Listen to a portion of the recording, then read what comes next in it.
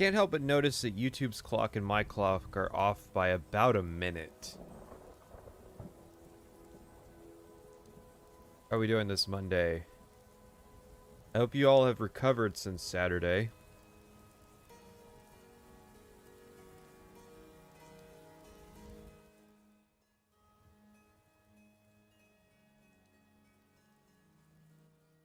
Usual mixing of the music.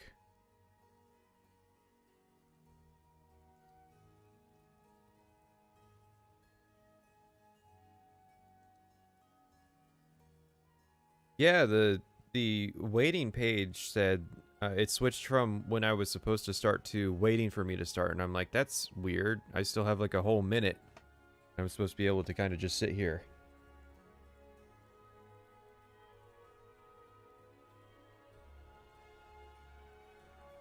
So we got probably about 200 people in here. I think some people aren't taking their announcements roll. So I'm just going to do a sneaky everyone ping. Because everybody loves those.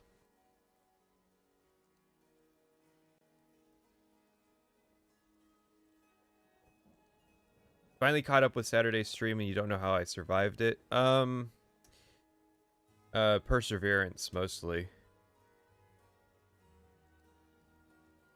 I'll be honest, I had to lean on the chat on that one, because... Well, I mean, if you were there, you know why. Audio sounds low? Sure. That's probably the digital mixer. How about that? Let's turn that up. Now it should be higher. I have a 10 dB boost on the digital mixer, but that might start causing it to clip.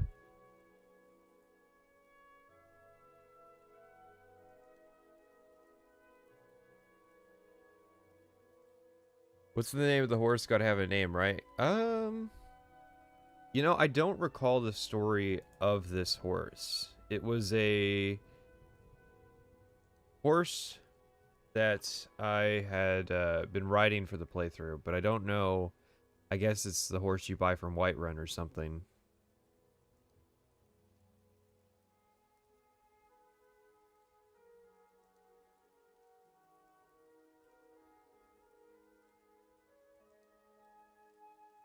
I think the stream was fun. I just think that it was long more than anything.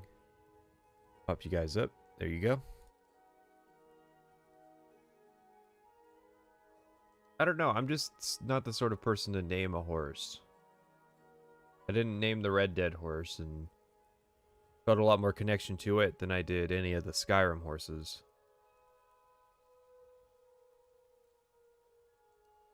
I wouldn't skip class for this just because it's a Monday thing.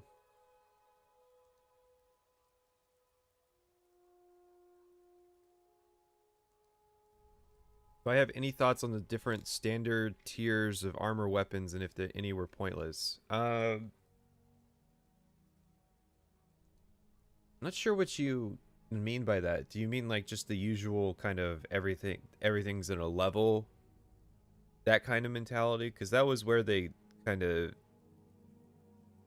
Orcish was better, but it wasn't like... There's more of an MMO feel to Oblivion and Skyrim's armor progression. Whereas Orcish was better because it was crafted by people who were good at making armor. Studded is pointless. Hide armor is useless. These things are true. Those things mostly exist just to give the bandits something to wear, I guess.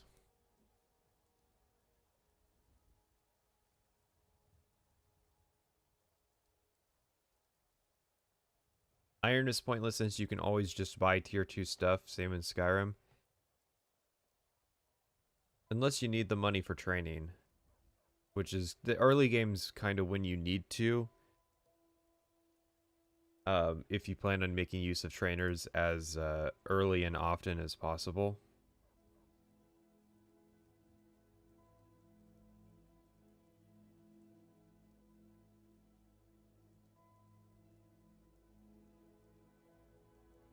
Orcish bothers me because Orcish armor and Orcish weapons are not the same tier. Yeah. The other thing that bothers me is that you have to go down the heavy armor side of smithing to upgrade those weapons.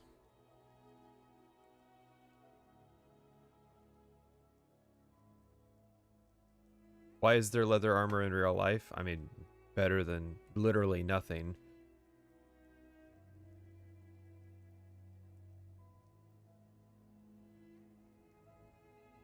Have I watched any of Bethesda's GDC talks? No. I have a Bethesda thing queued up for today. So we have... Yeah, we're going to watch that G-Man video. And the reason we're doing it today, you think, we watched videos on Monday? Yes. He wasn't fit into the schedule originally. So, I kind of want to get him out of the way so that people stop asking for him. What kind of one of those things?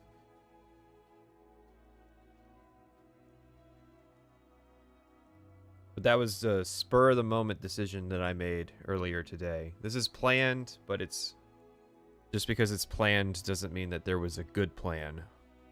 If that makes sense.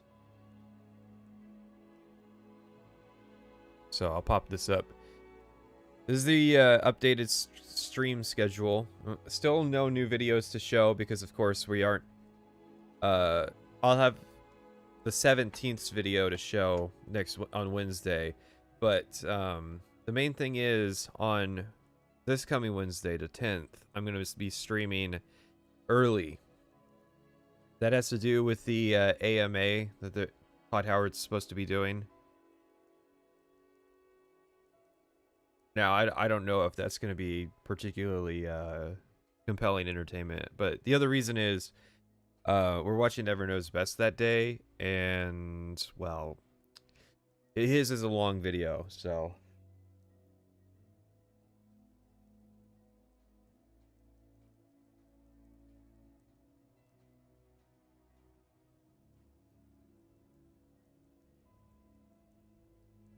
So, if we've taken in the schedule here, I'll take it off the screen.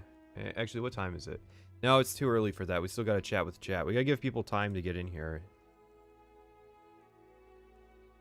If you don't get people time, then a bunch of chat's going to show up and go, "What did I miss?" Like 30 minutes later.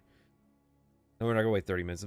My thing is 15 after is when I usually get the show rolling. Any plans to cover Indigo's Tez video? No. I need to review what the Skyrim part of that is.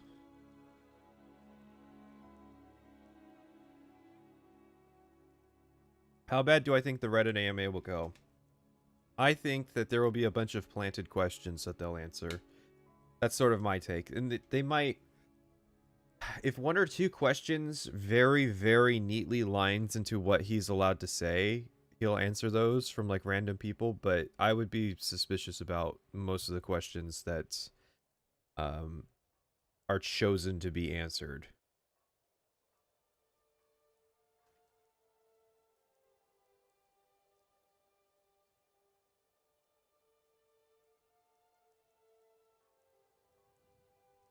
Yeah, that was sort of my...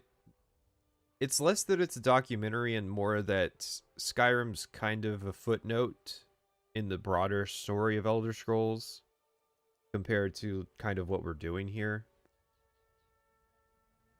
I think that would be the best thing.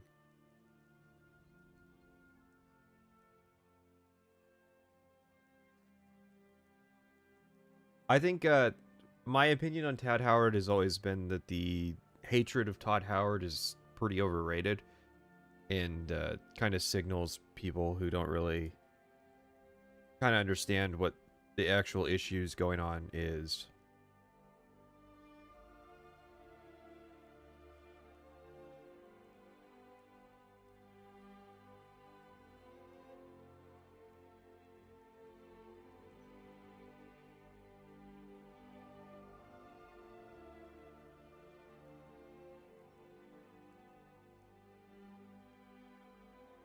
Stop researching Skyrim and just watch Angry Joe. Well, yeah. Why would you make a Skyrim video after Angry Joe? he really kind of he said he found a way to describe Skyrim better than most of us, I think, ever will. And that's why the final verdict for The Elder Scrolls Skyrim is a full, highest rating that I can issue, 10 out of 10. And it easily earns the badass seal of approval. How can you compete? It's already been said better by almost a decade now since that video.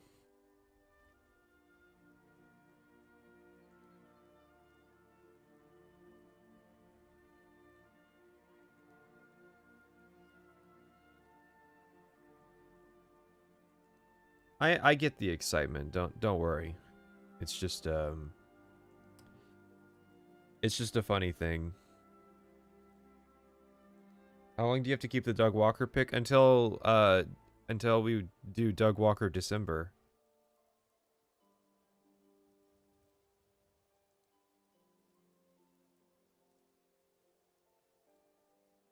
We can check how planted the questions are for the AMA by checking age of account / karma.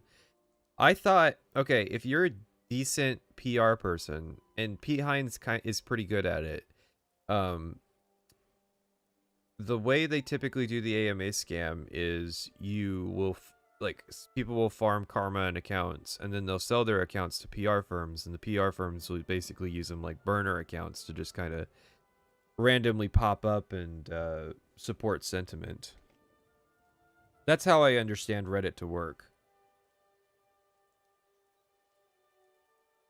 Yeah, I showed Tamriel Rebuilt in the Morrowind video at the end. That's where I was exploring. It was like work in progress zones of Western Morrowind.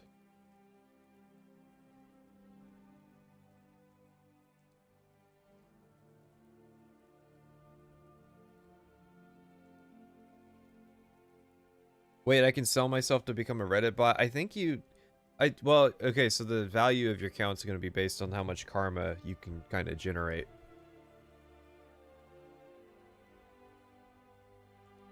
I think Reddit just has like an infrastructural problem with the way that it encourages kind of mob mentality. And so you have a lot of people who are disingenuous and not really sharing their full opinions because they think that they'll be more acceptable if they kind of tailor themselves. My request to you is to check the current release of Skyrim Home of the Nords mod for Morrowind for fun later on before you make your video. Yeah, I've been getting told about that. That's the one that kind of tries to do Skyrim as it was implied by like the way that Morrowind Nords were characterized, right? So it's not that it's what would that combination be? Morrowind. It's like genuinely like Tamriel Rebuilt for Skyrim.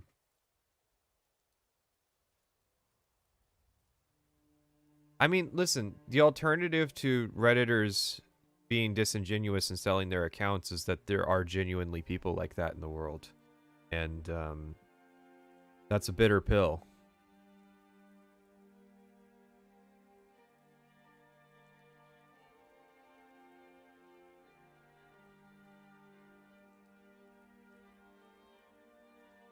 All right. It's 13. Most everybody who can be bothered to attend a stream on Monday in the middle of November, they're probably here. So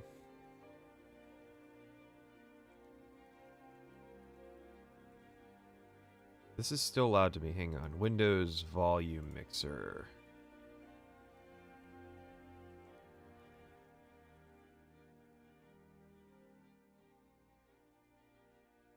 Turn that down. Turn this up. That's much better for me. I was getting like full blast Skyrim music. And I had it like, if I had moved the volume knob any more left, the video would have been mute. So, I think the place to start for today will be this video that was published on August 19th of 2021. It's titled Reliving the Opening of Skyrim with the creators from Bethesda Games Studios. It's got a tasty like to dislike ratio. Also, what's this button do? There's like a weird... Okay, so there's a description menu. Oh, it's the descript... Why is it like that? Okay, so I clicked the description button, and it popped the description above like the recommended videos on the right, and I'm confused why they would bother implementing a feature like that.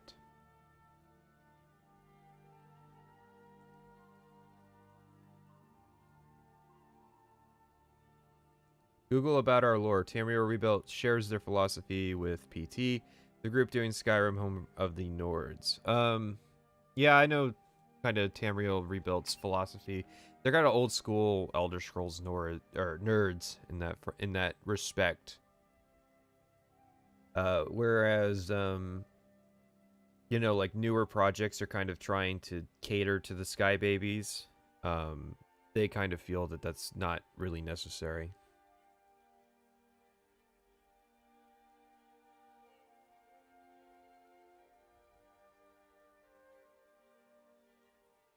I agreed to sell my Reddit account to Noah Caldwell-Gervais, but when we met up to make the sale, he pushed me over and threw a McDonald's bag in my head. Did he take the Reddit account, at least? That sounds like him. I've been told by various individuals on Twitter that Noah Caldwell-Gervais is a scumbag who likes to shove little people into lockers, and they get stuck there for hours. These are true rumors that I've heard.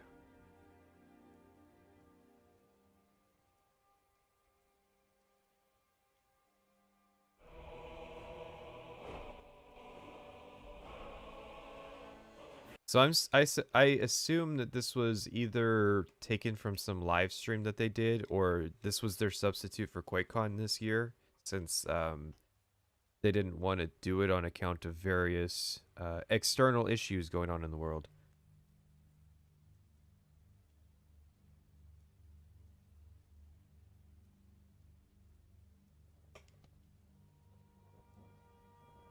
Hello, QuakeCon. I'm Jess Finster, Senior Community Lead for all Bethesda Game Studios games, and I'm excited to be here today to So do you work for ZeniMax or do you work for P. Hines? celebrate the 10th anniversary of a game that's very close to me, Skyrim. One of my first projects at Bethesda was working in QA on Skyrim. Yeah, I'll do that, but I will state for the record, I don't typically take requests on the pictures. Want to get the word out on that. Let's see, what's a good Thief's Dark Project picture?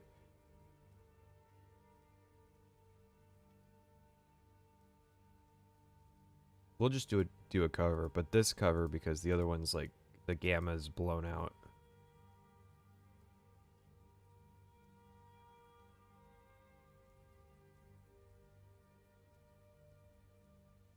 I wouldn't say that. Wouldn't go that far.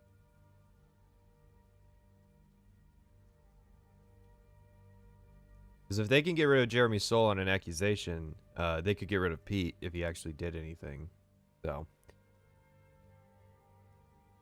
Skyrim, so we go way back. Joining me today are project anniversary of a game that's very close to me, Skyrim. One of my first projects at Bethesda was working in QA on Skyrim, so we go way back. Is that really? Is that really something that you want tacked onto your resume? Okay, I mean, I'll write it down. QA on Skyrim.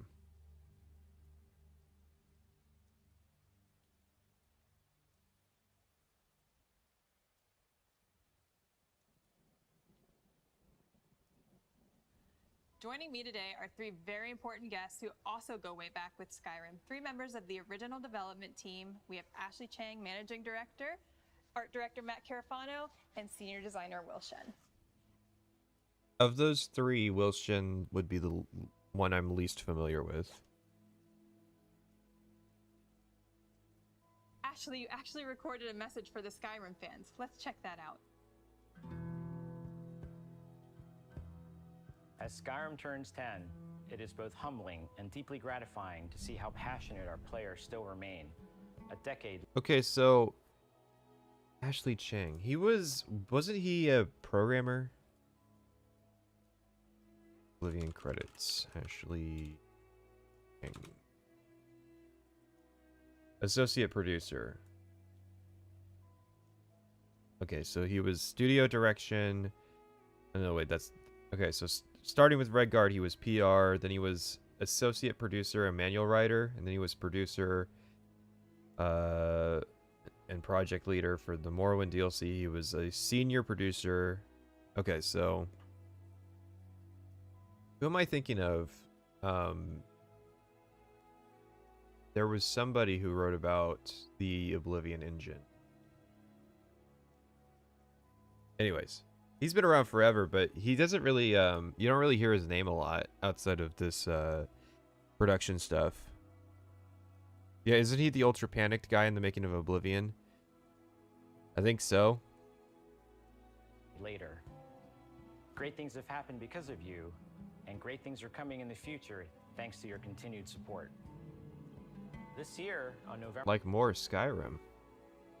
11th, we're excited to celebrate Skyrim's 10th anniversary with a special event, together with you, the community. We plan to honor what you've done with the game and celebrate how the game has impacted you in the decades since its release. With this goal in mind, today we're inviting you to take part. Showcase your mods, send us your art, don your cosplay, and tell us your stories. We're about to go pick up Skyrim. Whether it's a heartfelt memory, a funny moment, or anything in between, we want to hear from you. Add dragons to everything. Mecha dragons. Don't ever stop. You don't want to hear from me. That's not an invitation that you want to open. Yeah, no, it makes me uncomfortable. Because maybe 5 or 10 years ago I'd have been all right with kind of because they're trying to do the Bungie thing with their fans, but it's like everybody knows that it's so soulless and so money driven. It's literally soulless now that it's like nobody's proud of being a part of the Elder Scrolls community, I would think. A lot of people just are kind of like begrudgingly into it.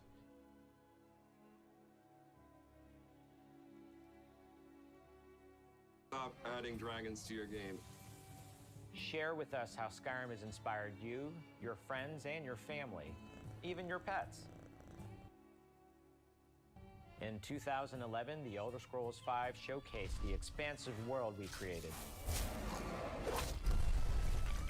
10 years later, let's celebrate together everything you've brought to Skyrim and all the ways you continue to inspire us at Bethesda Game Studios. Well, I think if there's any one group of modders that they don't want to risk pissing off, it's those guys that make the unofficial patches. Every single day.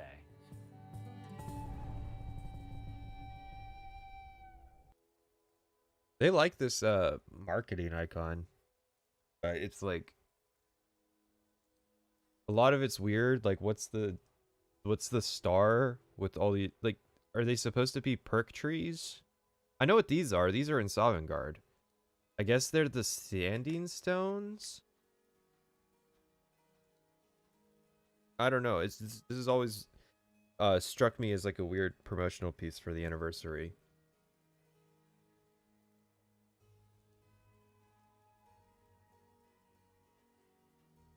Did you know the Skyrim logo was in Morrowind? Dude, whoa.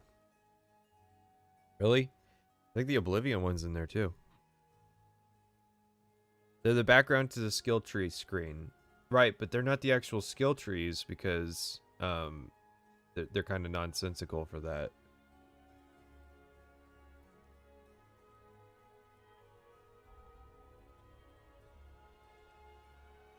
We thought it would be fun to celebrate the 10-year anniversary of Skyrim playing through the beginning of the game and having you guys share stories from development. But before we do that, we have some exciting news. This November, we are going all out to celebrate Skyrim's birthday and give back to the community. On November 11th, She talks like every single PR manager that I have ever seen, and it's so annoying going through this shit.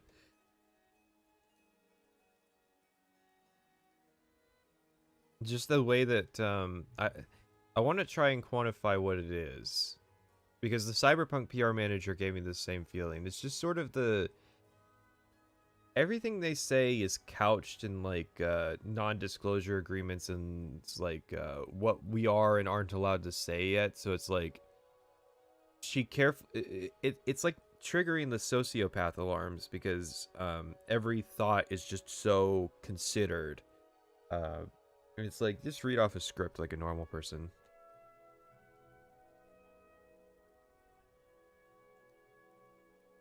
Yeah, everything she said is cleared by a lawyer in 3 focus groups. So it just sounds completely sexless. we'll be live streaming a concert featuring the original score performed by the London Symphony Orchestra. That's not all we're going to do to celebrate. We want you to join as part of that celebration by submitting your creations, your fan art, your cosplay, anything that you have, cool videos, you name it. Just send it into... I have some pretty cool videos. Do you want to play them at this concert? You have to before I send them, you have to promise to play the whole thing. What's your example of good corporate PR dev? I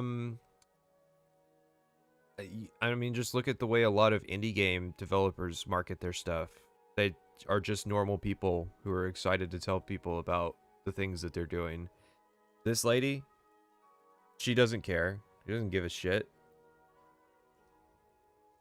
She took a corporate position as a QA person and got promoted into public relations. And, you know, this time next year, she'll be doing the exact same thing, but for Starfield.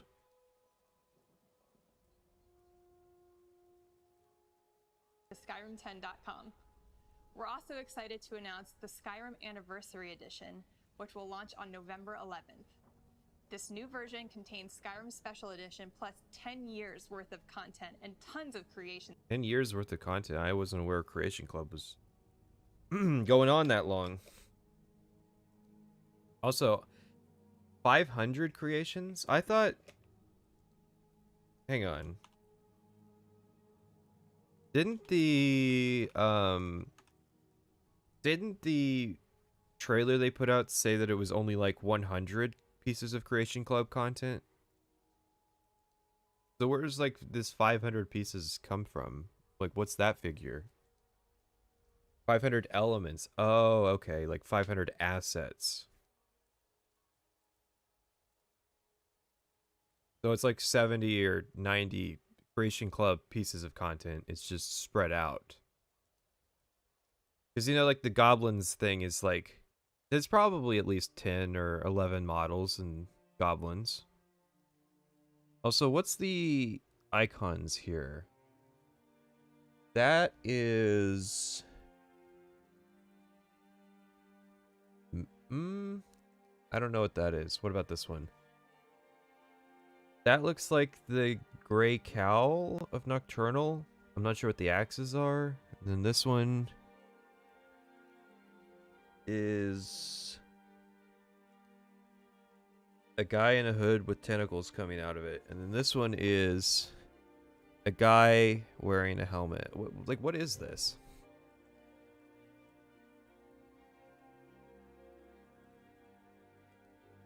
It's 10 years worth of content and tons of creations and items. If you already have Skyrim Special Edition, you can upgrade... Oh, I guess she's not technically wrong. It is 10 years of content because it comes packaged with Hearthfire. You should be grateful. ...to the Anniversary Edition for the additional content. Launching at the same time, we'll have a free next-gen upgrade for Skyrim. You don't need to own the Anniversary Edition to experience Skyrim on next-gen consoles. Okay, how's that work? If I own Special Edition on PS4, that means I get Anniversary Edition on PS5?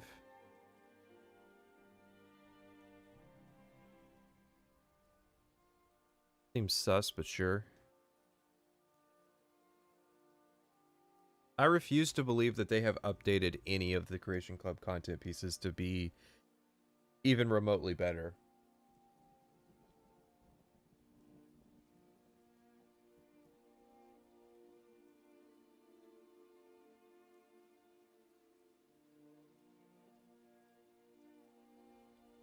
That's the weirdest thing about this launch is the anniversary edition isn't anything unless you pay the $20 for the Creation Club stuff. It's literally just a special edition. They didn't do any kind of like they're not even throwing in a free saturation change so that you can play desaturated Skyrim again.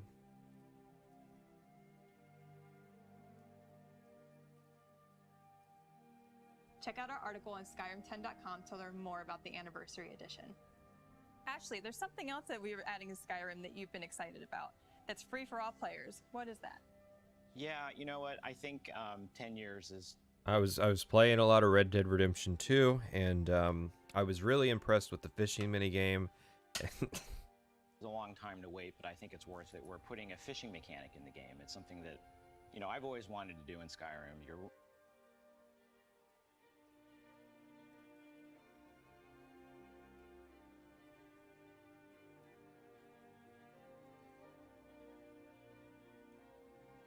Oh, Ashley. I always wanted to do it, but just couldn't find the time to add it.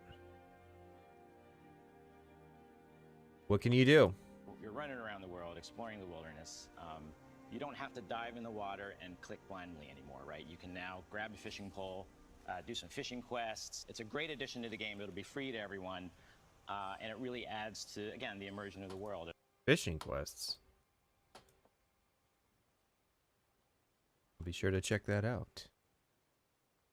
What could they possibly add that mods haven't already? Lamer versions of stuff that mods added. Of just running around Skyrim. You can now go and fish. Sounds very relaxing after a day. I'm sorry, hang on. Really? Go and fish. Really?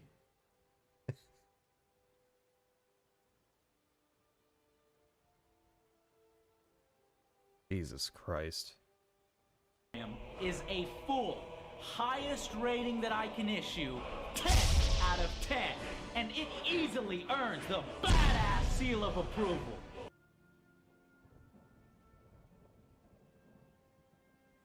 This is what you're gonna hit me with? Saints and Seducers, the Puzzle Dungeon, and the Mythic Dawn are going to be the only tolerable ones, most likely. Yeah, well... Okay, so they're adding like 30 more, so I'm sure there will be at least one of them that isn't completely atrocious, but yeah, you pretty much hit the mark on out of like the 50 pieces that were initially released, like 3 of them were meaningful in any way.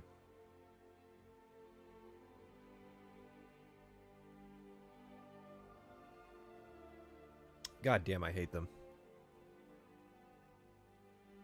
I guess we need to retire Pog. Of course, I was never into it, but I guess you need to retire Pog as a meme because the corporate people have figured out to use it.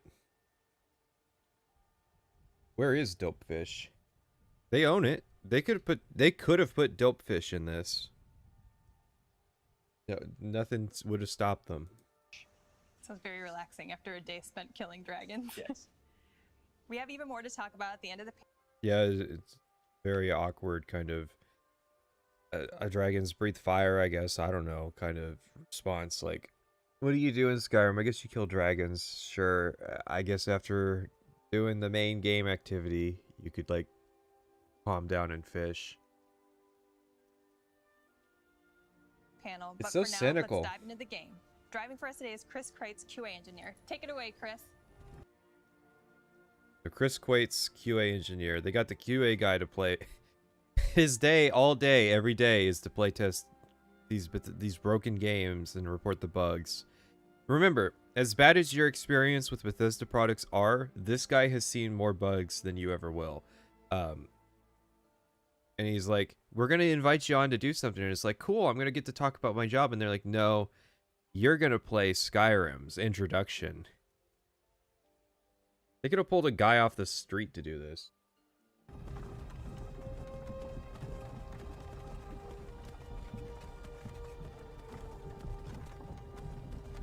Hey, Why aren't you guys playing Special Edition?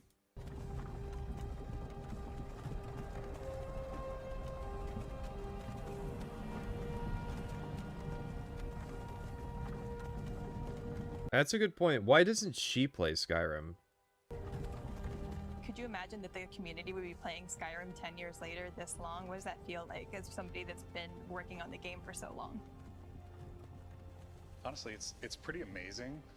We have an Yeah, okay. Yeah, it is pretty amazing as people are still playing Skyrim.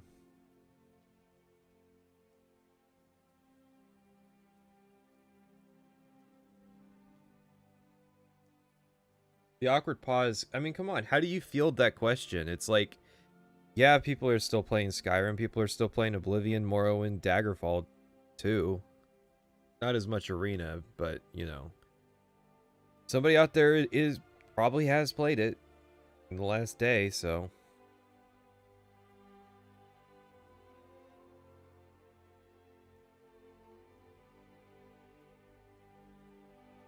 amazing mod community who supports our games, and we've built that over the years. But 10 years, I mean, that Amazing mod community that supports our game. Thank you, Matt.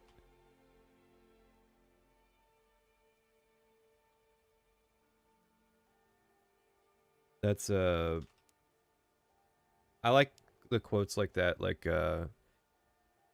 Emil's famous I was gonna add stuff but I left it up to the mod community sentiment. that's insane. And we love that. We love that about our fans, that they continue to add content. It just makes the game so much. We love that about our fans. Yeah, I'm sure you do.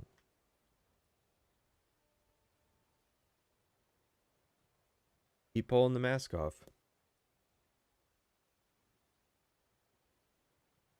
Better and kind of give it its own life, and lets it sort of last forever. You can keep playing because there's so much to do. And this is the iconic carriage ride that has now become, I think, a meme for the ages. How did the team settle on what the opening was going to be? Carriage ride's a meme for the ages. This is full of great quotes. I love this.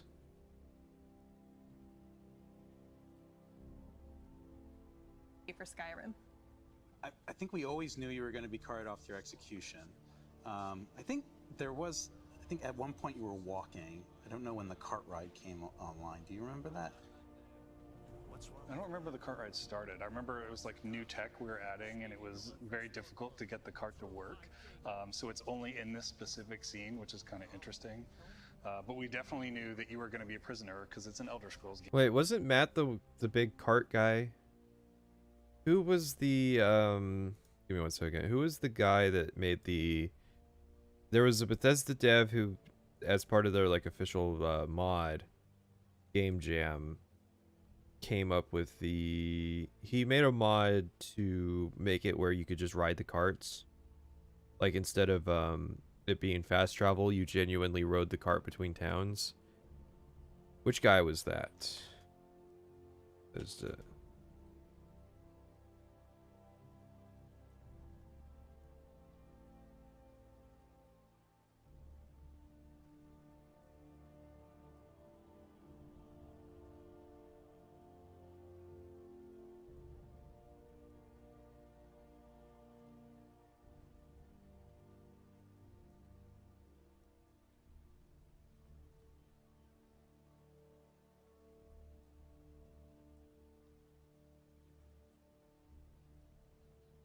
I, for the life of me, can't remember.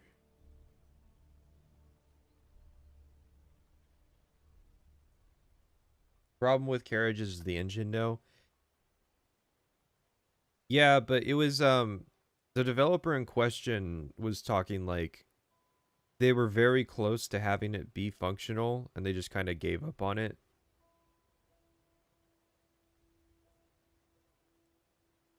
Which was very difficult to get the cart to work. So it's only in this specific scene, which is kind of interesting. But we definitely knew that you were going to be a prisoner because it's an Elder Scrolls game, so you're always this... Ugh.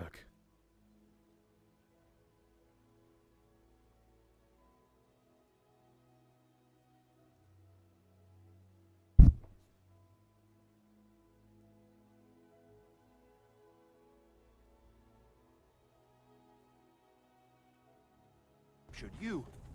Oh gods, where are they taking us? Again, anyone else think that Bethesda has some kind of prisoner fetish?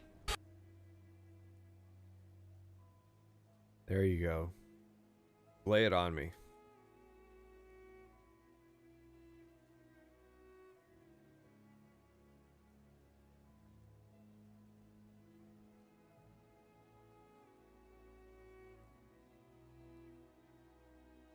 This mysterious Elder Scrolls 6 should just be in prison.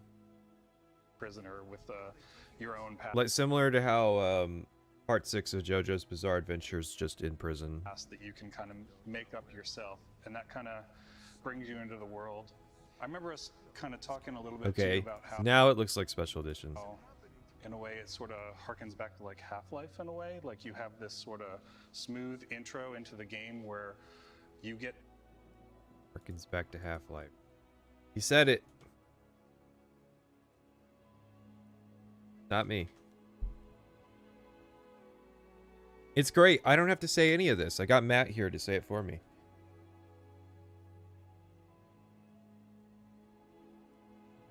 some of the story and some of the setting, but you don't quite know what's going on yet before you get out into the game, and that was pretty cool. Makes it feel believable. Mm-hmm. Yeah, we're adding in all these snippets when they're talking about the world, like you know, the horse thief and Yes, that's called exposition. referencing the divines and Sovngarde, and it's all there that just sort of drown you in it. Like, hey, you're All right, so that's how his name is spelled. Let's look him up real quick. Who's Will Shen? William Shen. Got a LinkedIn page. Senior designer from July of 2014 to the present. What, he just joined the company as a senior designer? Come on.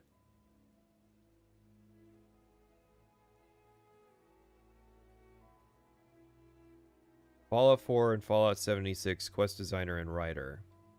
But that's the Fallout wiki, so they're not gonna... Alright, thank you, Moby Games. Oh, by year, please. Started with Skyrim. Position not listed. Oh, none of these positions are listed. He worked on Kingdoms of Amalur. Oh, traitor. That's a bizarre flight path. He started with Skyrim and then went to Kingdoms of Amalur.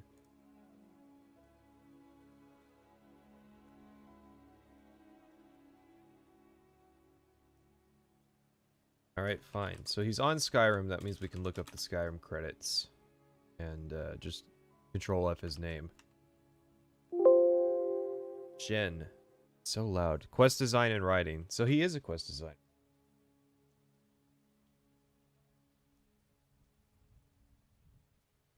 Roger that.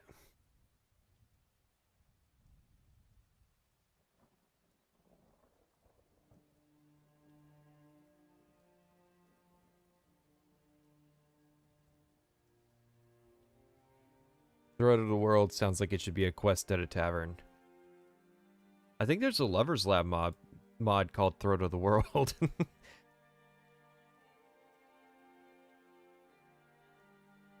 you're in here now. The actor who plays Rayloff there on the cart, the first person who speaks to you, he does an incredible job. Like, I threw in a lot of lines where, you know, he grew up in this area, and now the people that have protected him are now carrying him off to be beheaded. And so there's this nice mixture of like bitterness, but also sadness when he's carrying the lines. He did a great job. Imperial walls and towers used to make me feel safe. What is your favorite types of characters to play when you're playing? Well, I don't think we knew it was a thing at the time, but I definitely played Stealth Archer a lot. I played Matt. You did? Oh my god. You didn't know that Stealth Archer was a thing at the time.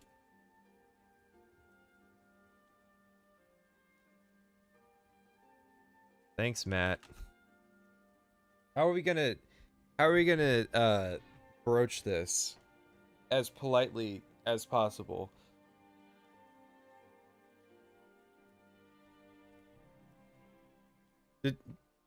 People knew that Stealth Archer was a thing before Skyrim. It was in it was almost exactly the same in Oblivion. I did it in Oblivion in like 2009.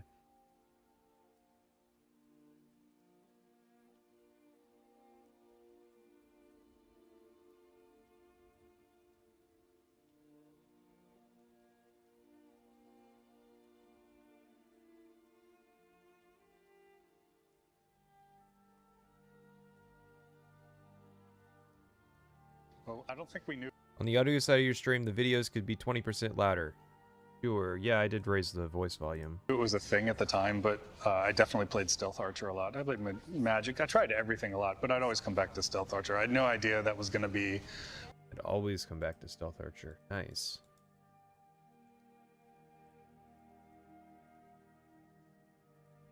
And that's a Bethesda designer telling you that.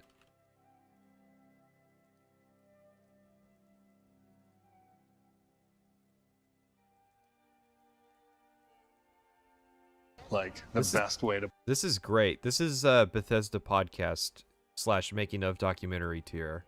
Play or whatever that I feel like everyone on the internet that's thinks. the community defaults back to Sneaky Yeah. Archer. No matter what race you are, what Yeah. character you want to play, it's always Sneaky Archer. Thank you for summarizing exactly that everything he said.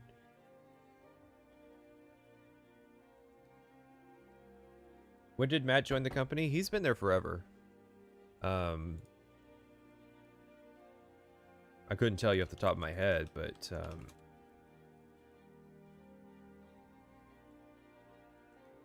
he worked on Morrowind as a world artist, and yeah, he started with Morrowind as a lead world artist.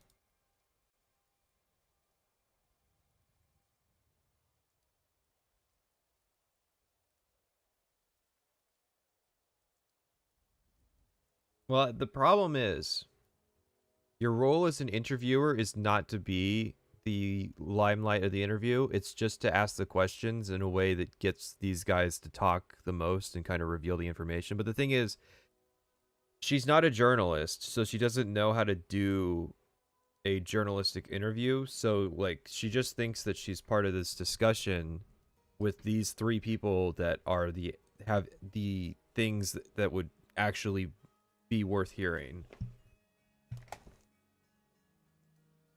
Because what is she going to contribute from her experience of working on Skyrim? That she pointed out that there was a bug at this particular stage.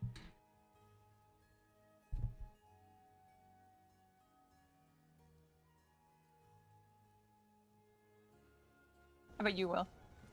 Two-handed sword, I think, full berserker mode, just run straight forward. That was definitely fun. And then once you're done with that run through, yeah, switch to mage, and do all the mage stuff. Ashley? It depends on what my mood is. If I'm doing sword and board, I'll take Redguard. Stealthy Archer is really popular. I do like.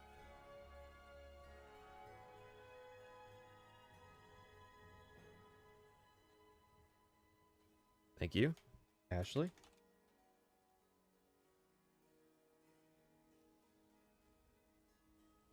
However, I'm extremely angry at any suggestion that we've been underhanded or cheated, particularly those comments coming from our competitors. I have never cheated at anything in my life. I'm sure. I used to be a game designer. Morrowind was what inspired me the most at university. I studied to be a 3D environment artist, but then I was hired as a game designer. A lot of people would view that as a step up, I would think. I mean, obviously, 3D environment artists are kind of underrated in the industry.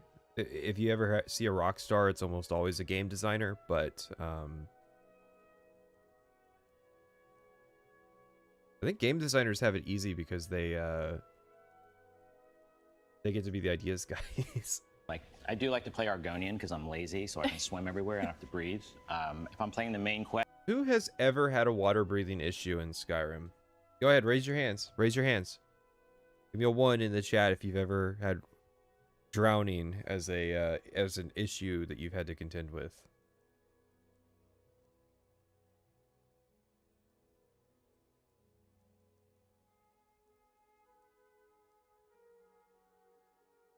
No, of course not. There's nothing in default Skyrim that fucking makes the waterways a threat. Come on now.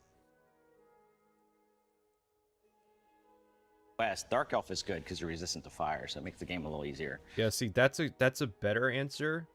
But I mean, if you go down that route, then the best answer would be Breton, because they're 50% resistant to magic. Argonians lazy? Ooh. Yeah, is Ulfric the racist one? Lazy Argonians.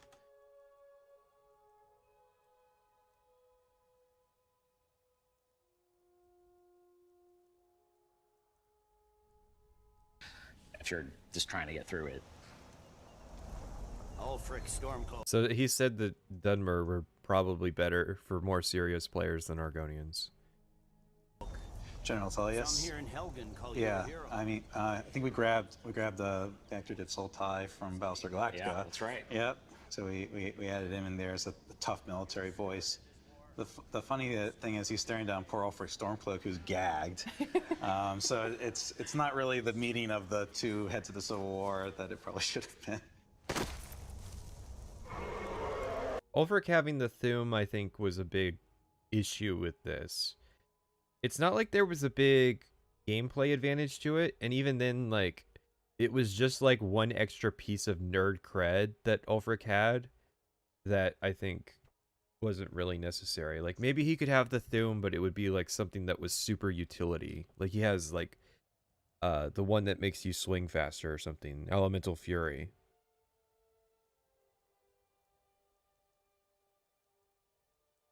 But it just creates problems, because then people ask, like, well, isn't Ulfric going against the way of the voice? And yeah. But you do miss the opportunity to have Ulfric and Tullius have an exchange there. He is absolutely right about that.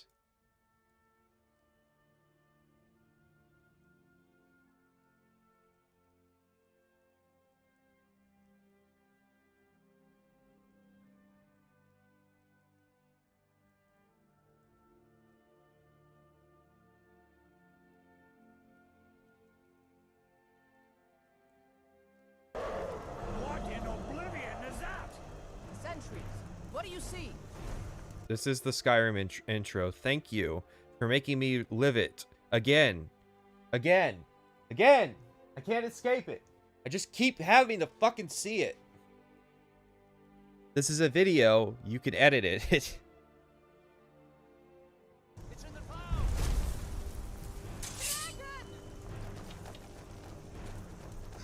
So this is the first introduction of Alduin. What were the main inspirations for Alduin's design? Adam Adamowicz, our concept artist, did do the designs for the dragons.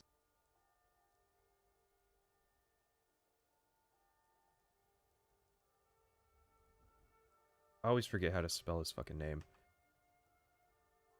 Forget if he's Russian or Polish. Looking kind of thick there. Kind of like a got an hourglass shape going on. Really, oof. Nice.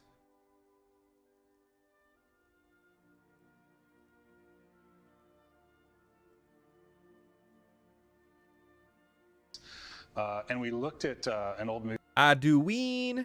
movie, Dragon Slayer, because they're like wyvern dragons, and it was really cool. It's like ILM did the effects on that, so that was. So, like, he says flat out, okay, one has to wonder how much of this is, like, inspired by community response and how much of it is, like, genuine. That's what they meant at the time. Because the wyvern thing, they get hung by the wyvern thing a lot, which I think is kind of dumb. Who gives a shit if it's an actual dragon or just a two-legged thing? Aldrusi. Was a good inspiration, and then Reign of Fire was a movie that had come out recently. We used that for like the aggressiveness for I already know about the Reign of Fire how thing. they would stomp across the ground. That movie. I liked it. It sucks that Oblivion is Skyrim. and even Morrowind to some extent are just boiled down to, yeah, we saw this really cool movie at the time and we wanted to do that. Why do they say what in Oblivion when there's like 13 realms of Oblivion and clearly not every Daedric realm is necessarily bad? Oblivion is a broader thing than just the Daedric planes.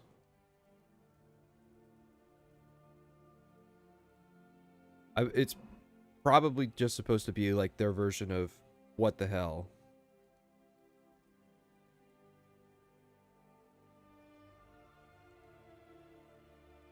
It was really, really cool reference. So those two films, I think, were good reference. And then with Alduin specifically, we had to make him, you know, a lot more intimidating. And so he was sort of like... So what you're telling me is that you find the color black intimidating.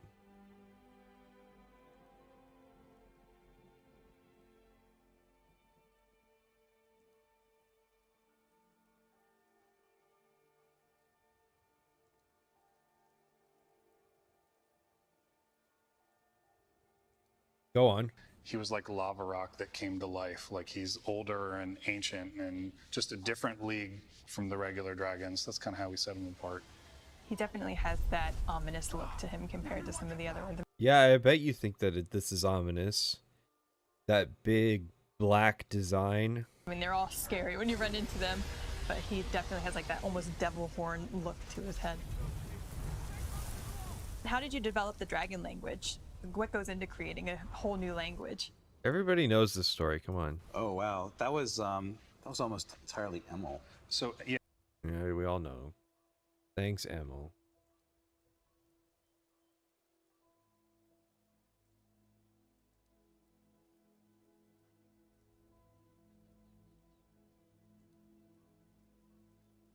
I wonder what would Elder Scrolls look like after the Marvel movies? What would be the biggest Marvel inspiration for an Elder Scrolls game? That's almost entirely Emil. That's a good point.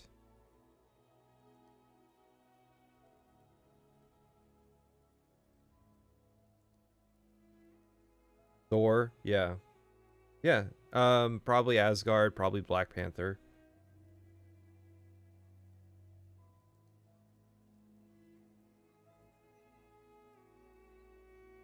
It wouldn't be an Infinity Gauntlet. It would probably be like a well, no, hang on.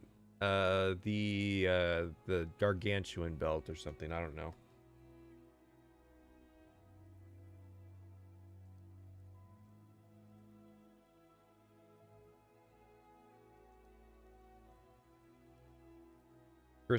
Chris Pratt is the male voice protagonist.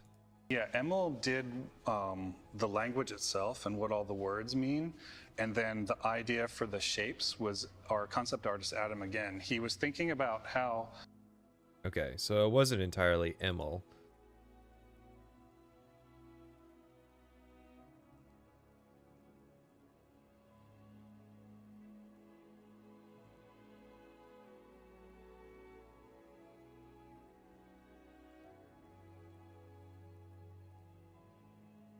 Oh yeah, I could definitely see them taking from Doctor Strange for how the kind of the magic is in your hands. That's probably a good prediction. How would a dragon write, and what would that be like? So the actual characters are imagining dragon claws, like turning and scraping rock. So those are all basically dragon scratches to make the characters for the language. So there are the dragon claws that durable. That's gotta be, God, that's gotta be unpleasant to feel as you do it, and that's gotta be unpleasant to listen to. Just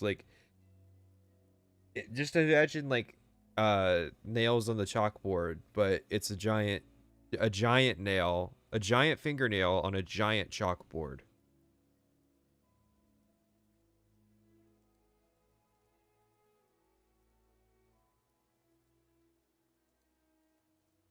Can't dragons write with dragon magic? Well, that's the weirdest thing, is the way they portray it is you just have to shout into a surface and the word will appear. So why would they scratch it out? Wouldn't it be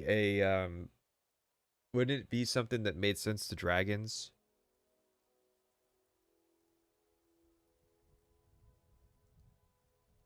And then Emil took all that and just ran with it and came up with the shouts and the language and what all the words meant. Well, remember, some of the dragons were massive nerds who like were into magic and stuff, so they would have things to write down. They weren't just animals.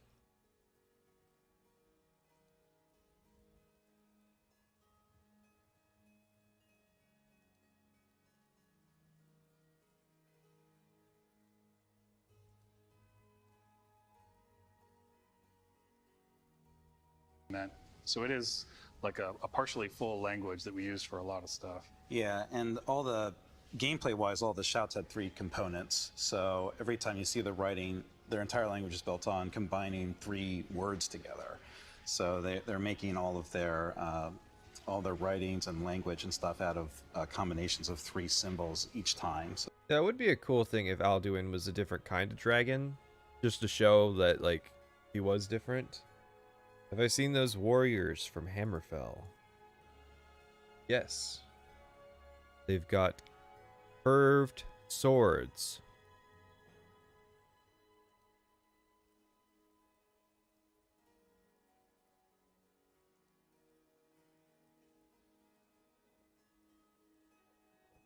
How come the Alakir weren't let into the cities? It just seems arbitrary to me. Like normal mercenaries are allowed in the city, but the Alakir is just a step too far. Is there something about the Alakir that earns their discrimination?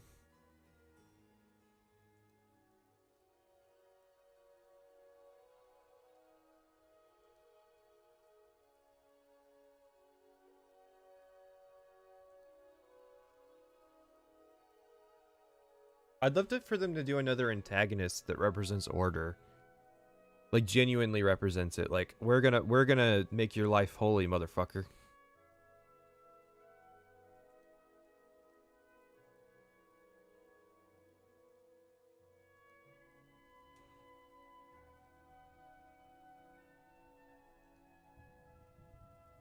I guess it's true they were kicked out of Whiterun for being rowdy.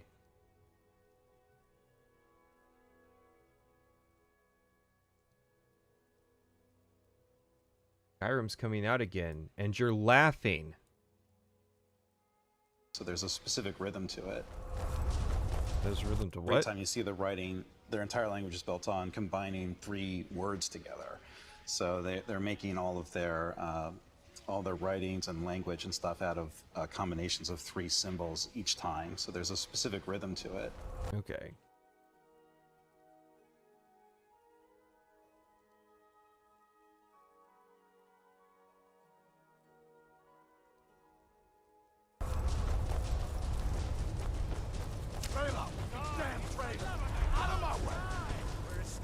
So the big moment with, are you going to choose the Empire or the Stormcloaks here? When we originally wrote this, I actually had like full dialogue come up and you can ask them questions and things, but like there's a dragon flying around and you would just die because we were locking you in. So that's when we decided, okay, they're just going to stand off and then go to do 2 different entrances, and where you physically go is the choice. Who do you usually pick? They picked Imperials. I guess they wouldn't want to. They want to disavow the Stormcloaks in the modern day. This is the big moment. You're locked into your faction choice here.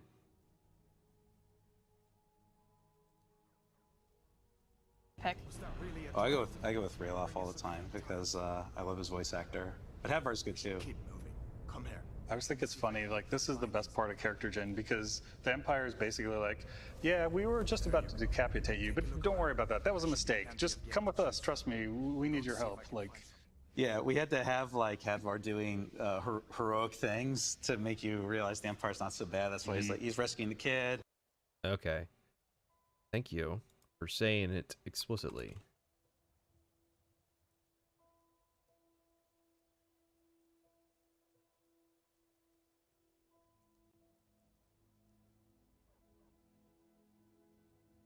Thanks, Will. What is it with Wills?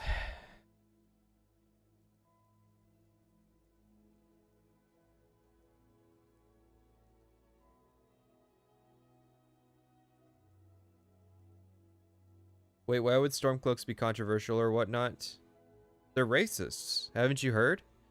I heard that Ulfric Stormcloak, he regularly goes down to the waterfront and like kicks lizards into the water. It's true. These are rumors I've heard. Ulfric Stormcloak will actually go to Candle Earth Hall and meet up with his good friend Noah Caldwell Gervais in order to go and bully Dunmer people in the Grey Quarter. I read that on Twitter somewhere. He's like leading you to save you from the dragon, even though he was just about to kill you. He's like, oh, it's We're friends now. It's fine. We got bigger things to worry about now. See if one of these chests has some armor for you. And this is a community question from Get Kleenex. When writing Skyrim, did you have an idea for the conflicts already? I'm sure Get Kleenex was a real name. Or were they always going to be what they were? Did you come up with things on the fly, like as the development process went? Oh, I think we knew about that super early. Yeah, Yeah, that's called pre-production. I got downvoted on Reddit for saying you should have better arguments than just racism and Tez. Well, how come no, there's not a good way for me to spin that joke. I talked to the Argonians and I didn't really understand why they were forced on the Winterfront. Felt forced and stupid. It felt unfinished, is how I would put it. There's a mod that has a town crier of solitude and part of the Imperial propaganda. He says that at night, Ulfric transforms into a were creature and hunts the citizens of his own city. That's funny. What mod is that? I almost feel like that's one of those mods I should slip into the game and not kind of address.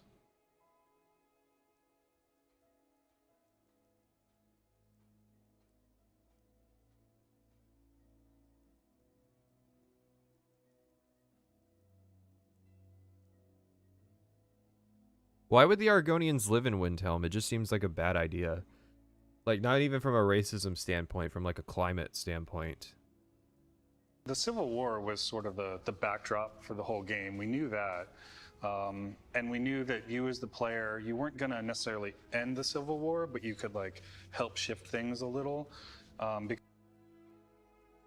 I missing something here? You weren't going to end the Civil War? What do you mean no is not a good example? I heard from a guy on Twitter who hates Noah Caldwell Gervais with a passion. He holds him in a book of grudges. That Noah Caldwell Gervais, at night, turns into a werewolf and goes out and kills Dunmer children in Seattle.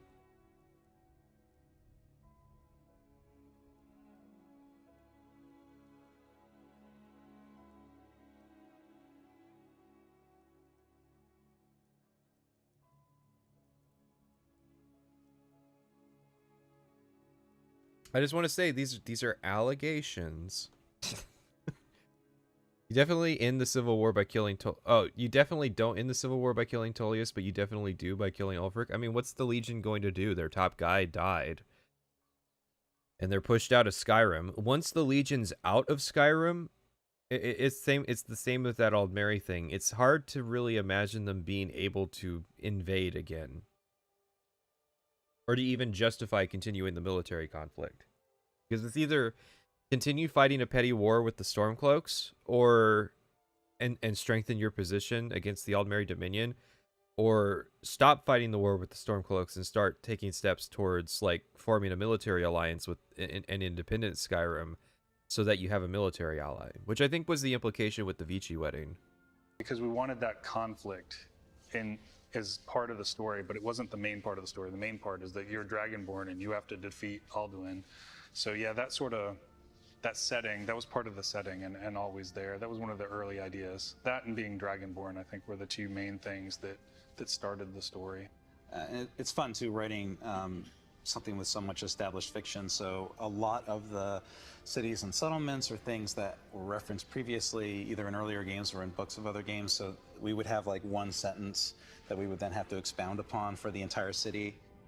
The Dragonborn part too it was important in this game because with Oblivion, you were just sort of an accidental hero. You were in a jail cell and you weren't anybody special. And then that's one way to pitch that story.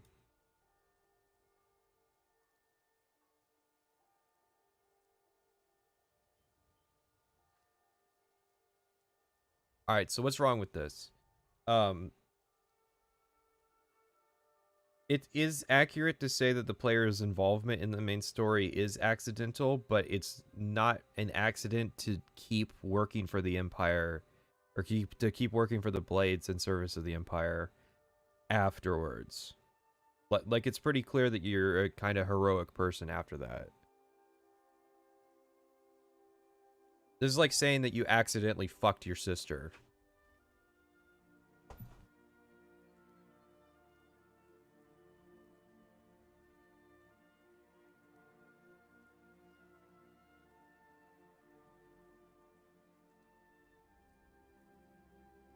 Like what? Did the hero of Kvatch like slip on a banana peel and pull the sigil stone out of place, and then like as he was trying to recover, he escaped from the Oblivion Gate and like ran into Martin Septim and like pulled him around in a giant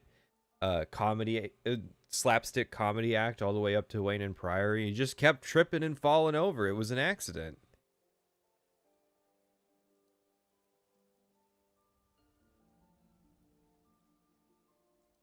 All the way back to Morrowind, you were like the reincarnation of a god. So we went from you were a very special character.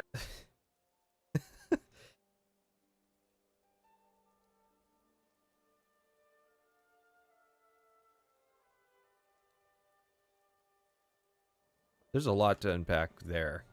I'm sorry. I thought the dumb was gonna stop at the player being an accidental hero. But now the Nerevarine is a reincarnation of a god. Canon confirmed.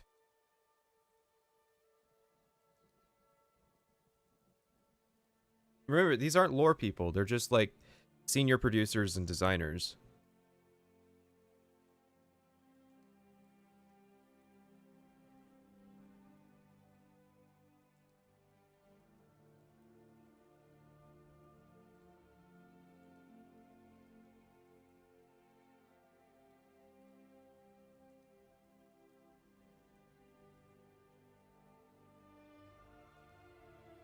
Character to kind of Is he gonna say something about how the Daggerfall protagonist was like, God, what would even be applicable to the Daggerfall protagonist? I'm really curious how he would spin that one. of a nobody who becomes a hero to then kind of coming back to this game and saying, yeah, there's something actually special about you again, and why you're the one who's gonna save the world ultimately. So it's kind of fun, I guess, going through all the games and doing something different. Great job, Chris, but if he were a normal player, he would be stripping this area. Like, he would be stealing everything right now. It's my understanding that people, because that's what I do, I steal everything and I sell it all when I get out, so I have enough money. You know, we try to say yes to the player. So can I open this? Yes. Can I take all of this stuff? Yes.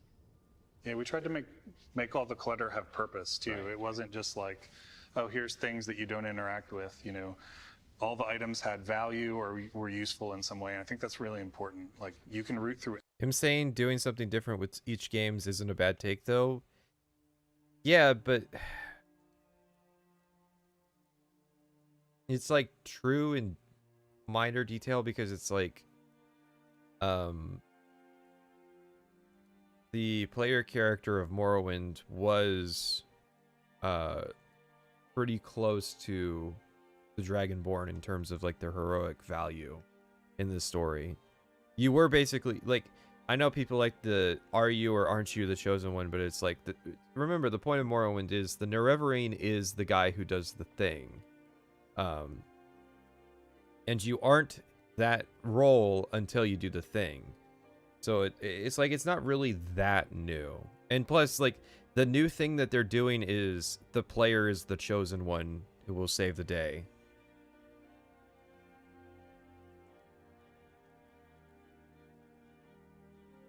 Everybody's stuff and steal it, and do something with it, or at least sell it. See if you can get it open with some picks. Lockpicks. Yeah, so this is us introducing you to how the lockpicking minigame works.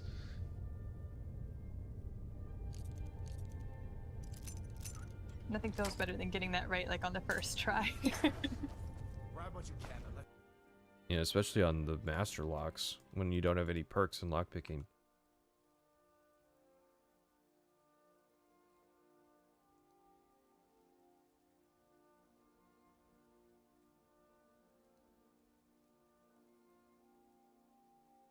as the character in Morrowind, you have to fulfill the prophecy. In Skyrim, you're already the Dragonborn. Even if you skip the main quest, you still get dragon shots from walls. Yes, but you aren't the last Dragonborn until you finish the main quest. So that's kind of a weird, disingenuous argument to make, that like you also don't have to complete the main quest of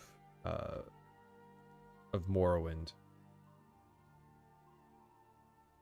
I mean, I get what you're saying, because you get the Dragonborn powers before you defeat Alduin, but it's like, the way that most people look at it is that the player character does everything in canon as is, so...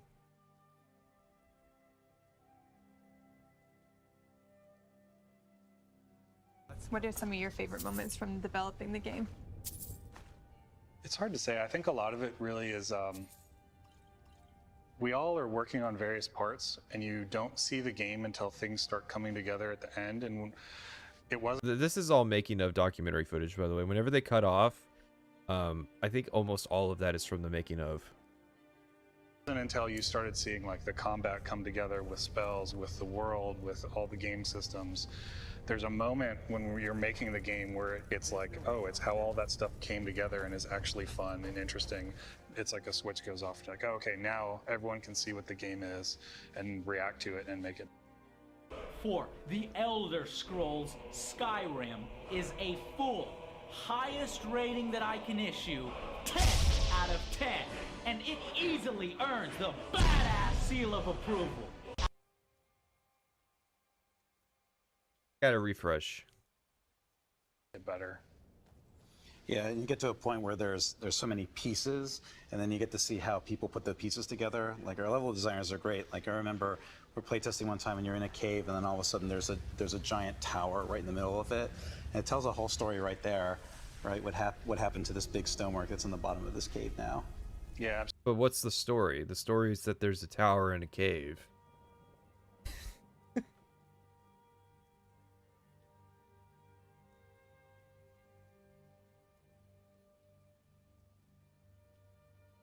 The PC of Skyrim and Morrowind are Schrodinger's protagonists. Yeah, wasn't there somebody in the Discord today who was talking about how you need to understand quantum physics to get Elder Scrolls lore?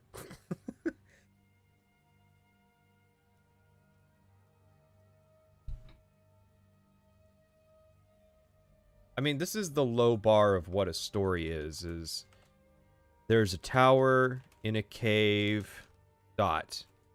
It's a story. Like, okay. I could literally open the creation kit and in a minute tell like 1,000 stories if this is the metric that we're counting them by. No wonder they love the Creation Club stuff.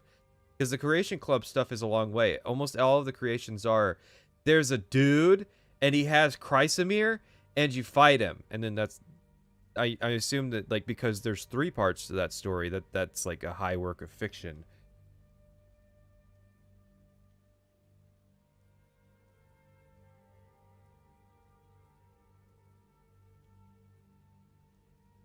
Do you think that simplification is due to a strong emphasis on spectacle and substance, like the tower is visually interesting and sells the game?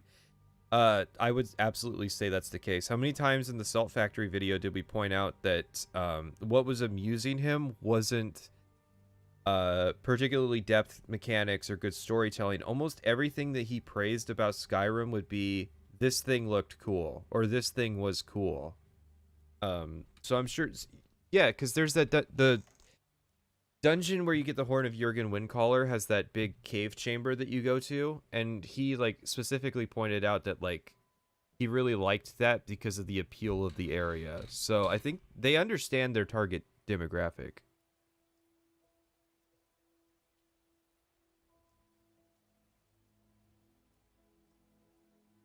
I got to get that Space Core mod. That's official Bethesda content.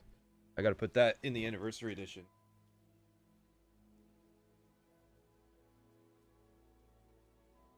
Don't forget Salt loved the 3 different footstep sounds. Well, that's such a weird thing too, is... And then later he complained about, like, the sound mixing and engineering, so... Well, I'm just using Salt as a point, because I think White Light was guilty of it too.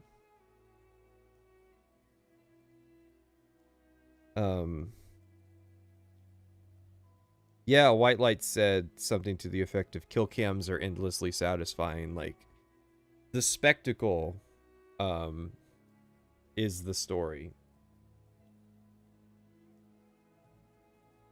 Yeah, I think you're probably right, because Joseph Anderson was right about that in Fallout 4, and you do see that in Skyrim. There's a whiteboard. Someone like takes a magnet and in Sharpie writes an idea and chucks it at the whiteboard, and then that's the extent of it. There's a tower in a cave, throw it on the whiteboard, and then somebody implements it, but it's like all you had was one note on a whiteboard. So it's like, I'm making this dungeon, I'll just put the tower in the cave, and that's the story.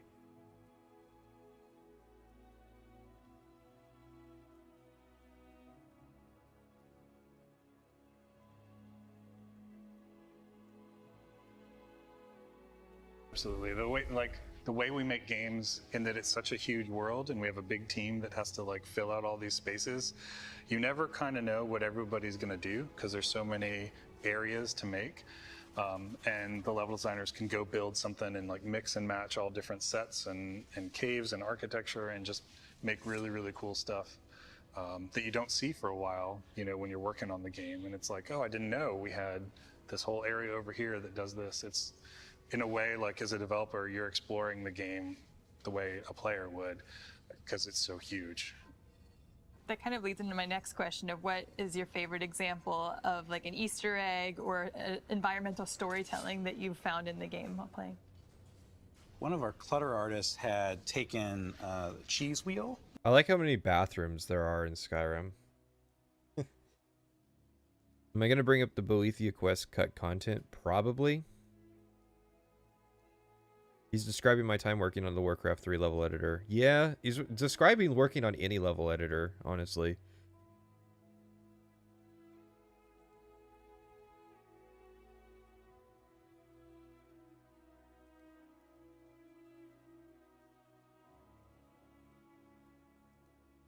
No, you mistake me. I think that it's a good thing that there are dungeons in Skyrim that have bathrooms, because it shows that at least the designer had a level of thoughtfulness. Like, oh yeah, where were the people taking their shits up until this point? Like, I think like Ember Shard Mine has a toilet.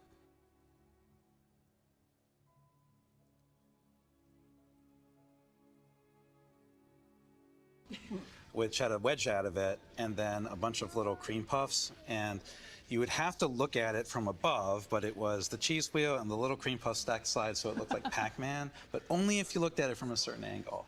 Get it? I feel like a lot of people on the team probably have that idea that nobody... Oh, you missed like the ectoplasm or wisp essence or whatever that is.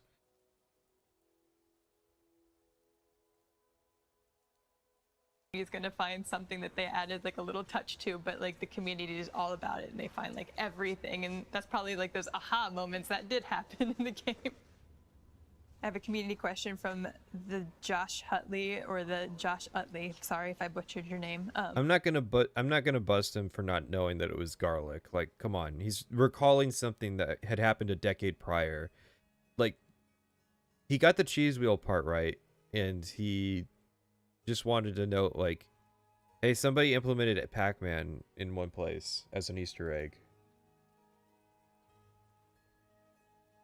What have been some of the things that players have done that you said, that made you say, I didn't know you could do that?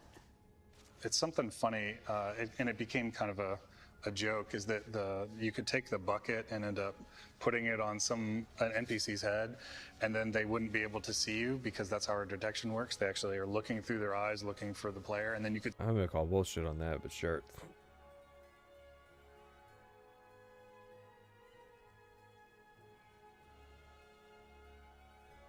Steal everything in their house. And I made that bucket, and I had no idea that that's where that was going to end up. I made that bucket. Okay. I mean, I always like to mark down when people make stuff, because I know the guy who made Kvatch. I didn't comment on it, but yeah, it's Matt. Matt made the bucket. Very important. This is why the videos are 12 hours long, because I have one sentence in there where I go, meet Matt Carafano, lead designer and the person responsible for this bucket.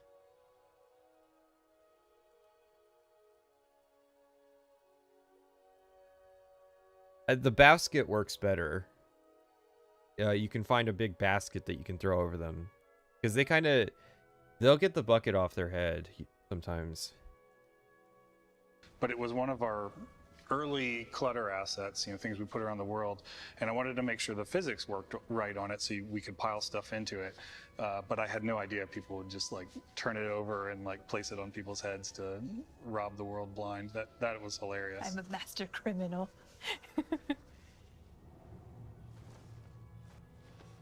The exit to character gen, yes. So we spent a lot of time on this because now you're free, you're open to the world.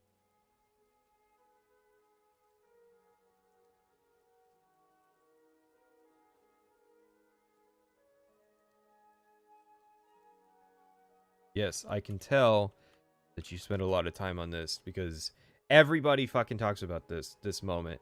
Oh, the world's open. You can go literally anywhere. I think they must have cut something.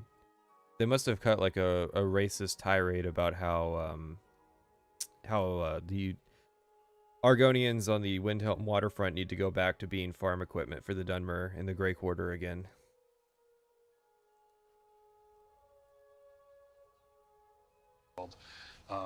And we wanted to present it that way, like here's this path that kind of leads off into the world, and there's a nice big reveal and a really epic view, and it gives the player the sense that like, hey, welcome to the world, and you can go anywhere, you can go play anywhere you want. It almost seems to entice you with the paths there, but then you also can see Bleak Falls in the background, so you're probably like encouraged almost to want to go there first, even though the path is leading you somewhere else. You're encouraged to go to the main quest place. Yeah, we actually had to write this segment a few different times, because originally we had Hadvar Raelof would offer to come with you because you just escaped this harrowing experience together. But when we did that, everyone felt obligated to have to go to the next spot, and then it wasn't the big open offer to come with you different times. It's leading you somewhere else. Yeah, we actually had to write this segment a few different times, because originally we had Hadvar Raelof would offer to come with you because you just escaped this harrowing experience together. But when we did that, everyone felt obligated to have to go to the next spot. And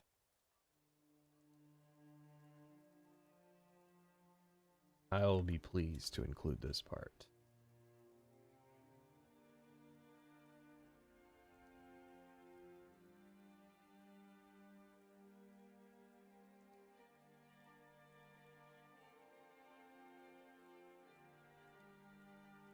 And then it wasn't the big open adventure the way we normally would have it. So we ended up having him say, okay, I'm going to go off on my own. You can follow me if you want. Which makes no fucking sense.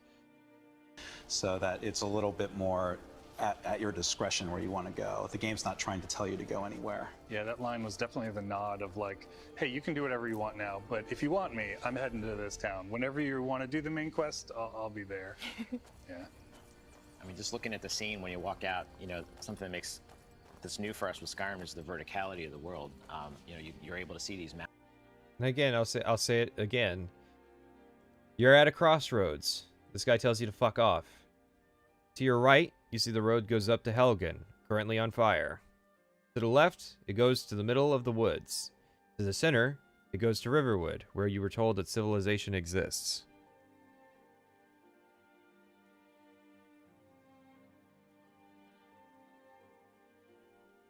Mountains, like real mountains this time that you have to actually climb up, and the weather changes. And it's that joke of Todd saying, if you see that mountain, you can climb it. And that when I first got out of character, that's the first thing I wanted to do, was just to go up that mountain and see what was up there. And we do all this work for these NPCs that run around the world and stuff. Like, he has a lot of stuff to stay everywhere. Oh yeah. And I bet you 99% of people never see him. Right. One day I just for fun, I followed him and I saw all these things that had happened. And I went, oh my God, all this effort. Oh yeah, he has a whole family there. same with Rayloff, right? Like Rayloff and Hadvar are from the same village. They have family that's there when they. Who doesn't know this? Who's this 99% of people who didn't do this?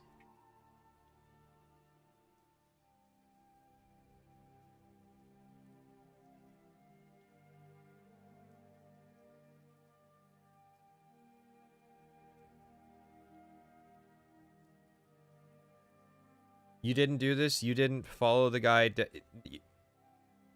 Never, when you played Skyrim, you never followed him down the road. You never went to Riverwood. You didn't know that the guy had a family there?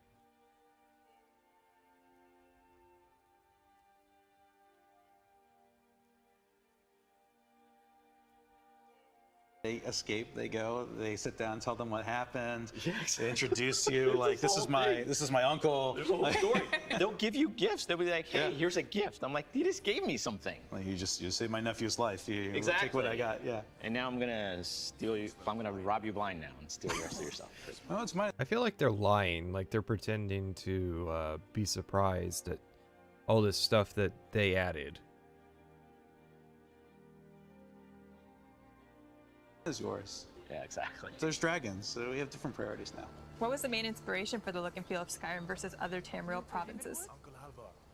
Well, I think a lot of it is thinking about like what kind of world the Nords live in, and we sort of settled on this term we internally called it epic reality, and what that really means is it's very picturesque and scenic kind of all the time. So we wanted to burn it down.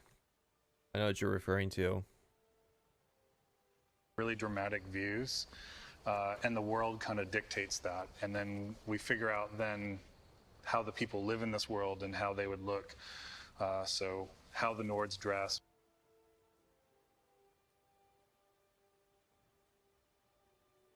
There, I wrote it down. What they wear. No, not chop his head off. Chop his fucking head off! What their history is, that we try to layer in a lot of the culture around you of the Nords, from the ancient ruins we're heading up to now, all the way to like how they live now in the cities. And a lot of that, like the Nordic ruins. I didn't think they would go this far. I thought they would just do the introduction. I didn't know they count the opening of Skyrim as going through Riverwood, not talking to anybody, and then going up to Bleak Falls Barrow. Some of the inspiration there was like oddly enough, Egyptian ruins. Oh, cool. And we were talking to Adam about like how do we come up with what's an ancient Nordic, ruin? What would it be? And we wanted it to be like big stone, like buildings that were would stand the test of time, like the pyramids or something like that. Look at these but not chonkers. iconic in that way. And he. Wish they had put these in the game. He ultimately came up with this idea of these sort of rib shapes. So it was sort of like giant dragon ribs. Oh, that's cool. That would line the ridge of mountains. So we sort of imagined them as like dead dragon temples all across the world. That's sort of where the shapes came from. With a lot of cool like iconography inside, much like you'd see in something in Egypt. So I don't know, it was like a weird roundabout way to get there, but we wanted to sort of invent something that was inspired by other things. Do you have a favorite region? I think it just changes as I play. I don't know why that is. I don't know, it depends. I think actually the classic kind of Pine Forest Mountains that we're in now, I think to me is the most iconic Skyrim. And He said, pointing at them in Bleak Falls Barrow.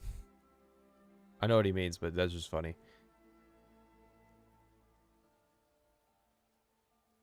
You know what a lot of players actually wouldn't have seen? The scene where Delphine talks to Farengar, because I think most people already have the Dragonstone when they meet him. Yes, but I've seen that scene a fair few times. I think a lot of people, you could probably blow the mind of one or two people by saying, hey, that chick that was talking to Farengar when you gave him the Dragonstone was actually Delphine, because they might not have noticed.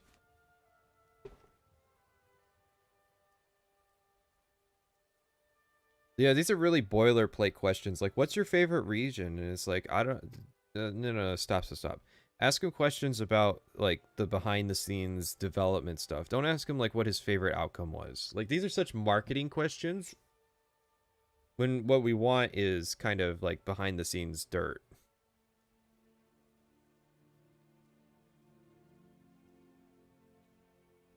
No, nobody knew who Delphine was their first playthrough because her character introduction's after that point. It's just kind of like a neat thing you can notice. Coming up to the ruins, stuff like this. But it's nice to, you know, get out into the tundra and have big open views or get up into where it's, you know, snowing and icy. I don't know, all of it's got its own kind of feel. Yeah, I spent a lot of time. I mean, you can look at her and it'll tell you that she's Delphine. But most people the first time don't have a basis to know who that is, so it's just this random person.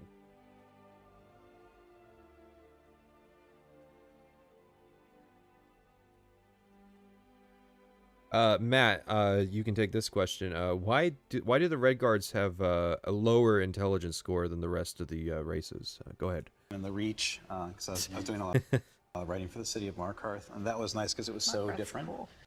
Okay, that's interesting to know.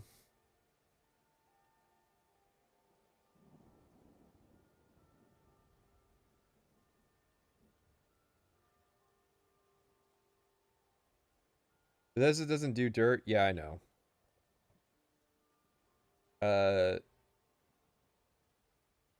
Yeah, it's like pulling teeth to get them to try and reveal information about the development.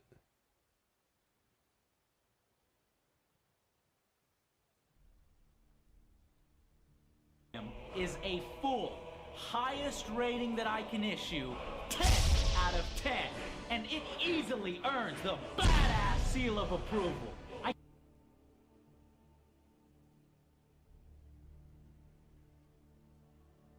Do you seriously think they'll just openly disclose any development information? Yes. They do it. Like, people do it all the time. Like, what kind of question is that? Like, yeah, most companies, you know, 5 or 6 years after the fact will have developers who are talking about behind the scenes stuff.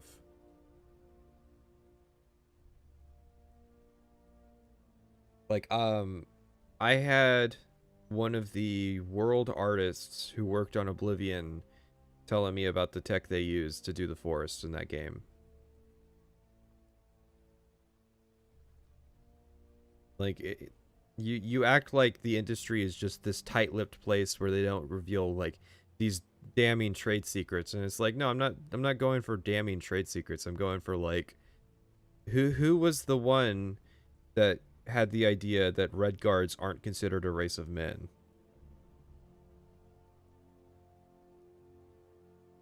You had all the Dwemer ruins, and they, you know, built a lot of stuff out of the dungeon kit and just jammed it into the settlement kit. The Dwemer stuff too was pretty cool because we have this sort of, I don't know if there's a map, but we know the migration of the dwarves and where they came from. You know, so we have them all in Morrowind and then coming through the mountains. So that's how we kind of put the dwarven stuff more heavily into the Reach, because that's where they would have traveled. All right, let me understand your logic here.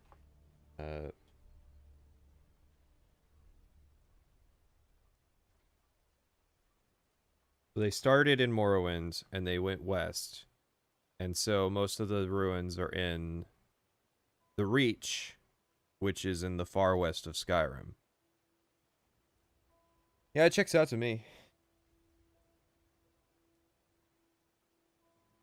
No, nothing wrong with that.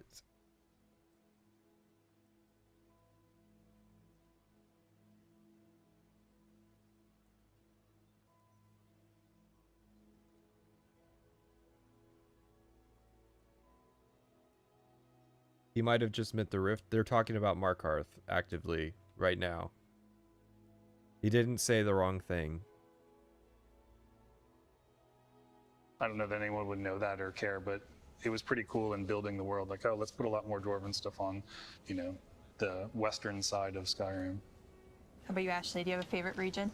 So usually my go-to is I'll be in Whiterun. I'll take a carriage over to Riften, and I'll do the walk. Riften, basically towards the throat of the world, right? So basically you're walking through like this fall foliage. It's beautiful. There's a lot of fun stuff to do on the way. Then you hit the mountain and you just start going up all the steps to the throat of the world to do that part of the main quest. And so I've always really enjoyed that walk. During development, everyone playtests the game, and usually what I'll do is we'll go, hey, Will, you're gonna play the Thieves Guild this time. Matt, you're gonna play the Mages Guild. I remember playing a lot of Thieves Guild, so I was out in Riften a lot. Yeah, I think that area, that Fall Forest region, we were trying to make it sort of the prettiest area in the game, if that makes sense, and it's the most like relaxing, whereas everything else is a lot harsher. So that was kind of the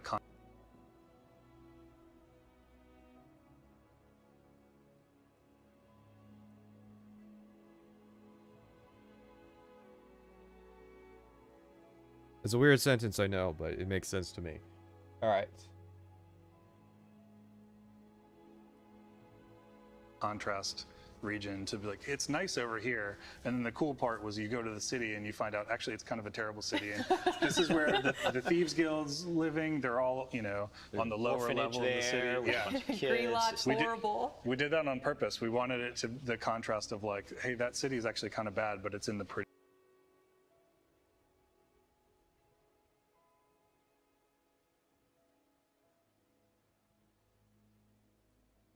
So Riften wasn't a terrible place to live because of like the established lore of Riften being the home of a branch of the Thieves Guild.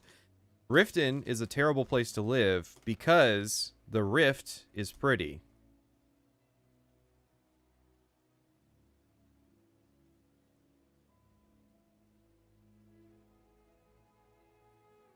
I think the Reach looks better too, I would agree. I like that kind of... It's got that West Gash aesthetic, I think, is the deal.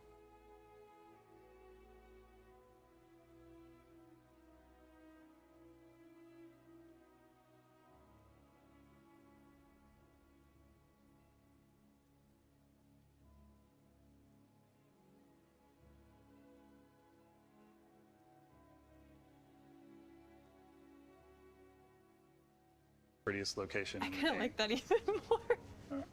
Do you have a favorite dungeon? There's so many of them to explore that have like kind of different features in them. I don't know, there's tons of awesome dungeons in the game, but I actually think like Blackreach is really cool because it's so expansive and it's a surprise. It wasn't something we showed, and it was a cool moment where the player's like, okay, I've seen the map, I kind of get what this game is, and then like you go underground and stumble into it, and you're like, wait, this place is huge, and there, there's all these little like hidden parts to it. I think that's really cool when you do something that's the only answer. If I asked you what your favorite dungeon was and you answered the Blackreach, I would expect that. So he just kind of...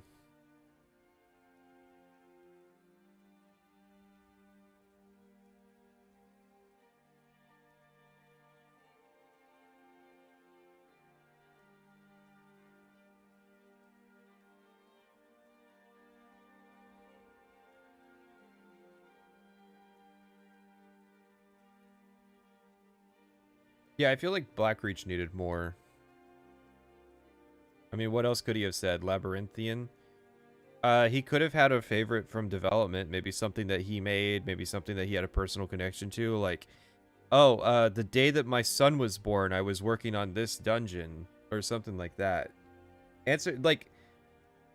If I was to hire a guy to pretend to be a Bethesda employee who only had the experience of playing Skyrim to answer these questions, that guy would answer Blackreach.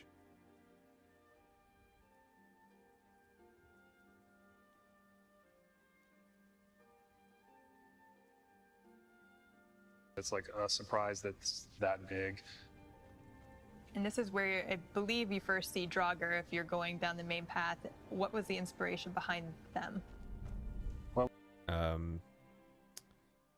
I mean, for one, they were in Morrowind, so not really a Skyrim original.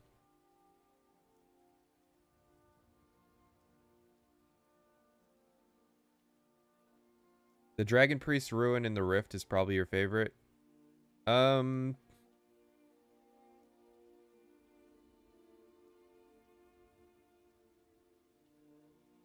Yeah, it's hard to say what my favorite would be without kind of I mean, the Veil is Dawnguard. And the thing with is like, so Blackreach, the Soul Care and the Veil, those are weird answers to give because they're not really dungeons as much as they are just like hidden zones. It's sort of like saying that like Solstheim is your favorite dungeon.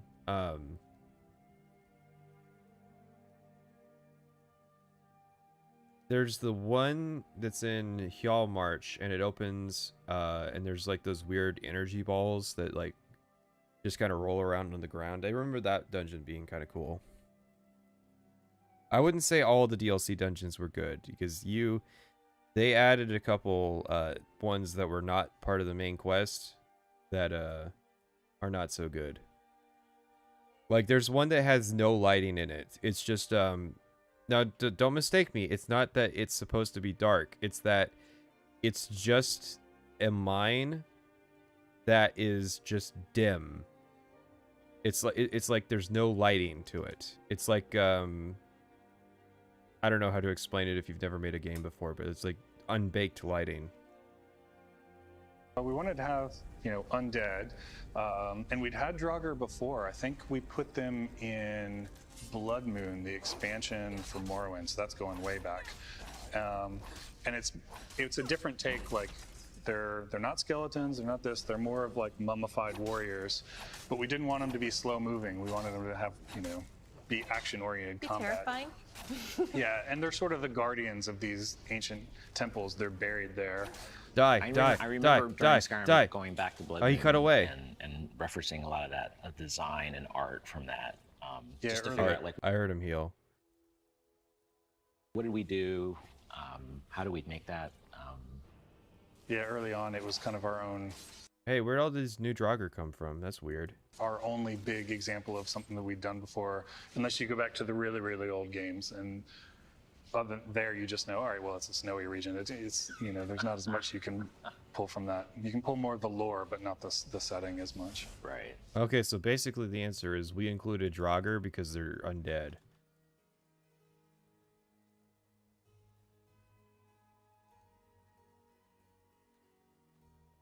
I really like the undead. I'm gonna put a few of these down. I love using these guys. Right.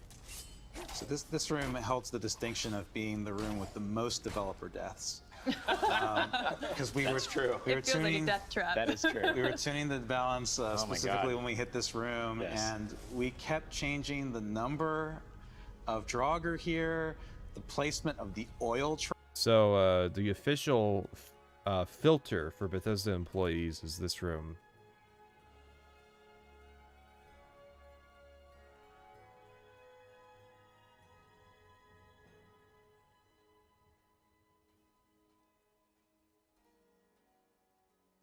No, Draugr have a basis, and don't mistake me, they have a basis, but their rationale for including the Draugr is we want undead things.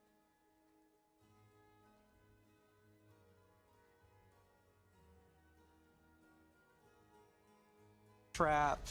I think, yeah, we ran through, would just die 10, 12 times over, take a ton of notes, and do it all over again. The thing I like about this dungeon too is if you just do this dungeon out of character gen, you got enough of everything. You got armor, you got weapons, you have spells, you'll have. Yeah, this is painting a really bleak picture for Bethesda. Leveled up I think you level up like 2 or 3 times in this dungeon. I died a lot in this encounter too, actually. I hated this boss. The dragon. This is Ashley Ching's filter.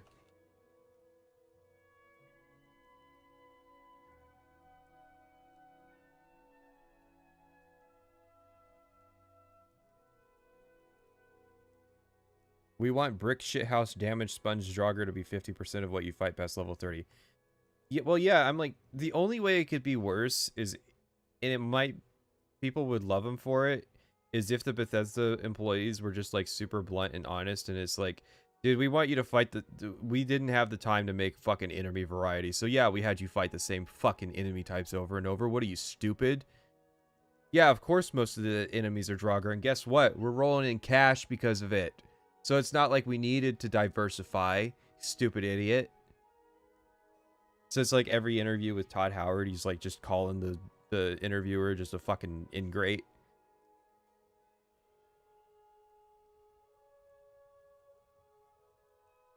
What was the inspiration for the dragons? Well, we were playing because he's eating McDonald's. We were playing a lot of World of Warcraft at the time, and they got a bunch of dragons in that Wrath of the Lich King DLC. That was the real inspiration for like all the Nordic shit. Is like we played a shit ton of World of Warcraft. You know, not just outside of work, but at work we were doing raids and stuff. You know, that's just Bethesda motto: play WoW at work. There was a there's a comedy bit where it's Valve or like Gearbox that they like portray it like that. Priest. Yes. I would actually intentionally, I would wait to hit the word wall. I would do everything. I would basically get all set up, That's do how I everything, played as well. Everything and then pick everything up, yeah, and then do the word wall, and then go, okay, here we go. Yeah, I know that the dragons in fucking World of Warcraft aren't like the wyverns that we created, okay? Our wyverns are based on a movie, you fucking idiot. I'm just saying, we started the idea when we were playing World of Warcraft, okay? We were in that main zone, that main dragon zone. I don't know what the name of it is. I'm not a fucking nerd. We were in that main dragon zone. We were running that raid, the 20-man raid, where you kill the 4 fire dragons, okay? Okay? It's that simple. Fucking idiot. Don't die. I do keep away, and I would try to like run around and like just hit him from time to time if I'm too low, and then like run away and go and then like come back later. Yeah. I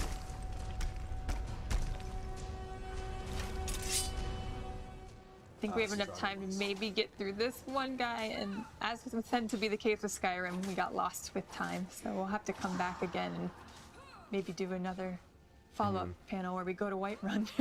Yeah, exactly.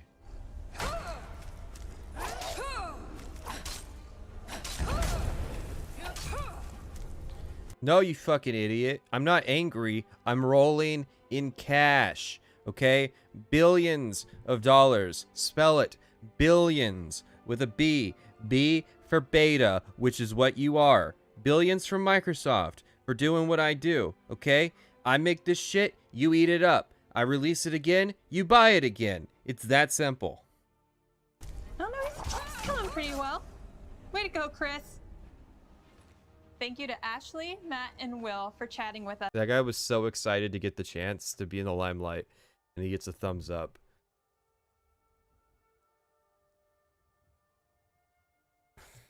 Today, and Chris for helping us through the game journey. We have more Skyrim to come this weekend. Join us tomorrow for a Skyrim fun run with none other than Gus Johnson. Gus Johnson?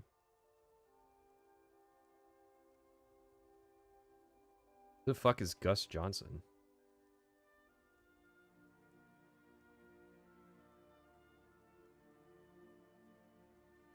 Like Rooster Teeth Gus Johnson? I know a Wes.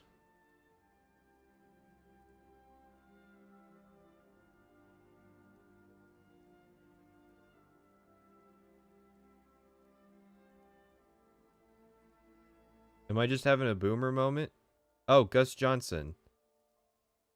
Oh. Oof.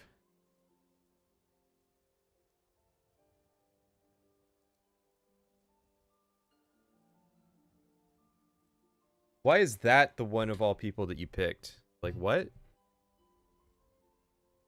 Okay, so August was like 8 months ago or something, right?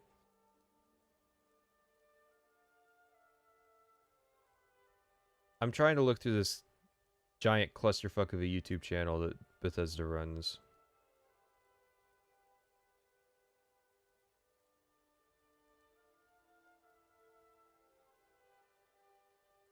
What character from Skyrim would you want to interview?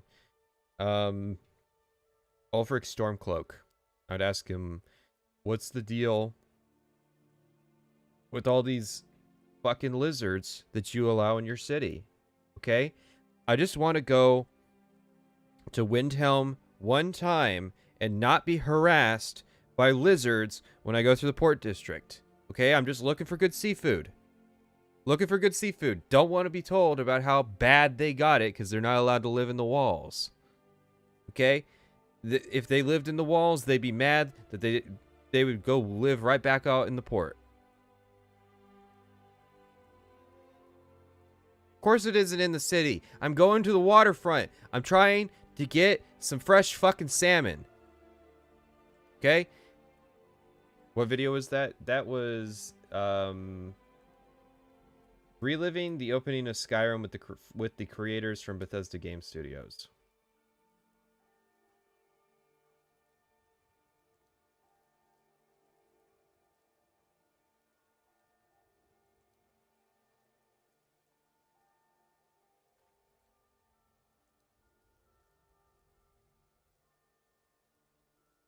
All right, we give that video a... Is a full, highest rating that I can issue, 10 out of 10. And it easily earns the badass seal of approval. I think that video was probably better than any of the fucking Skyrim videos we've seen.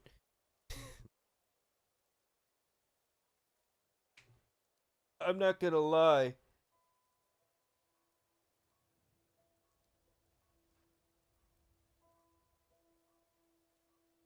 Bit rough here. All right, so I'm going to put that on, take that off, grab us a link. Here's the spreadsheet. Okay. I'm gonna give you guys a poll here. We're gonna decide what source to read first. Question mark. Now, we got Eurogamer, we got Game Informer, and we got I think it's a fan interview on the Nexus forums, or it's a re-upload or something. So go ahead, give us a vote.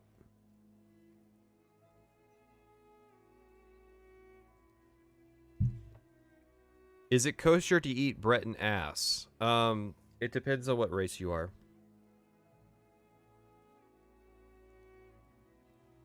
If you're a God's honest man, then there's nothing wrong with it. But if you're one of those orcs, then I don't know what to tell you.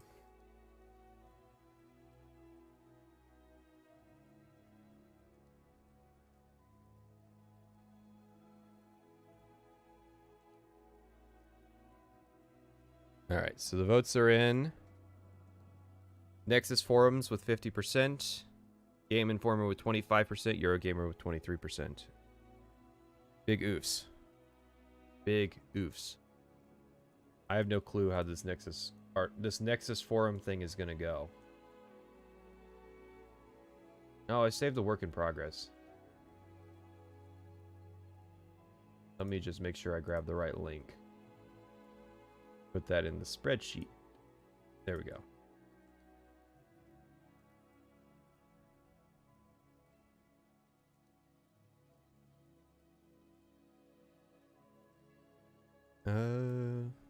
Okay. So this was posted on the Nexus forums. It's supposedly an interview transcript from the Game Informer podcast.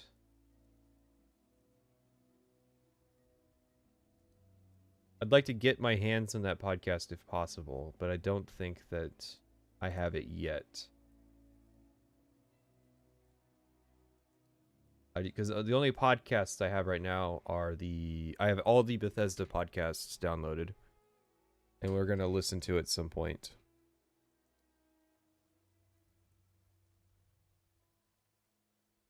So, I know that Zaldier posted a link to this in another topic, but I requested that Vampiri let me post this transcript here the day before, which I simply didn't post here out of respect for his tedious work, and just got the go-ahead from him. I did not in any way make this. I'm just posting it here for the convenience of our members. From Vampiri at the Bethsoft forums, here's the transcript of Todd Howard's interview with Game Informer. Alrighty. Just to reduce the vagueness and ambiguity of some of the summaries of the podcast we've been seeing, and just so those who don't have decent connections can see this information revealed without having to wait forever for the podcast to stream. Note, this is not a magazine or paid site transcript. It's a transcript of a freely available audio podcast. If it's not available from Game Informer, Ben Hansen of MinMax might still have it. Well, I'm lazy. I want somebody give it to me. So, the first question is, are there going to be spears in the game? And Todd Howard responds, there are not spears in the classic spear sense. I am sorry, there currently are not. Something like spears is really cool, but with where we're putting our time with the other weapons, it just didn't make the cut. So, this is a bit awkward. Hang on. Move you up. Okay. Then we can... That's probably the happy medium. Okay, so, Game Informer podcast transcript. Spears? No time, bro.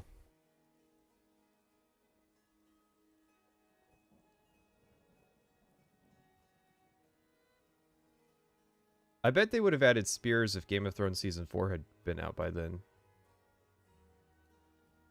Are there any other kind of hints you can give us about the directions of, like, the types of weapons people are going to be able to play with? Todd Howard responds. The main thing that I can say is that, they go back to, we had X weapon types in Daggerfall, then X weapon types in Morrowind, and Oblivion had its own, and Skyrim had its own. And anytime there's something that we stop doing, whether that's spears, having a skill for that, or crossbows and things like that, we tend to each time start over. And we want to find weapon types with this game that really yield gameplay. So those skills are separate. There's a two-handed weapon skill, there's a one-handed weapon skill, and there's an archery skill. Well, I think that pretty neatly, yeah, these things are true. So what's the sentiment of the first paragraph?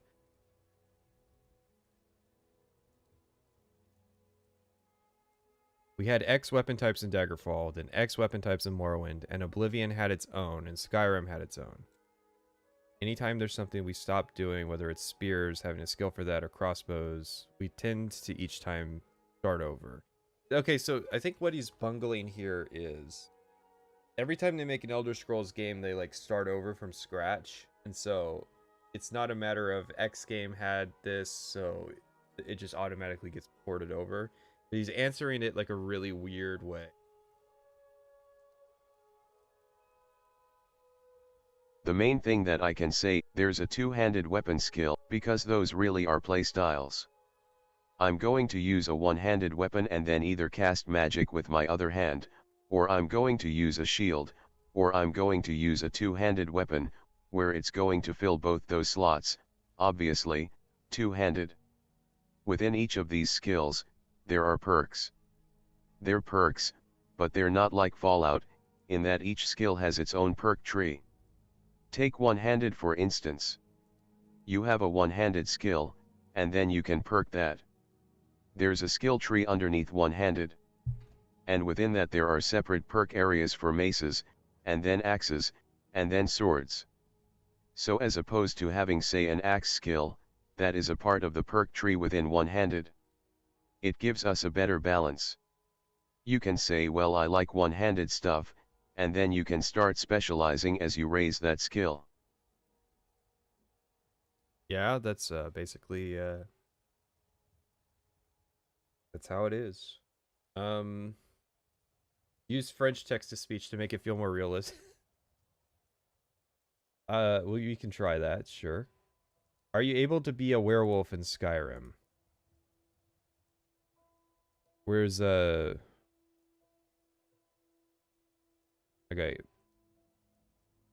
We're fan of that stuff well, and we're currently messing with all that. I don't want to commit to here are the things you can change into and what they're like right now. Not because we're not doing it or not attempting to, I just don't know honestly where that's going to end up and how deep we're going to get into that. We will try things and if we don't feel it helping the game, there are other areas we'd like to spend our time on in the game.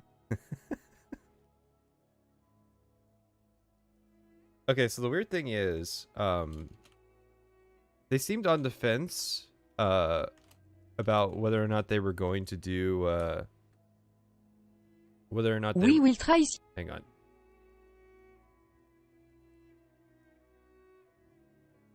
They seemed on the fence about whether or not they were going to do werewolves up until the very end, and I think that kind of reflects on where they ended up. Eh bot? Du un peu ET. Morning, Pat. Good morning. Where is it morning?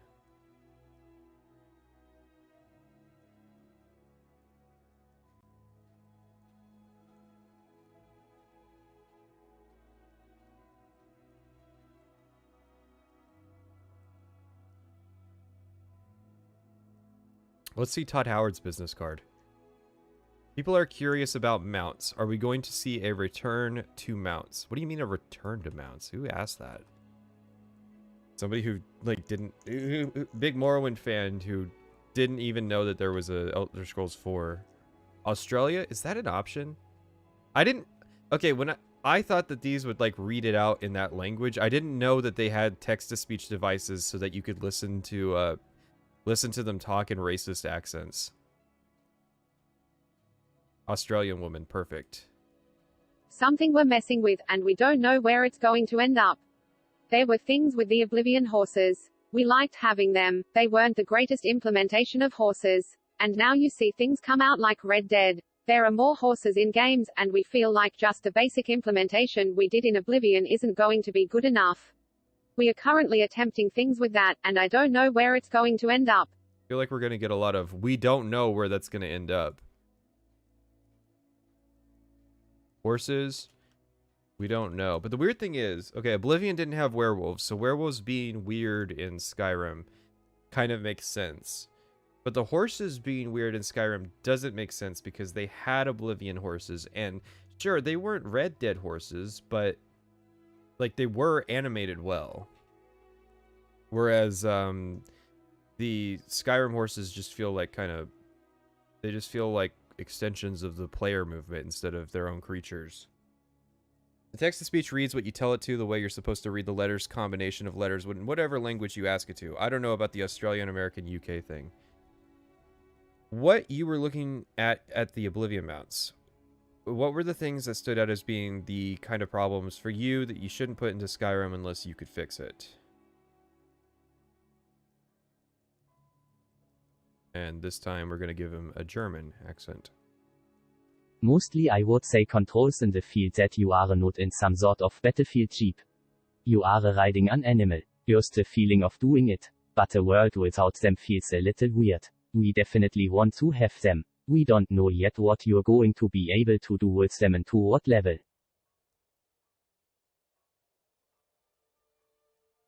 So, still more, but,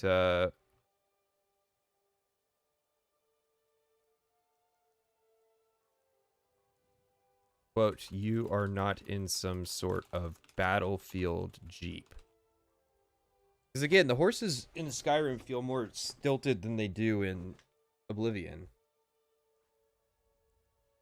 Yeah, of course you like the French one. It reminds you of home. Are you going to be able to craft spells, potions, and other items?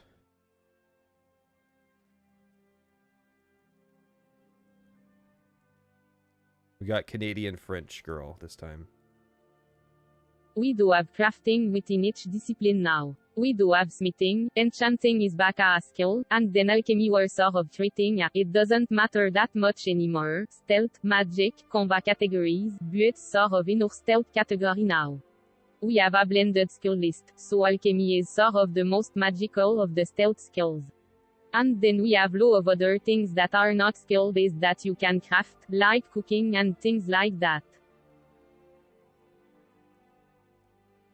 So, crafting, yes, universal stuff. The real reason they didn't do Test 6 was to milk ESO. Probably. most magical of the stealth skills. He didn't mean it that way. One thing that when I was down to see you guys at the studio was stuff related to how the spells would interact with each other and that kind of thing. And I would suspect that the results of your experimentation on that would have an effect on whether or not you would have anything like spellcrafting, right? All right, so this is the spellcrafting question. And it's a long one, so might want an American accent, or at least a British accent. Oh god. There's a British voice called Benjamin. Yeah, spellcrafting is a real wildcard. Something that we've done a lot. And there are pluses and minuses to it. We'd like to find, we have some ideas that we really like on how to solve that, and I don't know where that's going to go. But the thing that we don't like about the previous systems that we've done, is it becomes very spreadsheety. It takes the magic out of magic. You got to see the game, but your listeners haven't. There's a bigger emphasis on how the magic physically acts. Just a spell like fire, there are different spells for how the fire moves. Like putting down a rune that explodes when you walk over it. Or fire you can spray that lingers on the ground, like you're spraying a wall, and you can spray the ceiling. Or fire that travels like a flamethrower out of your hands. Or a fireball that you charge up and throw and it explodes at a distance. So our main goal is to make magic feel like this arcane powerful thing. And once it goes into a spreadsheet in the game where you can just say I want something at this distance and this power, it removes the illusion of like how this stuff actually works. So we have some ideas of ways around that, but we don't know where those are going to go yet. We don't know where they're going to go yet, Jesus Christ. Yeah, spellcrafting is a real wildcard. Something that we've done a lot. And there are pluses and... We hit the 30,000 word limit. Oof. How have we already hit the 30,000 word limit? You gotta be shitting me.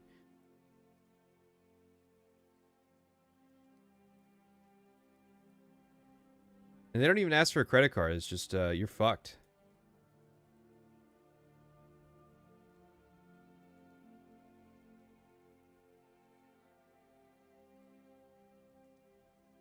Turn text into lifelike speech. Yeah, spellcraft. Yeah, spellcrafting is a real wild card. Alright, hang on. Where were we at? Okay, this part. So our main goal is to make magic feel like this arcane powerful thing. And once it goes into a spreadsheet in the game where you can just say I want something at this distance and this power, it removes the illusion of like how this stuff actually works.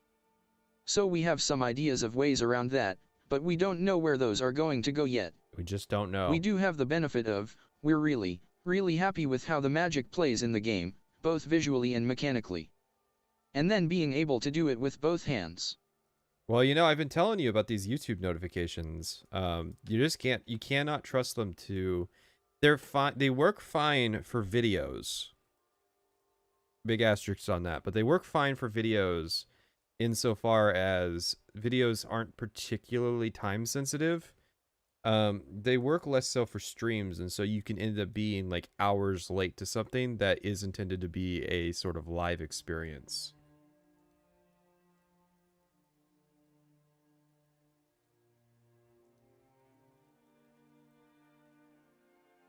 I do not use notifications, I just have to remember. Yeah, and that's why I'm trying to do as consistent a schedule as possible, with the exception being that this coming Wednesday, which is different due to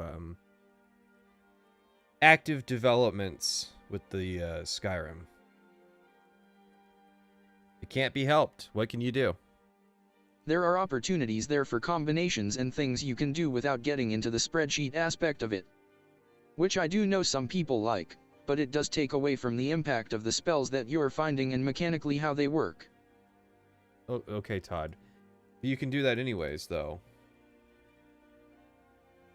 It takes away from the impact of magic to know how they work. Okay? So, Todd Howard's sentiment here is, if you understand how a gun in a game works, then the gun no longer has any impact.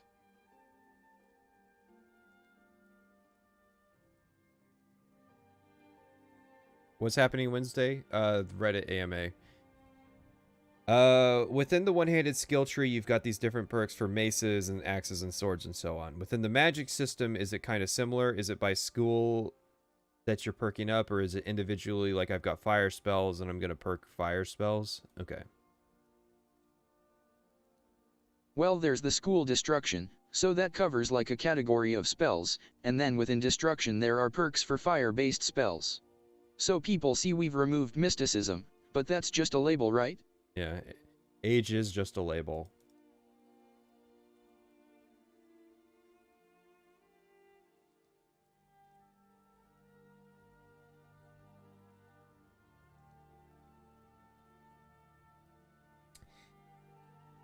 Yeah, I'm gonna go, how about this? Let's refresh. Let me make sure I take this out so that we don't repeat it. I'm gonna go refresh. We will pick this back up at 20 after. And, go from there. Intelligence, man. It's just a label.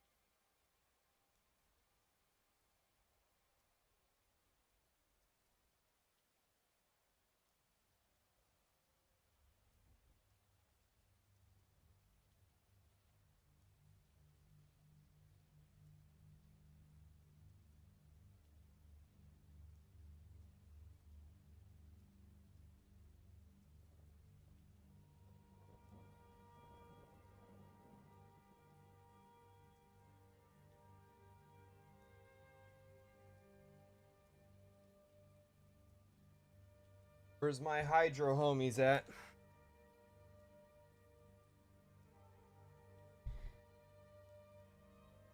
Where are we at with this stream? I know it's a Monday, so it's not gonna be as hectic as Saturday was. How do we feel about Saturday? I thought that it was an entertaining stream, but good lord, did the videos we watched not really add too much.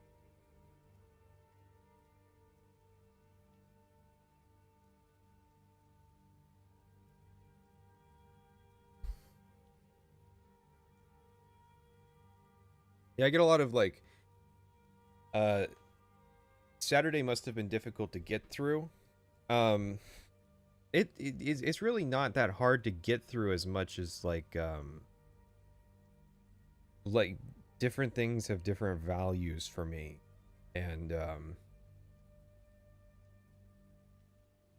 like looking back, if I had known that 90% of what we really had to talk about was going to be in the first 20 minutes,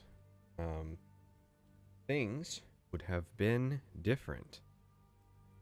I think he needed a mechanic section, because I would have just gone straight to that and would have left everything else alone.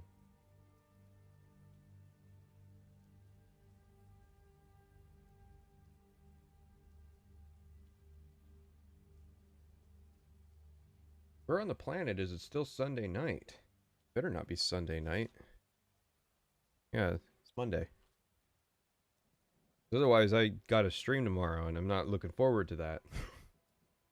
I gotta have tomorrow off. So, at some point, I gotta finish this fucking special edition playthrough.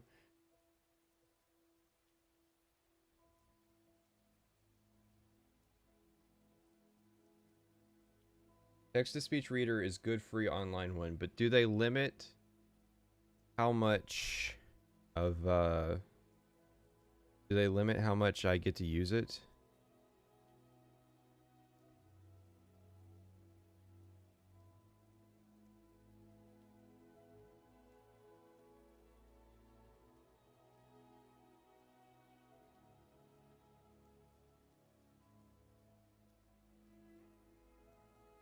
So it has the same text to speech options as the thing I'm already using, which is Microsoft David, Mark, and Zira. And then it has UK English, but it's like, why would I want to listen to an Anglo for extended time? Talkie is a browser plugin, text to speech, unlimited, free, no restrictions. Okay, that's what I need. I was like, I have to be getting ripped off or something. Telling a fucking blind person after 30,000 words that they can't use the service anymore. Talkie, text to speech, many languages. Fast, easy.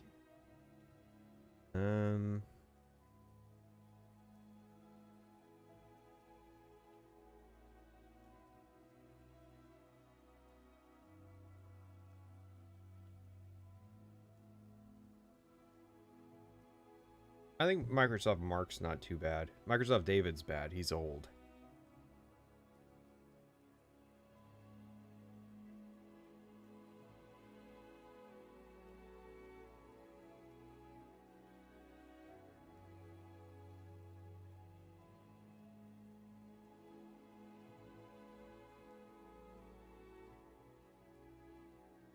Available voices.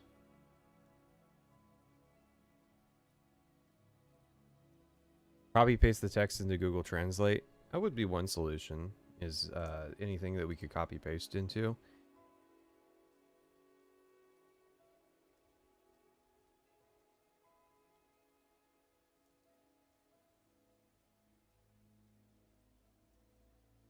Well, the weird thing is, again, I didn't see the part where I put money into it to get more, time.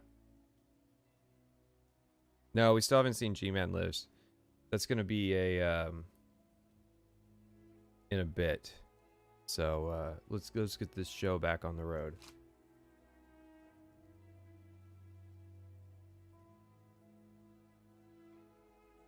Those spells go into other skills. And then it gets deeper within those skills. The easy thing for us is to just add more skills. That's actually easier. Add more. Because in the old games there was just a skill and a number. There wasn't really a progression. I mean, they had perks. They had perks in Oblivion.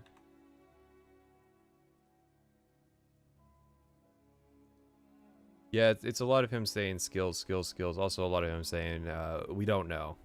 We really want you to feel that you're getting better in this particular skill. And perks are the main way we do that now. And I think the game right now has like 280 perks if you include the ranks. So even a character that raises all their skills to 100, and they're playing and they're level 50, they've only gotten to pick 50 perks. Yeah. You're not wrong.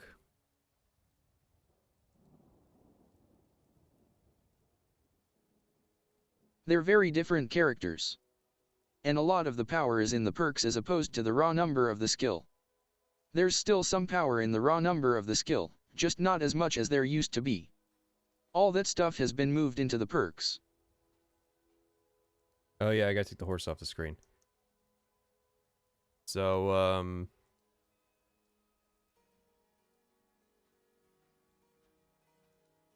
perks, we got him. I like the, you reached level 50 and you've only picked 50 perks. Because reaching level 50 is a slog. And the weird thing is, okay, so he knows that there's 280 perks. And in this current version of Skyrim, with the skills that they have, the max level would still be 81. So you only get 81 of the 280 perks.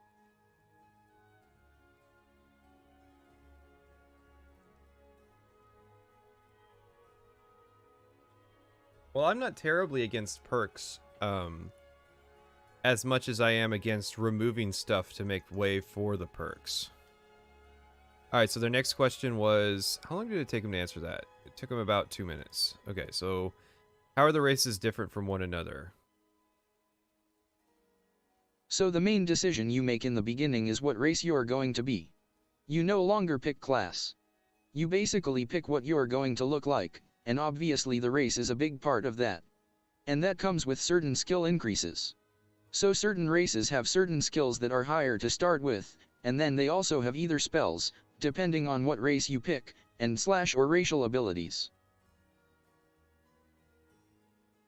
It's weird, like, okay, so they, at this point they know what races are, but it's like, you don't pick your class, you pick what you're gonna look like.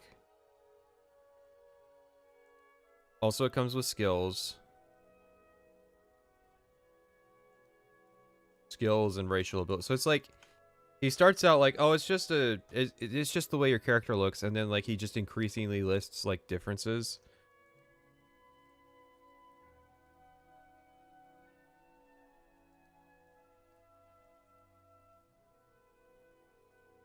On the lack of class and the new leveling system.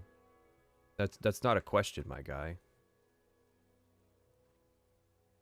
You just play, and your skills go up as you play, and the higher the skill the more it affects your leveling. It's a really, really nice, elegant system that sort of balances itself. People would play and the general pattern would be, they played for like 3 hours and then, oh, I picked the wrong skills, I'm going to start over. They weren't necessarily upset about that, but to us it's, is there a way we can solve that? Is there a way we can make this better, and we think this is it? Okay, so this is the big reason I have this interview is sort of the one playthrough design philosophy.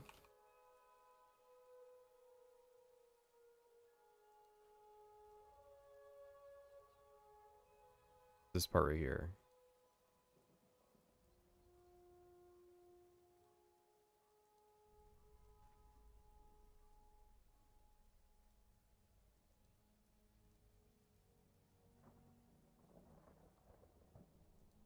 I've heard him say those exact same things in something else. Yes,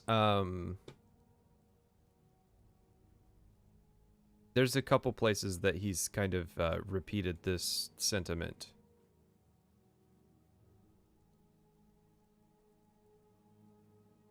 This just says facial creation. So they kind of stopped transcribing the questions. There's an all-new face system we did. On the one hand you have less control than you had in Oblivion, but what you're doing looks cool.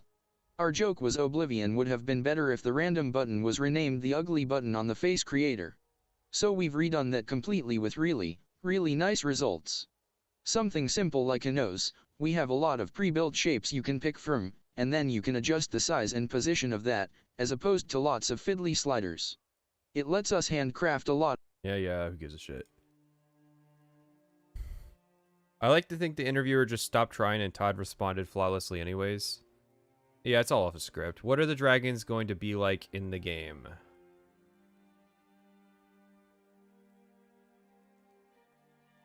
If you're a fan of fantasy, you see a lot with dragons.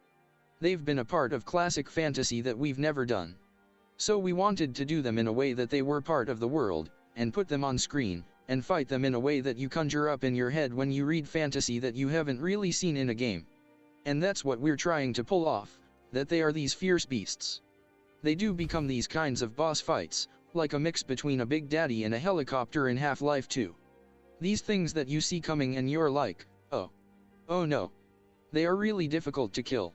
If you're a fan of fantasy, you see a lot.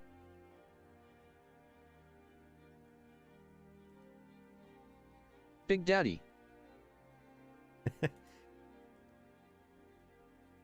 Alright, so dragons, Big Daddy.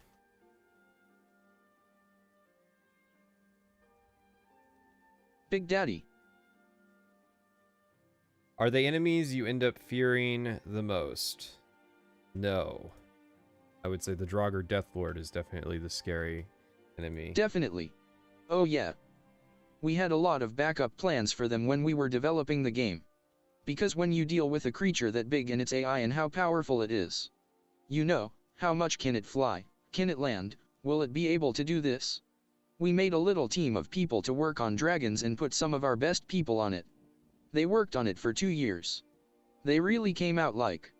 We got to go past the list we had and then more. We're ecstatic with how they came out. They can dive bomb and breathe fire down a street. They can get on the ground and march around now. They can pretty much go anywhere. So we can call them and do random encounters. When they come, they generally now just work. We can throw multiples of them in a scene. They just, like, when I get bored in the game I just summon dragons now and they can terrorize the town. It's always cool. There are multiple types of them. As far as riding them, I would not expect that. It's not something I see happening. It's kind of not how we're approaching them, first of all. Dragon riding was like Skyrim's version of every person asking them if there was going to be multiplayer in Morrowind. That's what dragon riding was.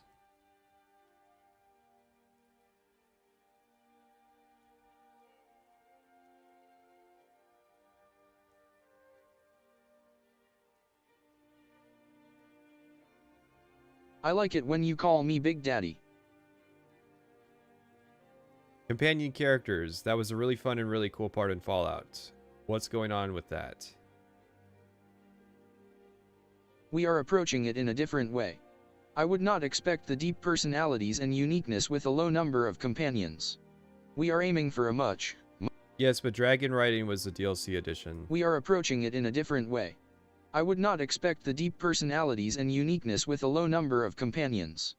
We are aiming for a much higher number of companions that you can hire or they become your friends and they come with you. The general direction is to make it a bit more dynamic, and have more people that you can decide to have come with you. And in that we sacrifice them having a lot of depth or personality or individual stories. And there still will be some like that. But that's kind of the direction we're headed right now. We don't know the exact number of NPCs in the world that could become your companion, but we're hoping it's a big number. So basically, companions? Quantity over quality. That's basically the answer he gave. I think it's a hit and miss.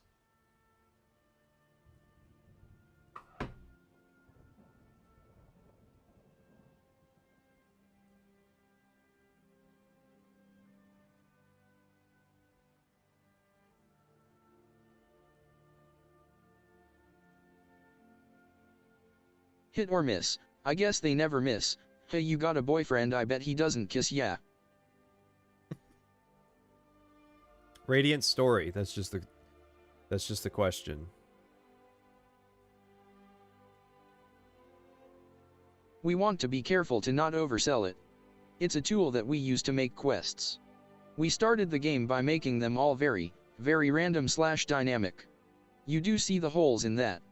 It doesn't tell a good story. But you improved on that? It started. You do see the holes in it because it started making them random and dynamic, and it doesn't tell a good story. But we improved off of that. Okay, we're gonna have to break this one down.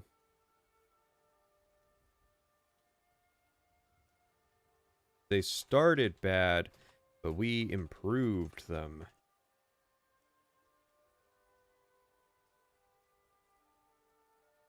You do see the holes in that. It doesn't tell a good story. Good stories are still told by good writers, and we do most of our quests that way. Radiant Tool is the tool you use to make any quest. And you can make all of the roles in that quest, you can handcraft all of those roles, or you can take any part of the quest and conditionalize it. So what it allows us to do is... Alright, so this first part is just what it is. Example, you come to town and there's a guy who has a child that's been kidnapped, and they're in a dungeon nearby. Does that ever happen?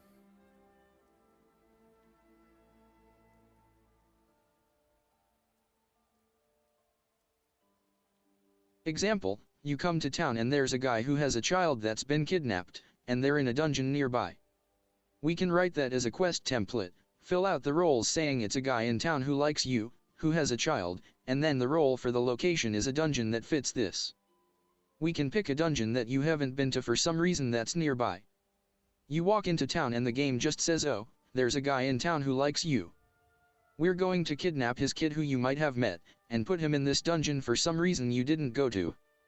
And that dungeon happens to be a higher level dungeon, and so we think you could use a challenge right now. Okay, this sounds like supreme bullshit.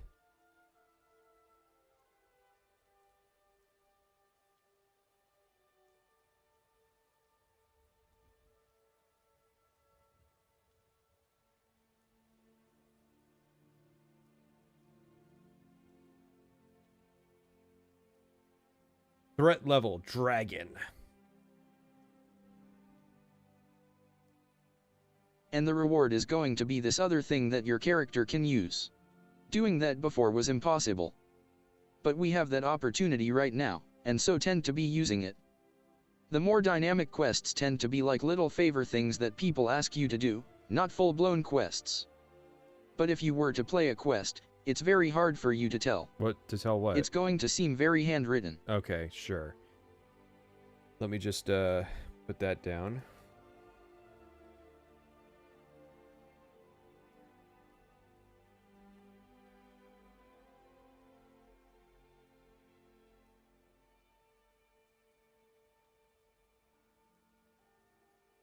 Oh no, Braith got kidnapped. Fucking, I would go run around, like, reloading. If this was a thing, I would go around reloading all the cities to try and get them to generate these quests so that all the children get kidnapped.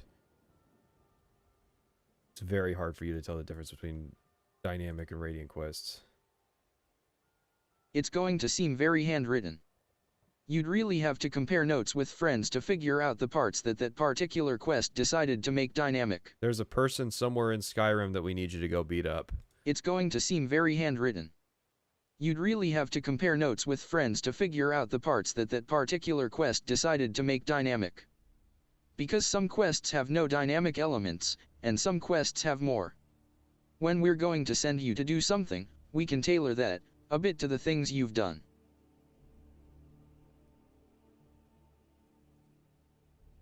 Will we see factions? We're doing factions. That's definitely something we're going to be talking about later. Not because we don't know, but because we decided that's a good thing to talk about later. Different than what we've done before and what they are. But definitely we're going to have them. Children don't get kidnapped because they can't get hurt anymore. During development, though, children could die. There are conditional states for quests involving them. Sure, but I can imagine you can pretty safely do a kidnapping quests. Like just where they're like in a cage at the end of a dungeon.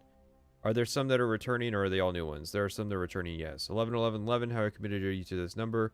We actually tend to not announce release dates until later in the process. We're very confident about it. There's still a lot to do in the game, but we wouldn't have announced it because if we weren't really confident. Why do characters always start as a prisoner? Okay, here we go. It started that way in Arena. We did it again in Morrowind, then Oblivion. It's sort of become a tradition. We like this idea that there's a little bit of conflict in the beginning with you being a prisoner, and we never say why. So you immediately in your head tell a story of why you're in prison to yourself. I kind of like that about it. It's part tradition, and part it lets you in your head tell a quick little story to yourself.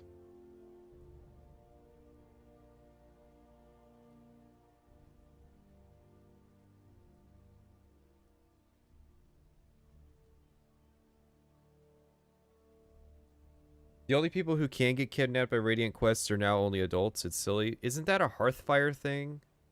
Your wife can get kidnapped.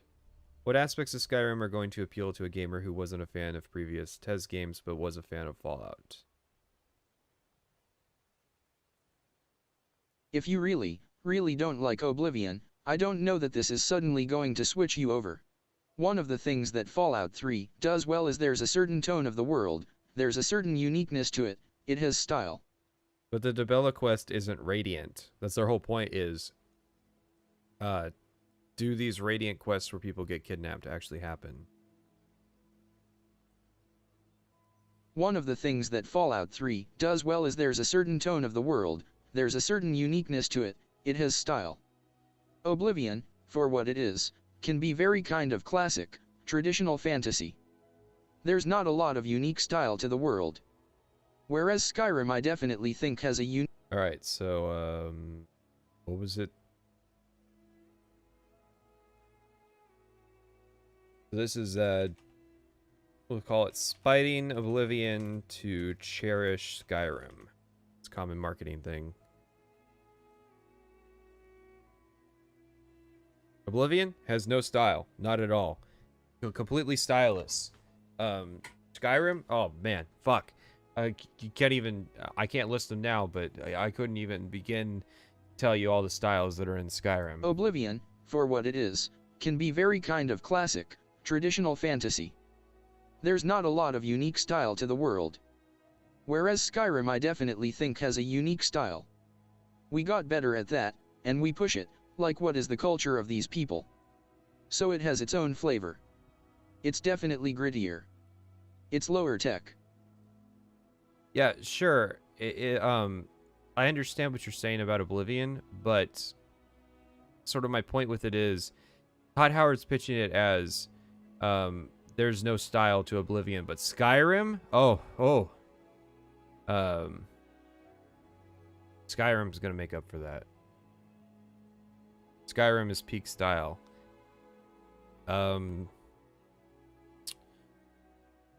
Continue believing that. The world's lived in. The ruins feel ancient and thousands of years old. We're also careful in Skyrim of the various ages of, when was this built? Where Oblivion everything can feel like everything in this town was built on the same day. There's a more unique and a better flavor to the province of Skyrim and the game Skyrim than we had in Oblivion and Cyrodiil. Oh yeah, this was a question about, like, are Fallout fans gonna like Skyrim, and he made it all about Oblivion. Is Skyrim gonna have multiple endings? I don't really want to answer the ending of the game questions yet, so I'm gonna pass on that question. How expansive will Skyrim be? Is Skyrim sort of comparable geography to Oblivion? As far as actual landmass, it's about the size of Oblivion. It's different in that... Hang on then. You want to go that route? We can go that route.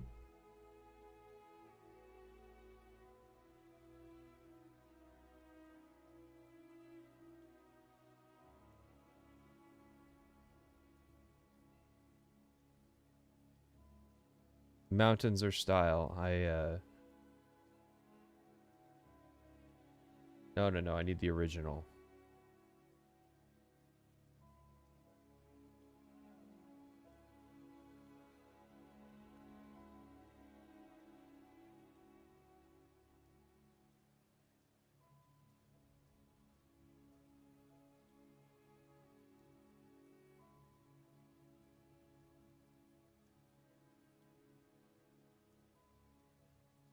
God damn it, I hate this game got a sequel. I actually don't hate it, but it means that... Is there no... I need a custom time range. From whenever, but it has to end... Let's say 2018 or so.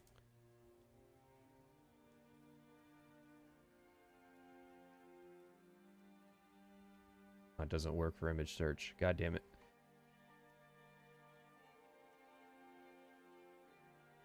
I was going to post a picture of mountain, like the Rocky Mountains in Microsoft Flight Sim X.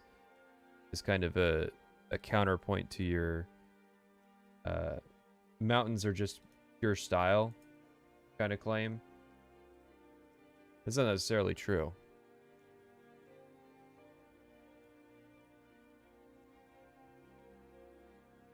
Who's complaining about sound? Okay. Dude, what the fuck? The volume is so low. I'm honestly asking, not trolling, but why are you so opposed to raising the volume? If you're too loud, we can turn it down. I have my shit maxed out and can barely hear. Anyways. Yeah, this is... Is there any particular ESRB rating you guys are aiming for? Actually, we were wondering about that just a few days ago. We never aim for a specific rating. I'm sure it'll be M. But we never aim for a specific rating. I would be surprised if we did not get an M. Our assumption is we're getting an M, so we are doing the content that we think is appropriate for Skyrim. There is more violence to the combat just in how it looks. Not like Fallout violence where it gets really over the top. It's more a realistic level of violence for what it is, with guys with swords and axes and those sorts of things. So they were... didn't aim for a rating, but expected a mature rating nonetheless. And they kind of didn't address the Oblivion rating thing.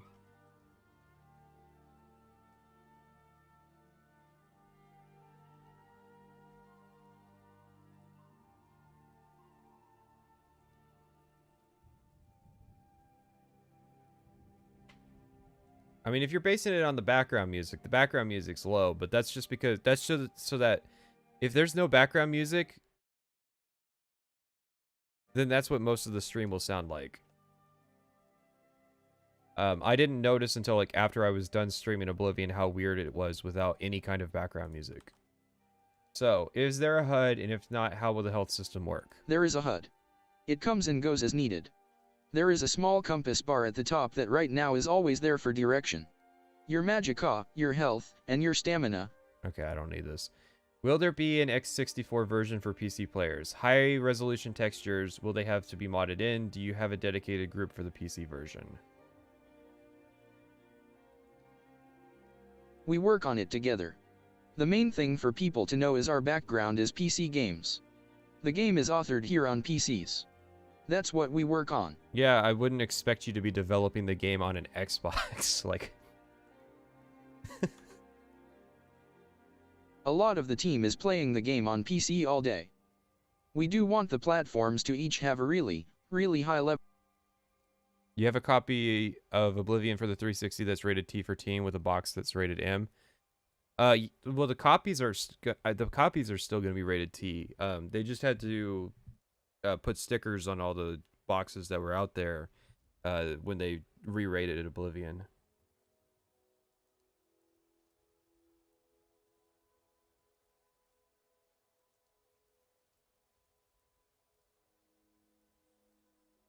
A lot of the team is playing the game on PC all day. We do want the platforms to each have a really high level of fidelity. I personally play a lot on the Xbox. Okay, I'm going to stop you right there. Todd Howard. Quote, I personally play a lot on the Xbox.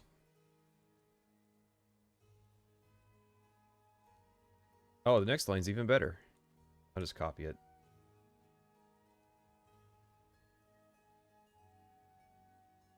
It tends to be my preferred platform.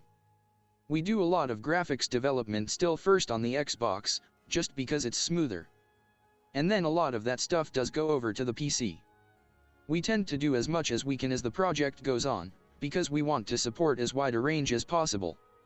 We also tend to do that stuff late, because right now we want to work on the main game and how it plays and getting the graphics fast everywhere, and then as the project gets closer...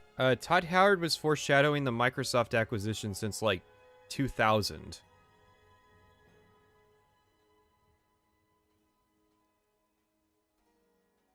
Why do people act like they're surprised that Bethesda and Microsoft were connected? Like, yeah, they literally would go to Microsoft meetings to try and get information on what the specs were when they were developing Oblivion, because it made such a big deal, the individual hardware choices.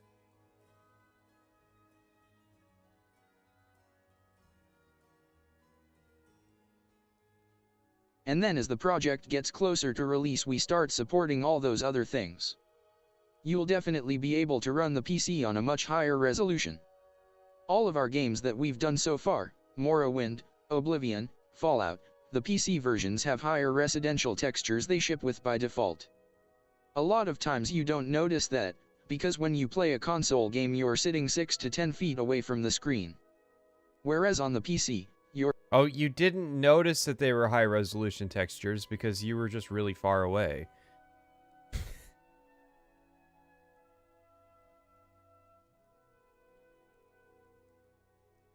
A lot of times you don't notice that, because when you play a console game you're sitting 6 to 10 feet away from the screen. Whereas on the PC, you're sitting a foot, 2 feet away from the screen. Those kinds of differences in texture resolution, you don't notice unless you're looking at 2 screenshots on a computer and flipping between them. We are gonna support that stuff. I can't say how far. But the same thing with the interface. We do a lot of PC interface stuff. There are uniquenesses sick to how we handle it on the PC.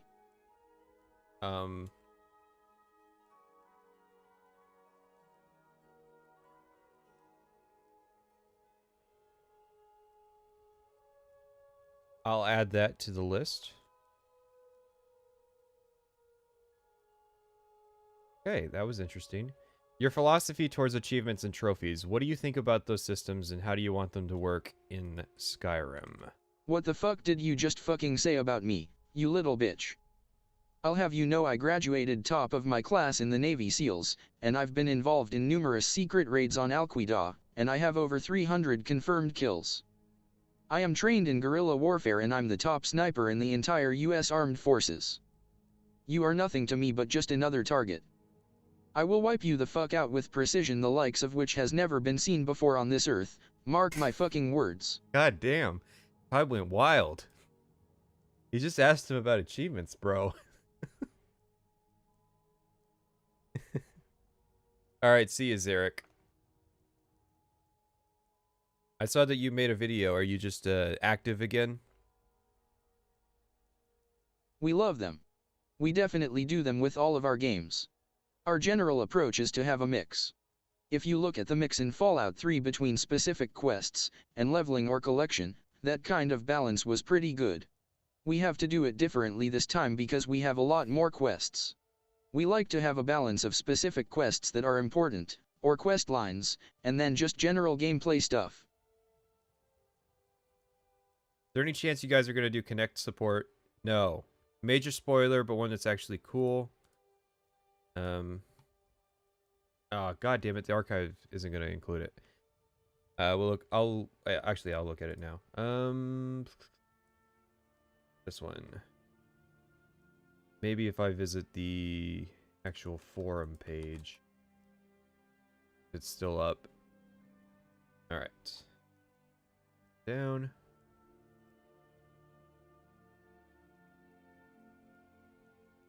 Alright. Cool. I got it. When you start off with your character, he doesn't know that he's Dragonborn. Correct. He does find out. There's an event that happens with a dragon, where you find out you're Dragonborn. I think for anybody listening, it won't matter, cause they know. The Greybeards, the guys who live up on the throat of the world, who are the masters of the voice, they find out about this fairly quickly, and they shout your name.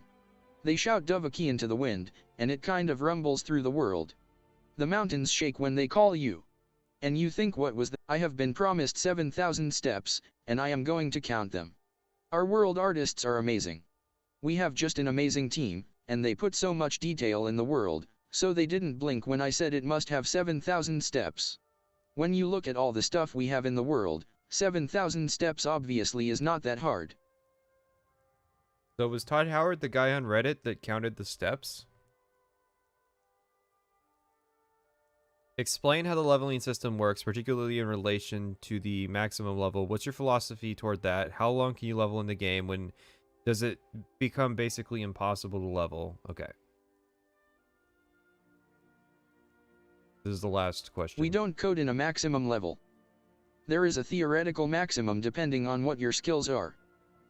Yeah, there's literally, was the first game, I think, where there was like a consistent max level at 81. We don't code in a maximum level. There is a theoretical maximum depending on what your skills are. The one change we've made is that you level faster.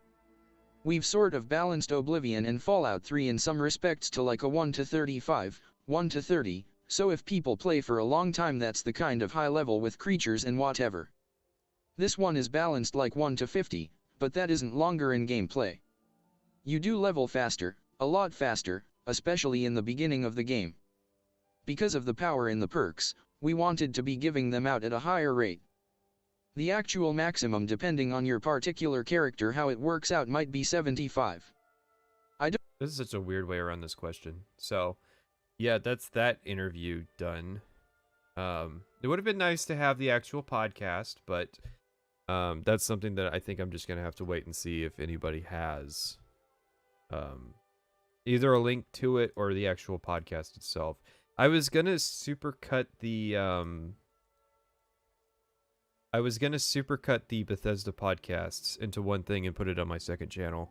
When we cover it, I will do that, and I'll try to put a thing on screen for who's talking when. A bingo square for the steps. Well, the thing is, nobody really talks about that. The bingo card has to be stuff that people talk about.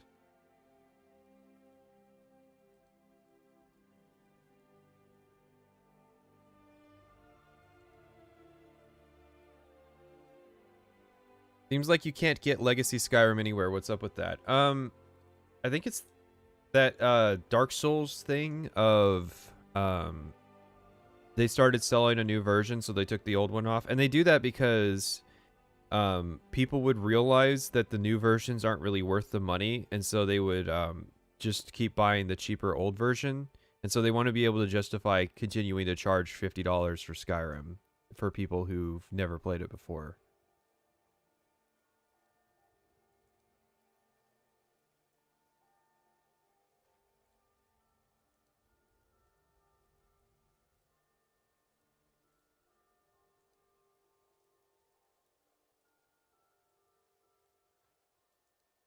I think there's still a link to the original edition on Steam.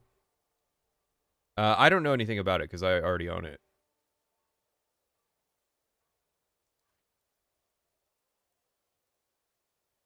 I was able to buy Dawnguard by a third party. Yeah, that's the thing is, you can keep getting games that are delisted from Steam as long as you are kind of picking up the like from a CD key site.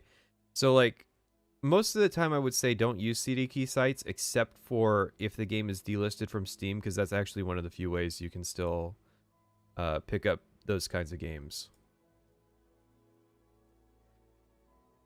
Like I think that was how I got my hands on Wanted.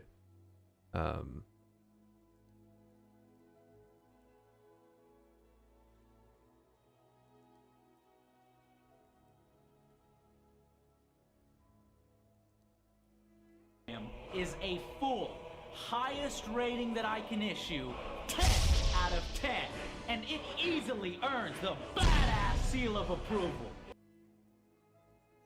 All right. Next up, let's see, what do I think?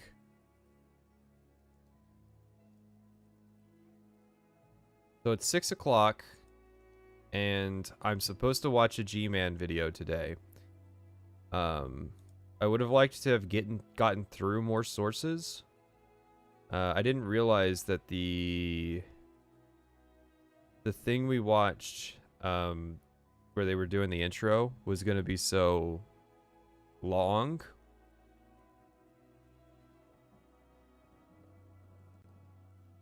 Let me peek at these articles and see how long they are. If it's a short article, if one of the next two articles is short, we can do that. Otherwise, we're going to kind of kick off the G-Man thing. Like, this is, I would consider that a kind of medium length article, and I bet this Game Informer one's kind of long. Yeah, the Game Informer one's really long, so. We get the ball rolling on this G-Man video then. We watched a G-Man video for the Oblivion one. Genuinely watched it. So this is familiar territory. Now, off the top of my head, I can't really remember too much about it because it was kind of unmemorable.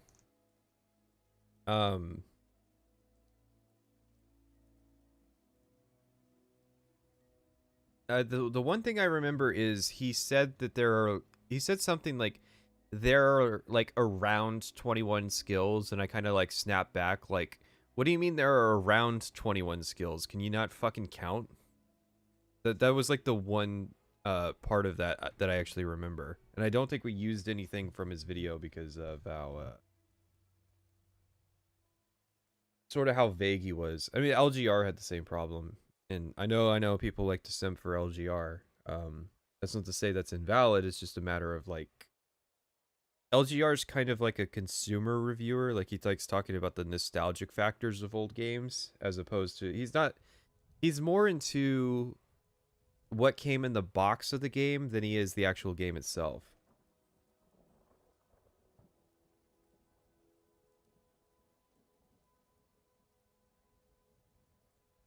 I dare you to finish Skyrim with Angry Joe. To finish your Skyrim with Angry Joe. We watched Angry Joe. I assume that's what you're asking for.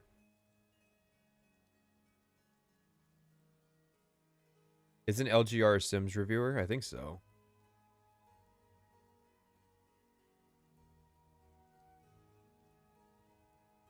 Yeah, YouTube has this new button where you can click it and the description shows up above the recommended videos, and now like this is a full kind of YouTube description. Why? Are people opposed to just scrolling down? Like, it's weird.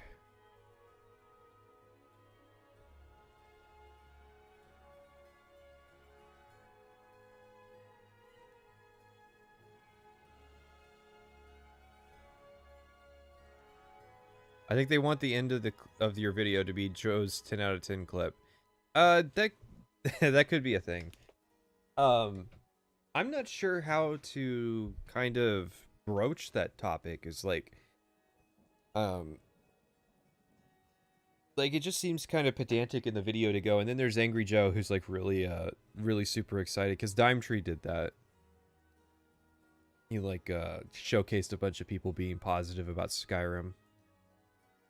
And I don't think it accomplishes anything. If Angry Joe is channel awesome, does he count for no Nostalgia Critic November? They split pretty early. Like before the weird sex stuff started coming out.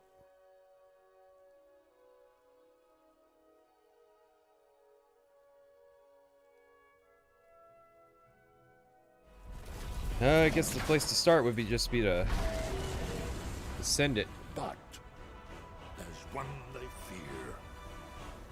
In their tongue, he's Dovahkiin, Dragonborn. 2011, I think, has to be one of the biggest years we ever had in gaming. It saw the release of Batman Arkham City, Portal 2, Dark Souls, Deus Ex Human Revolution, and of course, Elder Scrolls V Skyrim. And to say the hype for Skyrim was huge is an understatement. The internet just wouldn't shut up about this thing leading up to its release. And when I saw all the promotional trailers and all that kind of stuff, I'm not gonna lie, it looked pretty damn good.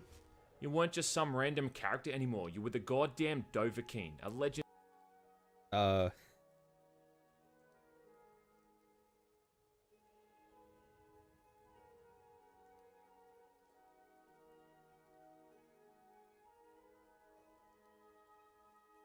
Weird place to start. I saw you hover over the volume and I was sure you were going to crank it up for No, I wouldn't do that to you. That fucking trailer is for Skyrim is brilliant marketing. And I think it is.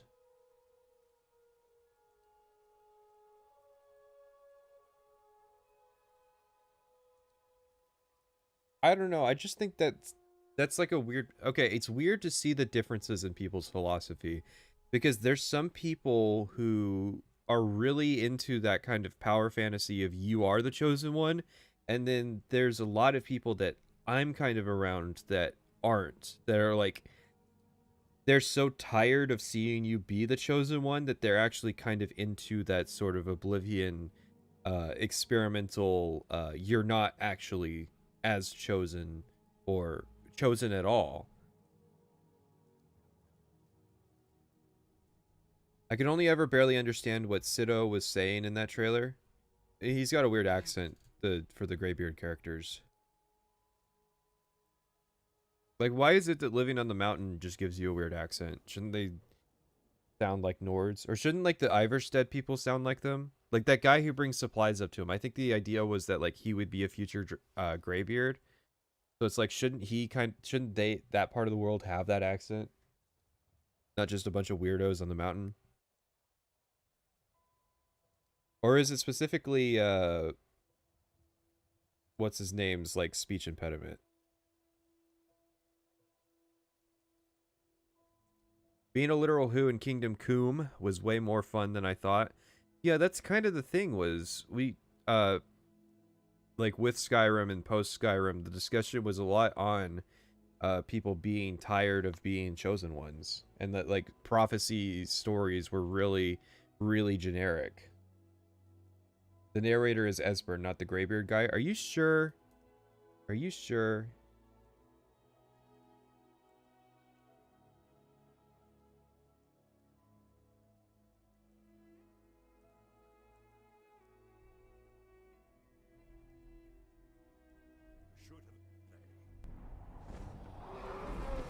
To the time after Oblivion opened. No, you're right. You're right. You're a literal who in the beginning of the kingdom comes deliverance, then it becomes Henry has come, God bless ye, Henry. I didn't play enough of Kingdom Come Deliverance because it kept yanking my chain on when like the game was actually going to open up. And I got sick of its shit and stopped playing it.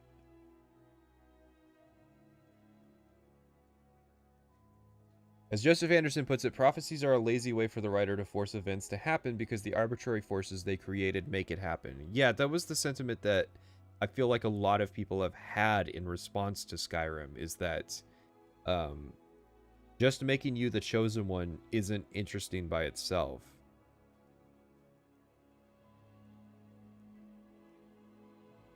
Legendary, prophesized dragon-slaying warrior. So, you've got dragons, Nordic-looking armor and locations, and Max von Sydow voicing a main character in the game. Like, sign me the hell up. The timing couldn't have been better either. It was slated for release November the 11th, 2011. 11/11/11.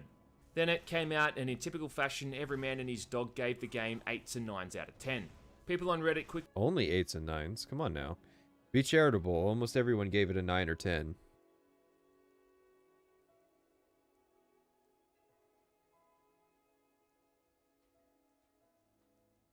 Christ be praised! Henry has come to see us!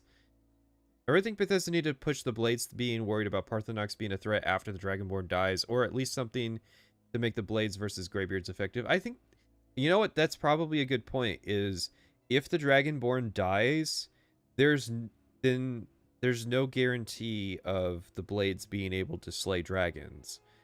So that's probably a good point that Parthenax has to go, because he is going to outlive the Dragonborn. Yeah, the 10 out of 10. Yeah, like literally. Oh, damn it, where'd it go? Where's my Angry Joe?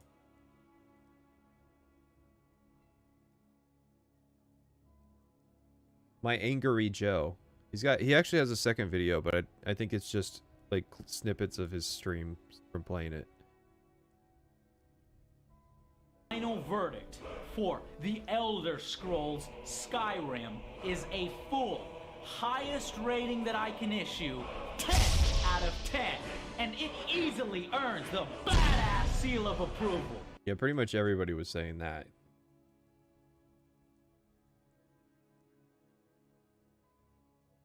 Typical fashion, every man and his dog gave the game 8s and 9s out of 10.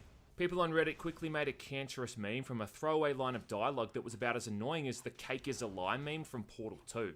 It won a bunch of awards, sold millions of copies, and that kid you're friends with on Xbox Live said it's the bestest game ever. And like Oblivion before it, Skyrim was the kind of game I started playing and then just lost my grip on reality with. Like within the first couple of days, I think I'd probably sunk maybe 20 hours into it at least. Now look, Skyrim ain't bad, let's clear the air first and... When did the Angry Joe review come out? 12 days after the game came out. YouTube made that meme. Yeah, that's kind of the thing is, again, the arrow in the knee meme was not like an Elder Scrolls meme. It was a broader like pop culture meme about Elder Scrolls. And that's kind of the difference is like Young Scrolls is an Elder Scrolls meme because it's in the community.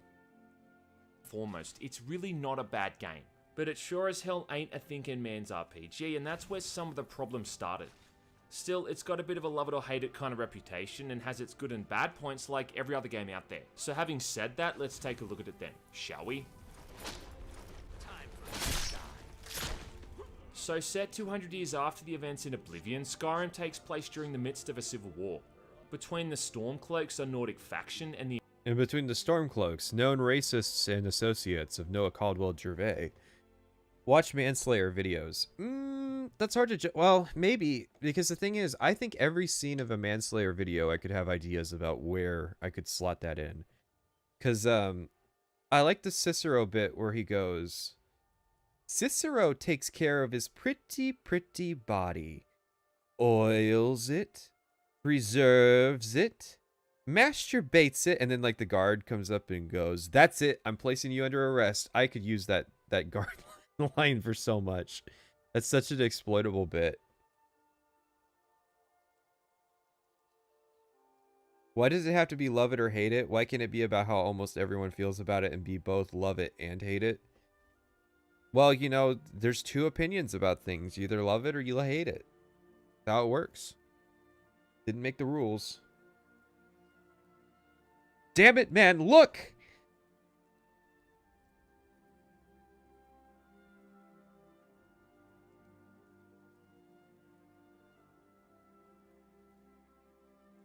The Imperial Legion, a romantic group trying to remove Skyrim from the Septim Empire, an empire that's hundreds of years old. Whoa.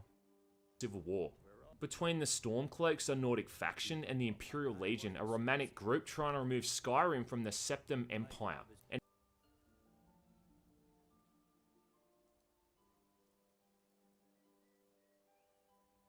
I knew somebody would get it wrong. See, that's useful because now I can make the case there are people out there who didn't pay enough attention to know that this isn't the same empire as the ones from the previous games. So that's a useful thing to have.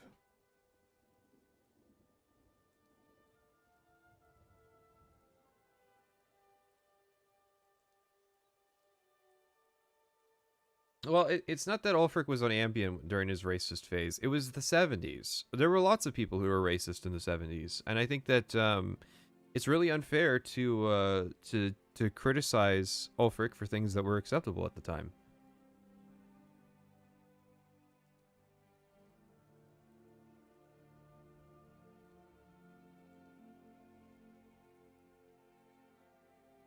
Yeah, but like it's a pretty big plot point that there's no more septums in Oblivion, which he has both reviewed and, well, wrong order, which he's both played and reviewed.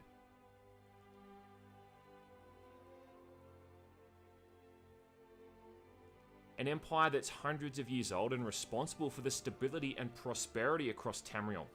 Starting off as... Yeah, the stability and prosperity.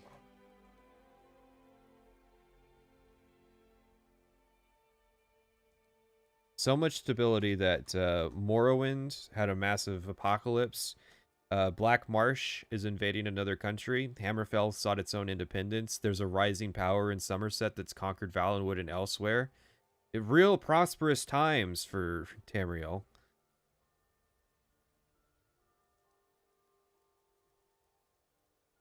Tiber Septim is on record as being racist against orcs. Well, that's the thing is, you know, orcs used to be barbarous, but now, you know, we figured out that they could be part of civilizations. You know, it's just Uriel Septim VII was a progressive guy who really pushed the orc initiative forward. And yeah, like some people are going to have bad takes from before we as a society learned to not be bigoted towards orcs. As a prisoner believed to be in league with Ulfric Stormcloak, the player once again chooses their race, gender, and appearance before their execution is interrupted by the attack of a dragon. Yeah. The Steam frame rate, I don't know if you can see it, but the Steam frame rate's up in the top left corner.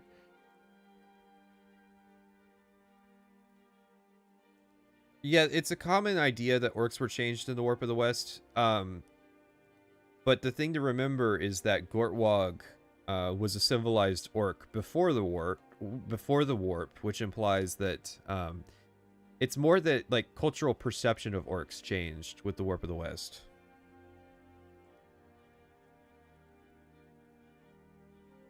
You soon find out you're someone that's known as a Dovahkiin, which literally translates to Dragonborn. And the story then deals with both the history of the dragon. I don't want to be a lizard player. Dragonborn are the worst.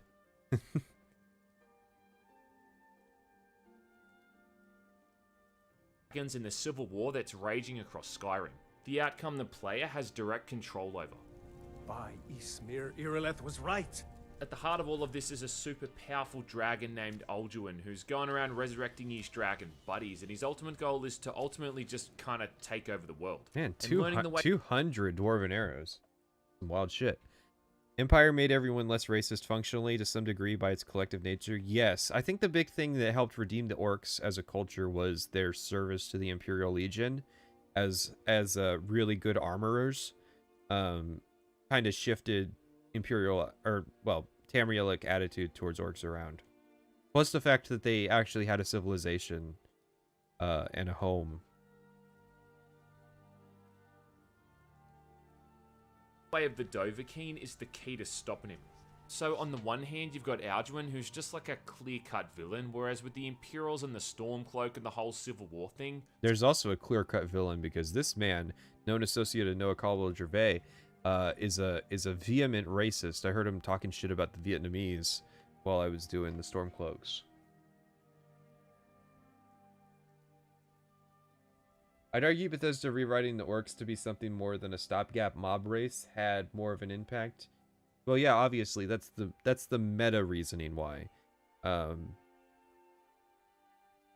were kind of entering culture as like as something that was desirable, at least in nerd culture, sometime around like the late 90s, early 2000s, as like wouldn't it be cool if orcs were like playable? And so they transitioned from being like generic enemies to something that you could play. It's kind of more down to who you choose to side with. Like, they've both got their good and bad sides. I mean, the Imperial... What's that? G-Man Lives thinks that there's a good side to the Stormcloaks. Is he a confirmed racist? Warcraft, for instance, has orcs as a playable race with its own story. Yeah, I didn't want to say it, but yeah, that's what I was thinking of. Imperials just basically want to control the land and the people that's not even theirs to control. But the Storm... Whoa, whoa, whoa, whoa. Unhinged. Cloaks are downright xenophobic and almost kind of racist at times. And oh, we got it. We got him.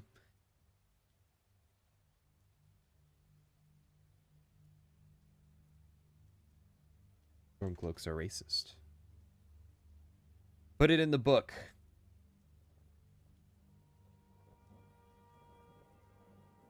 Orcs in the current zeitgeist are both just Tolkien and Warhammer. Yeah. I mean, basically. And they act like a bunch of misguided and violent rebels. Ah, yes. In some ways, Skyrim does a pretty bang-up job of handling the concept of this civil war, with NPCs commenting on your political standings, and yet then, on the other hand, it often doesn't at times, with the player being able to walk freely throughout areas aligned with the opposite faction. No, I know the Stormcloaks are racist. That's what I've been saying, okay? When I was a kid, it was known that if you went to the wrong part of Seattle as a person of color, Ulfric Stormcloak would actually roll up next to you in his Rolls Royce, and he would do a drive-by shooting where he would gun you down if you were anything other than white. This is known. And often in the passenger seat reloading his guns for him was Noah Caldwell Gervais. And they sided with. Where it all goes to bollocks, though, is where the dialogue's concerned. Now, Skyrim always takes place from the perspective of the player. There's no cinematics or anything like that. So when something happens, you're always seeing it through the player's eyes. Then we understand each other. Good. What this just I forgot that he does these weird cutaways where it's like he'll have a character in the game affirm what he just said. That's like part of his style.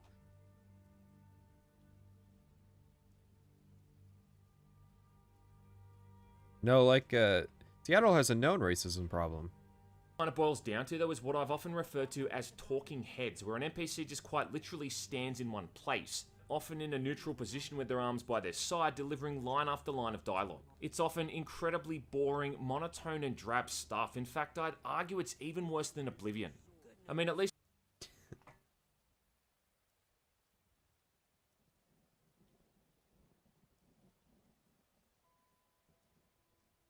Okay. I'll take it. I'll just take it. How about that? Seattle doesn't allow Argonians inside the city. It's true. A lot of the Argonian community has to live down in Tacoma. They're actually not allowed in the city center. Same with the Khajiit. They say that Khajiit are running coke into the city, and so they have literally legalized racism.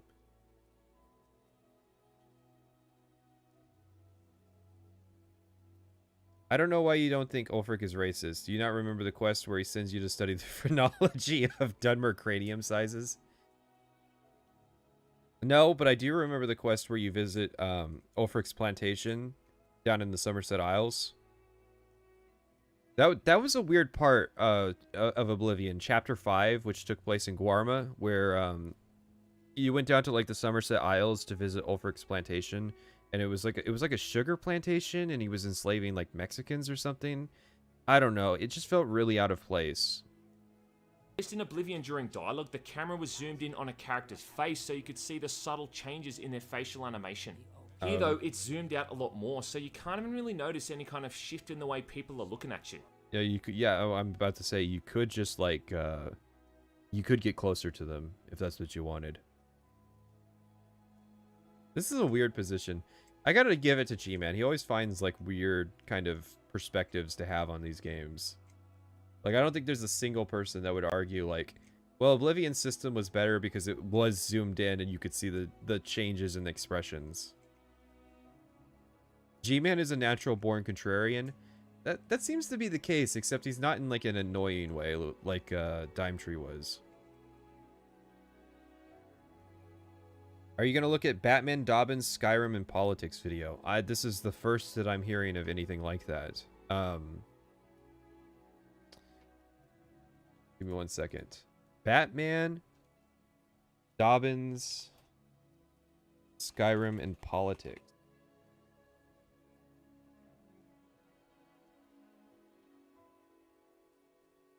I don't see what you're referring to.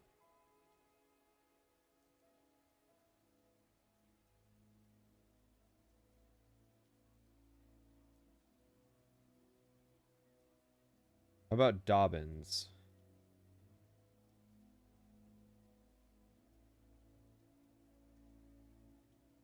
You should watch Mr. Caption's analysis of Skyrim. Oh yeah, active developments on that. We got the whole thing. It's in 144p, and then we have the first 45 minutes in 480p. So we have the video. We're just kind of hoping for higher quality versions of the video, but you'll probably see it on like November 20th or something like that, because it's definitely going to be like a Saturday thing.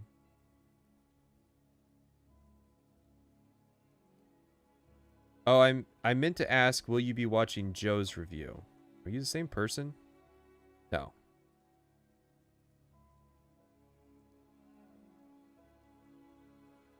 What about a Vartis Skyrim video? That rings a bell, but I don't know what that is. Give me 1 second. And I'll look.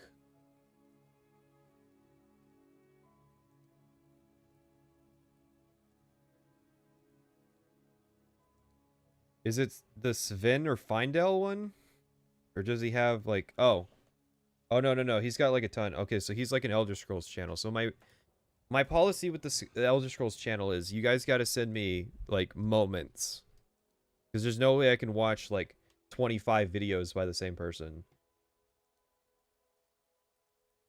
Yeah, like someone said above, G-Man is primarily an FPS review channel. If I'm not mistaken, he isn't the biggest RPG fan in general. Bound to say some wacky shit. Well, that's the thing, is it's a different perspective.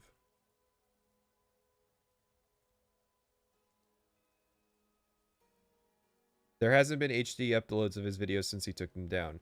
Yeah, I know that the re-uploads that go around are 480p. I was kind of putting it out there. If there's anybody out there who has 480p or higher of fuck's sake, of Mr. Caption's Skyrim videos, it would be much appreciated if they were uploaded, particularly like the latter hour and 15 minutes or so.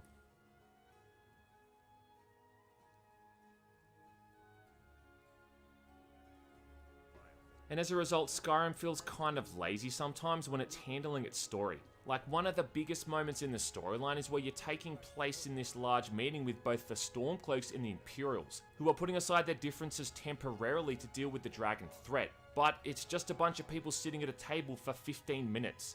Feels like you're watching like a boardroom meeting or something, more than it does a bunch of people squabbling like petty children over issues regarding the future and the safety of the world. Yeah, that's kind of the thing about political meetings.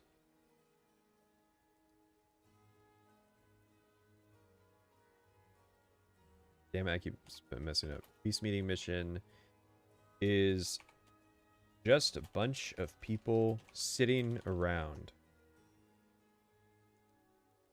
Was he not paying attention to the part where Ulfric threatened to walk out if the Thalmor representative didn't leave? Like, there's some pretty petty stuff.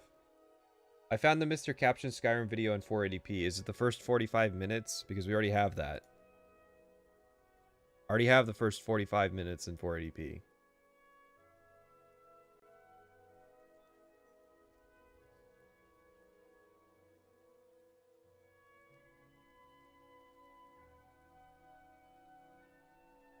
I think he's saying he wanted them to be more emotionally animated. You're probably right. It's another one of those. There needed to be more spectacle, man. I wish there was more shit like this, where it was just two factions verbally confronting each other. Even when this conversation heats up, you'd expect someone to get out of their seat or maybe shout or something. But They literally did. Like, they refused to sit down until the issue of the Thalmor representative was resolved. That's literally how the quest plays out. The video is called Let's Politicize Video Games. He talks about other games, but directly states Skyrim predicted 2016 election. Okay, so that's why I didn't find it. Let's Politicize Video Games. That sounds like an extra credits video. Ah, yes. Okay.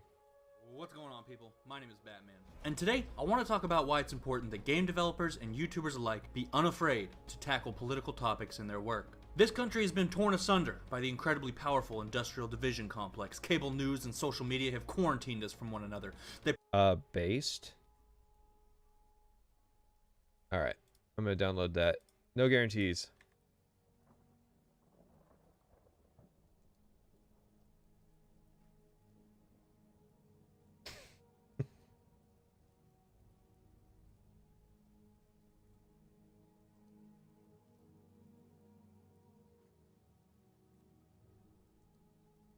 It takes me a second to download stuff because I use YouTube DL, which is literally a just a command prompt, but it also consistently gets me like decent quality versions of videos.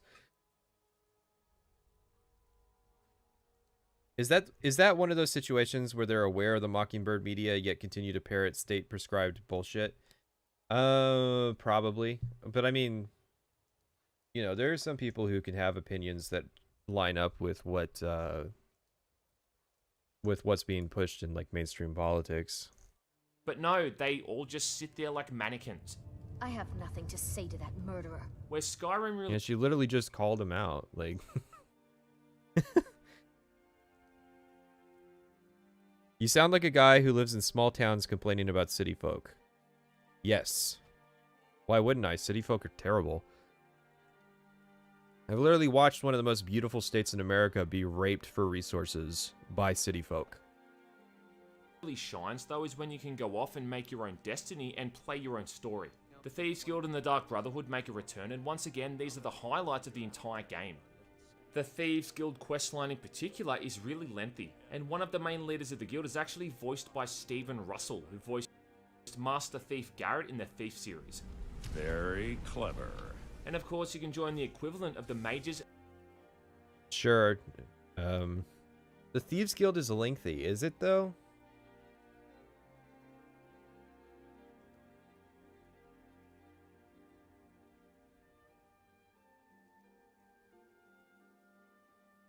Celebrity? I'm gonna have to give it a 10 out of 10 with the badass seal of approval. And the Warriors Guild too, both of which have their own extensive... The Warriors Guild. That's gotta be like the most like the names of the factions just keep getting like more corrupted as time goes on. So now we're just down to Warriors Guild. And soon it's just gonna be like the Stabber faction.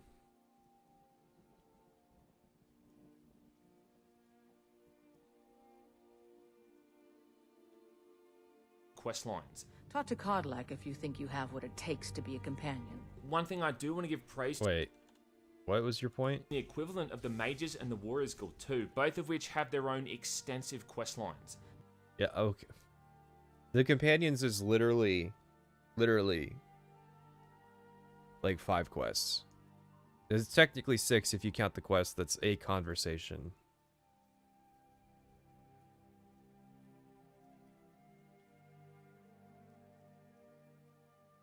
I like some of G-Man's videos, but he has some really shitty takes sometimes. That's generally what I've heard. That's what makes him interesting, though, is you could have somebody who always gives good takes, but then they're kind of boring because it's just, yeah, they're saying everything that's reasonable. But then G-Man comes along and goes, the Companions is a full, lengthy faction.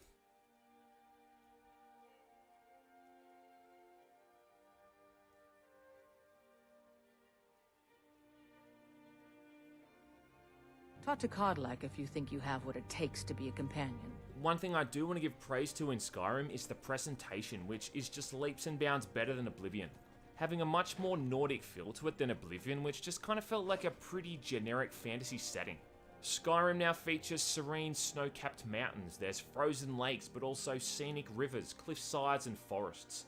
It's a downright gorgeous looking game at times in terms of the environments, and there's just so many times where I'm playing where I just stop for a second to take the whole thing in. The attention to detail with the sound design during these moments is just kind of incredible as well. Whether it be the trickling of a nearby stream or the howling gale force winds on one of the game's many icy summits. I mean, it's just awesome stuff. Another improvement is the character models. Now, NPCs no longer look like they've got facial deformities, and they look more like real people. There's noticeable physical differences between all of the races, so you can easily distinguish the difference between, say, a dark elf and a high elf. Problem is, the engine is downright broken if you try to play it at a higher frame rate than 60. And if you try to play it when it's higher than that, well, then you're going to see some serious shit. Jeremy Soul's also back to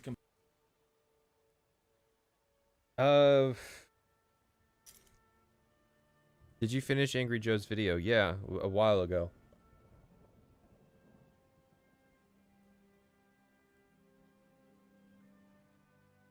The metric is the engine's broken at a high frame rate. But you could have just stopped at the engine's broken.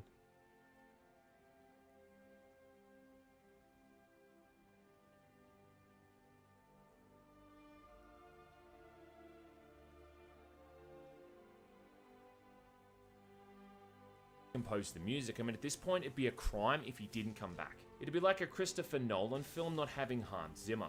Standing on the top of a mountain or moving through some random forest and then realizing you've got this stunning orchestral underscore just really helps immerse you in the game world.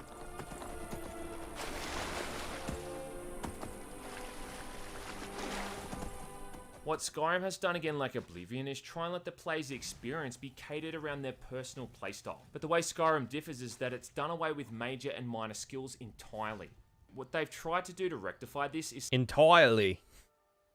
Where's he from? Should I ask the seller to take money off the closing costs or ask him to drop the sale price for the house? That depends on... has anything happened? Or are you just, like, trying to negotiate? If you're just trying to negotiate, then you go for the sale price. But if there's been a development, like, the old owners need, like, 1 more week, then the closing cost is what you would hit. Australia! No, I don't think he's a Kiwi.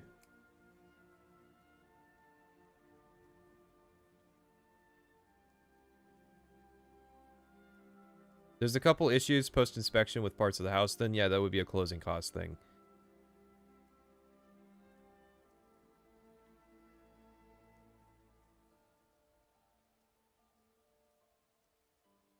Something called standing stones. Now, these are monuments you find at the start of the game, and the first 3 you'll come across is the Thief, Warrior, and the Mage Stone. Picking one of these stones is going to make it easier to level up that relevant skill tree. So if I picked a thief, for instance, I'm going to be able to level up my sneaking faster than I could my heavy armor. In Oblivion, what you'd instead do was choose one of these classes at the beginning of the game, of which I think it had like 20 or so. And then this would decide what your major skill is going to be. So if you're playing... Or you make a class that like 95% of people probably did.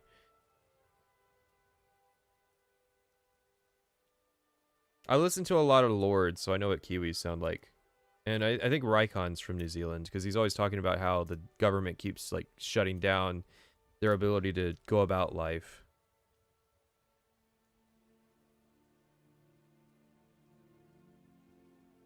Has anyone ever picked a default class? Probably if you were like new to the series. And you kind of didn't want to be bothered with like the sort of analysis paralysis that comes with picking all of that information. You would just you would go with the auto recommendation, or pick something that sounds cool. Like I know a lot of people like to do I am a knight and I use a longsword and I'm a human as their first playthrough, because that's typically the safe thing to do.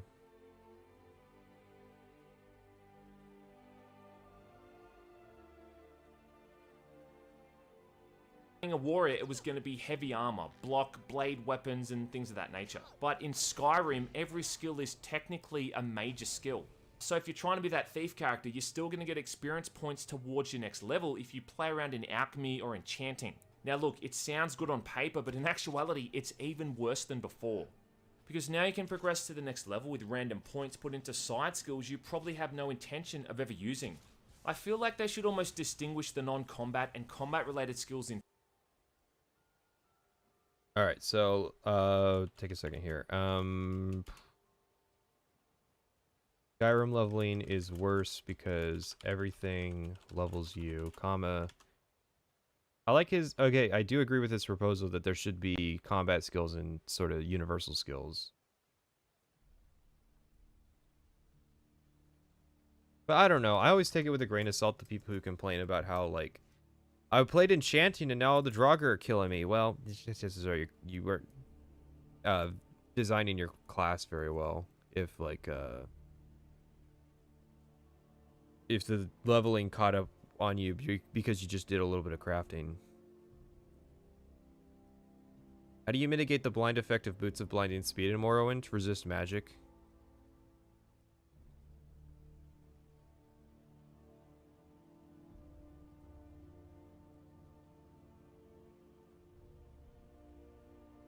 If you enchant right, that shouldn't be a problem. That's what I'm thinking is, unless you were like, you were just spamming iron daggers, and you like you leveled 10 times, and even then you still get the perk points. It's like,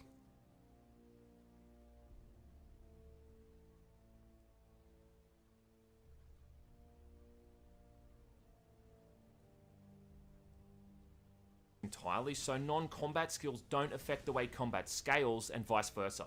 The other thing is that the points you earn for a skill aren't going to... What's the vice versa of that? Combat skills don't affect how crafting scales?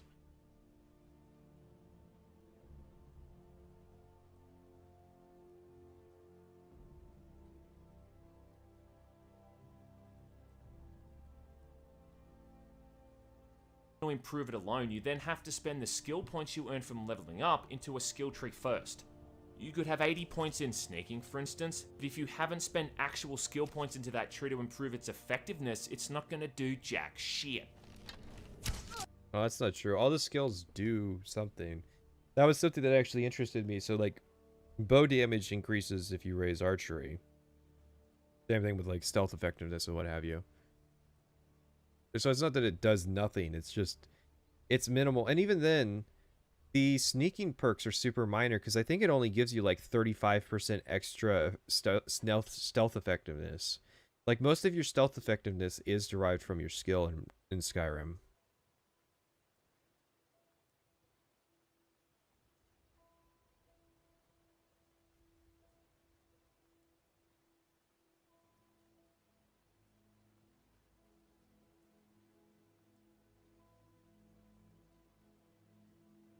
What's everybody's favorite grinding skill? Mine is illusion with muffle because it's very easy to space and it gives good XP. I don't like grinding in Skyrim.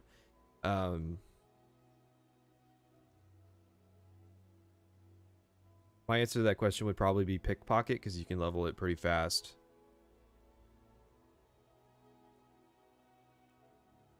Is that 35% additive or multiplicative with your base skill? I think it's additive. It's still pretty minor. Like having that 35% isn't as big as having 80 points in sneak. And gear is also part of gear is also a big part of the how effective you are at sneaking.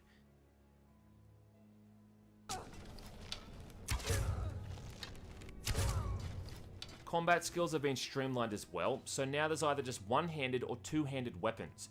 And then of course you've got archery for bows. There's no more hand-to-hand, blade or blunt weapons. Acrobatics and athletics are removed entirely. Gone are the days of jumping across rooftops like some fleet-footed cat burglar. Now you're just stuck on the ground with the rest of the losers in Tamriel. How boring.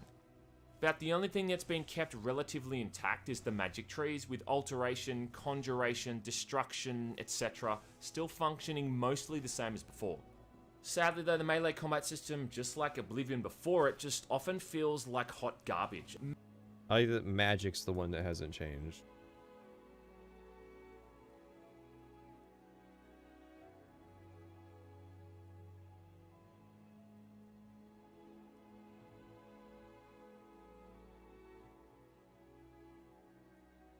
Everybody forgot mysticism. What's mysticism? Stop bringing it up. That kind of went away in Oblivion though, right? How high can you jump with high acrobatics in Oblivion? I remember you didn't jump nearly as far as you did in Morrowind. No, but high acrobatics in Oblivion is still something pretty notable. There is no mysticism in Skyrim. What? I see mysticism all the time. You did not. There is no mysticism in Skyrim. Maybe you can forgive Oblivion for the time it came out, but I mean now in 2011 when Skyrim was released, this whole thing just felt really dated. I'm still kind of genuinely amazed at how much time and effort has been put into certain aspects of Skyrim's mechanics, and yet how a lot of it is still just the absolute bare bones needed to scrape by. And there's no better example of this than when engaging in melee combat. Regardless of the weapon you... Looks way better than Oblivion to me. You should use an example where you're just like chopping away at somebody who isn't taking any damage. Like a Draugr Deathlord.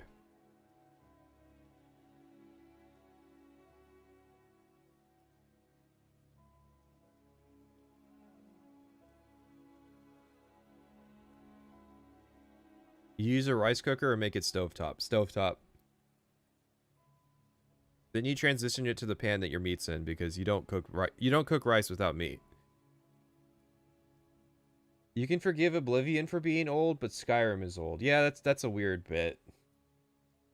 You're using, you've got a standard and a heavy attack, and then of course you can block, but there's still no kind of parry system. There's not even any kind of dodge move, and about all you can do is swing like a madman and hope that your damage output and your health points are higher than whatever you're fighting. The spell system has at least been improved to an extent, like spells now actually look like the element they're supposed to be. In Skyrim, a fire spell looks like fire. The lightning looks like lightning. The schnozberries taste like schnozberries. What's also...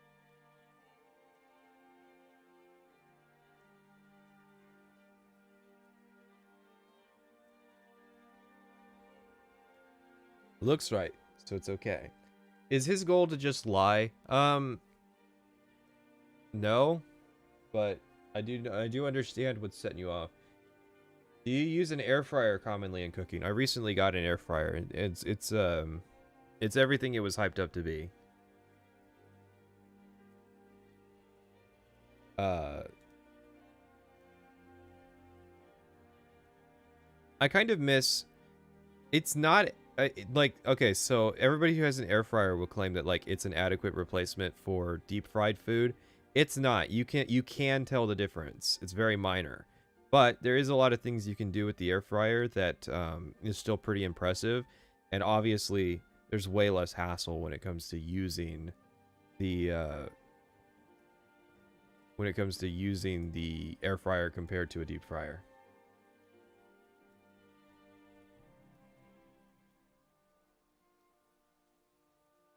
Oh no, I would absolutely agree that Skyrim combat feels dated. It's just a weird way he presented it. Where would I rate an air fryer? I would definitely, I would put it up there with like the microwave. You can make good food with an air fryer, but it's a lot more about the convenience of using it than the actual, the quality of the food that will come out of it.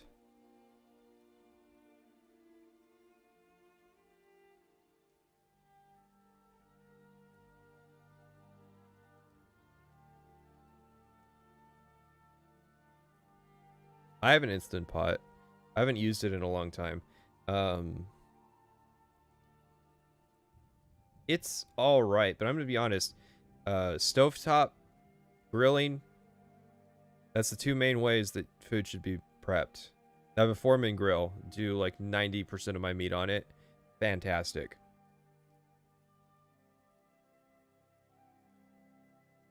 Whoa there. Air fryers are at least as good as toaster ovens. Yeah, I guess. I'd say, like, toaster oven is the middle. Also pretty neat now is how you can choose to have the weapons or spells in your left or right hand, with the spells or attacks being activated by the left or right mouse button. And this actually works pretty well for the most part, giving a fairly high level of customization to the player in terms of how they want to handle combat. Like have a lightning spell in your right hand and a healing spell in your left hand, or maybe an axe in your right hand and a fire spell in the left. As Captain Planet used to say, the power is yours. Yeah, you can walk like 25 miles and put a bucket on a dog's head and kick him in the nuts. Steaks on a Foreman grill is godly. Yes. I would agree with that.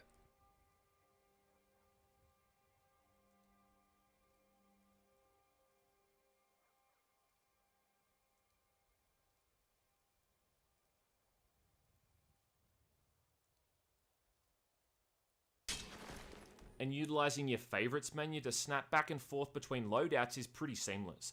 This I think is probably the best new addition to the combat, and it makes a spell sword build extremely fun.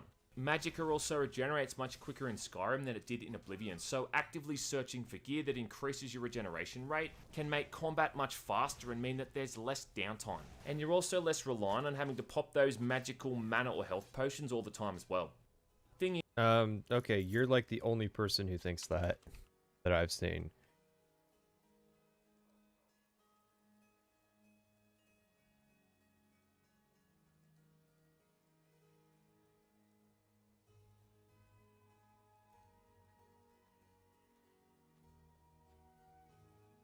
But I can't have a shield in my right hand and a sword in my left. I always thought that was a weird thing that... So when you have a sword in your left hand, it doesn't function the same. It's very much, it's very clear that it's your offhand. So yeah, you can't decide like, oh, my character's left-handed.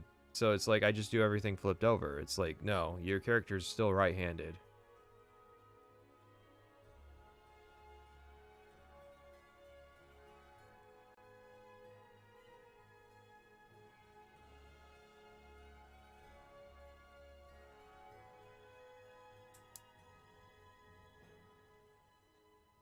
If you can't dual wield shields, then why do you call yourself a Nord? Yeah. Yeah. The closest you can get is shield in the left hand, ward in the right hand. Also, hot swapping a spell puts it in your left hand. Yes. It's very much aimed towards a right-handed kind of person. Double casting in Skyrim is often worse than single casting. So I still have yet to do kind of the math on it and figure out like which spells kind of aren't worth the extra cost, because I would be interested to kind of take a look at. Contrary to what Todd Howard said, I am probably going to be looking at a spreadsheet of spell costs to see which one's better.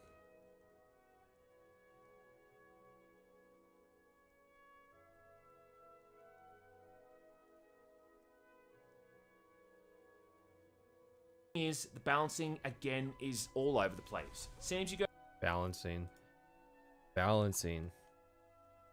Who gives a shit? Come on now. I remember when they revealed that anything can go in any hand promotional material before Skyrim released. I wanted to dual wield shields and shout everyone to death. Yeah, you weren't alone. Go from one extreme to the other, you're either struggling to stay alive against enemies or absolutely obliterating them. And again, all the difficulty modes do is increase the enemy's health points. Though at least now they're clearly defined difficulty modes and not just some ambiguous slider. No, it's literally the same system, but with less options. So last night,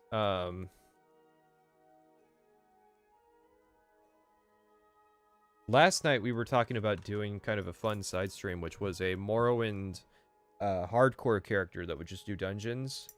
And one of the rules I had to come up for it was you would start at minus 100 difficulty and add 10 points every level. Because, that's a really hard thing to do, to not be able to go to towns and survive just dungeons.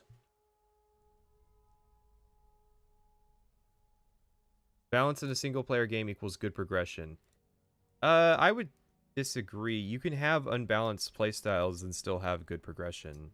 I would think like a Watch Dogs game would be a good example, because like typically just like hacking from the cameras is kind of overpowered in Watch Dogs, but it still has a decent-ish progression system as far as I remember for the combat playstyle, particularly turning it into like a slow mode simulator.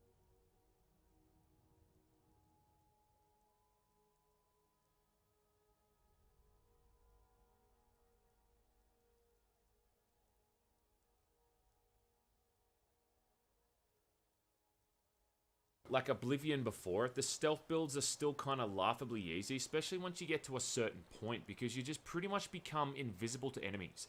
And those problems with the balancing don't affect stealth builds quite as much, because you're probably going to be avoiding most enemies anyway. The fix to this is dabbling around with the smithing and enchanting, which can quite literally break the game and allow you to create gear that can just destroy anything you come up against. Simply maxing out smithing is powerful enough as it is, but with enchanting you can create gear that fortifies smithing, which makes it even more broken. The trick is that once you've decided what kind of weapon you're using, you can fortify all of your gear for that specific category, making that weapon group extremely powerful. And the kind of gear you can create through this system pretty much shits over anything you're going to find in the game normally. Yeah, and I'm basically going to put that down as crafting is powerful, smiley face.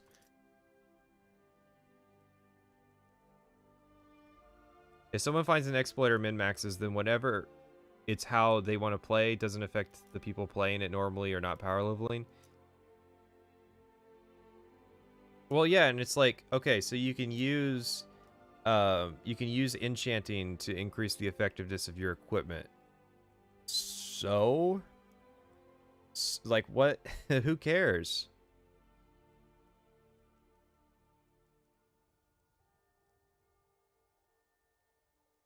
No, this is helpful. Look at all these notes. Look at all these notes. Okay, now let's go back up to Salt Factory.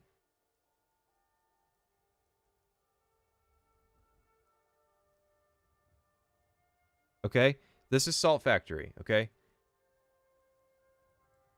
Now you might say that's a lot. That was 2 hours, okay? We have like as many notes from 12 minutes of this video as Salt Factory gave us in 2 hours. At least he's saying stuff.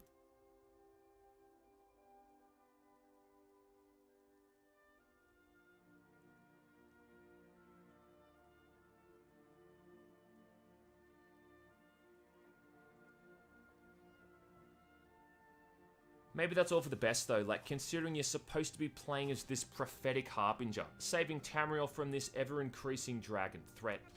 At the heart of Skyrim is the theme of this player being the Dragonborn, and seemingly at random and often with hilariously bad timing, you'll have a dragon appear in the sky and start attacking you. Beating dragons is essential for earning dragon souls to unlock more dragon shouts, and also because dragons drop scales and bones, which you can then use to craft dragon armor, which is some of the best in the game. Dragon attacks are... Emphasis on some. I find it funny that people really like using the dragon armor when Daedric's actually easier to craft.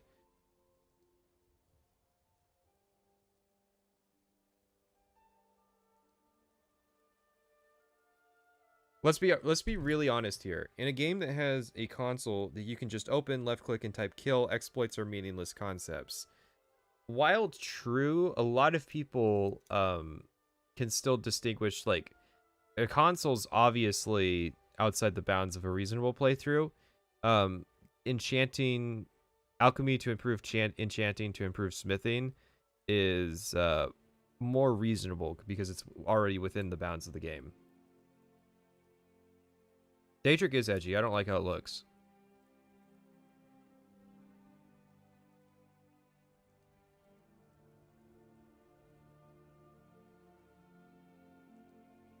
Daedric hearts aren't too bad. There's that... You can go to the Mehrunes Dagon Shrine, or you can just buy them from potion shops. There's some in the companions, too.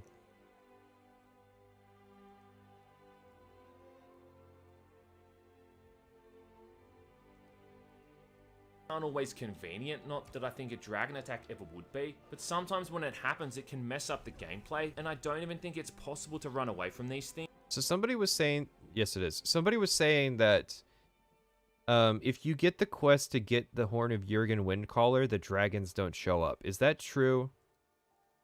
Is that a thing? Because that's useful information. Because I want to... My thought process for the main quest character is I'm going to do all the side content first. The problem with that is I want to start the dragons before I do that, but I don't want the dragons killing a bunch of NPCs along the way. So it's like I want some way to start the dragons but keep it limited so that they show up in the world, so that I can go to the dragon peaks and fight them in controlled environments, but that they won't necessarily show up and kill non-essential NPCs. Dragons don't show up until you turn in the slab. Yes, I know that. But there was this sort of theory that somebody was saying you can stop in the middle of the Horn of Jurgen Windcaller quest and they won't show up. Well, no, it's not that I don't want them to show up at all. I want them to show up. I just want them to be at the peaks. I don't want the random dragon fights.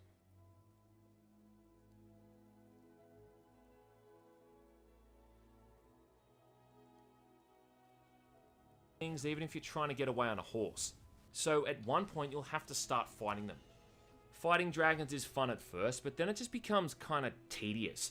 You only ever need to do it to unlock more shouts and if you want to craft dragon armor, but once you've unlocked... The worst part of steel plate is that it's tied to the scaled armor perk, which means it's in the light armor side of smithing.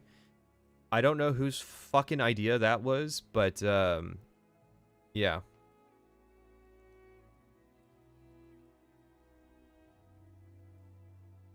Unlocked everything you want, there's no real purpose to it.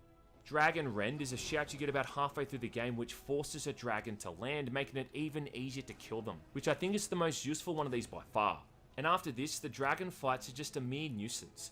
Fusrodar is the main dragon shout which got marketed out of the arse around the time of the game's release. And hey, what makes it the main dragon shout?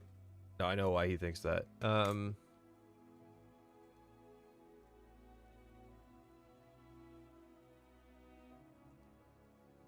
That's just like the Ebony Blade scaling with one-handed. Yeah. You have to go down the light armor perk to raise up steel plate armor. Or, and I mean, I brought this up as well. If you have a glass sword, then you have to go down the light armor perk, the light armor side of the smithing perk to upgrade it.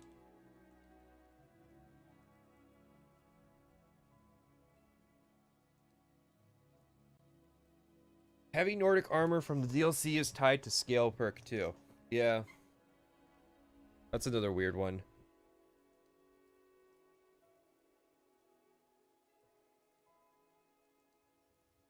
Well, Stalrim makes sense because it's heavy armor. So it makes sense it's on the heavy armor side. Jason Schreier just tweeted that Skyrim has aged well. I'm going to look it up.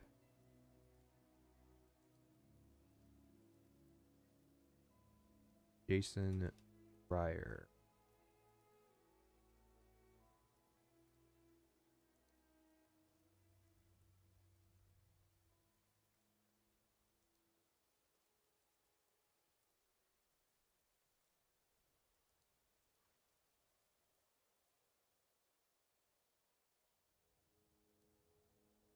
let me just pop a little retweet on, or no, actually I will quote tweet it.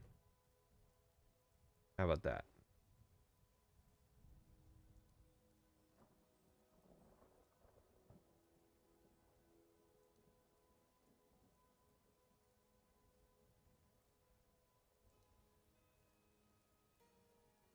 I've been replaying Skyrim for this week's Triple Click, no clue what that is, and man, talk about a game that's aged well. Even without mods, it's still just as absorbing as it was 10 years ago.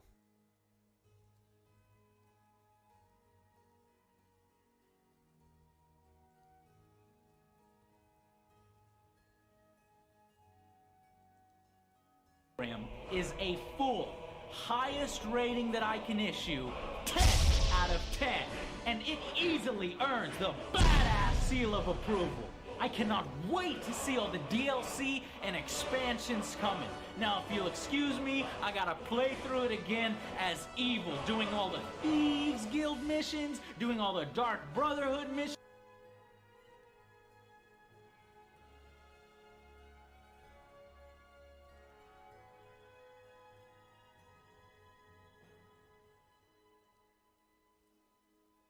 I think you messed up your whatever you're trying to do there. Did he block me on Twitter?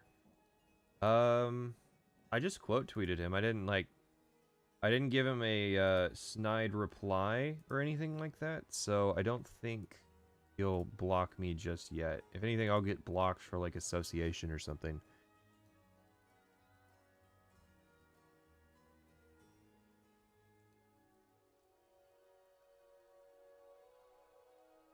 Is your keyboard broken? What's going on, Shannon? Is there a way I can just clear you out without banning you? I can put you in timeout. How about that? We'll figure out what's going on. You got 5 minutes to figure out what's going on with the keyboard.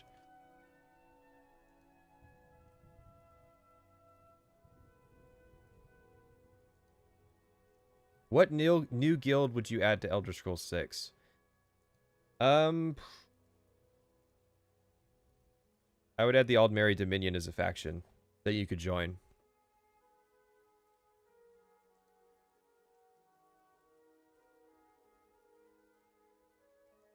Look, I won't lie, this thing is pretty fucking badass. Oh, he's talking about Fusroda.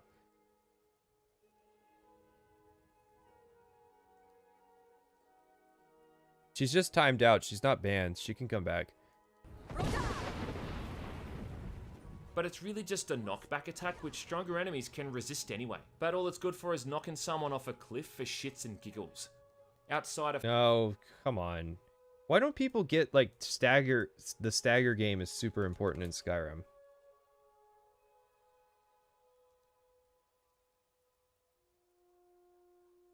Pimp Guild. I approve of the Pimp Circle.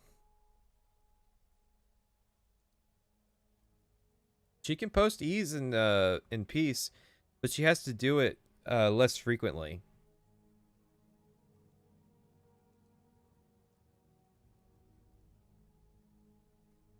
The stagger game is so important in Skyrim and Oblivion. It's pretty much the only like nuance to combat, and it's amazing how many people are like, Skyrim's combat needs more nuance, but then they don't use any kind of shield bash. They don't even try to parry bash or do any kind of staggers with shouts or anything like that. So it's like, why are you complaining that the game lacks complexity when you're barely engaging with the systems that you are offered in Skyrim? Yeah, ease out for Shannon.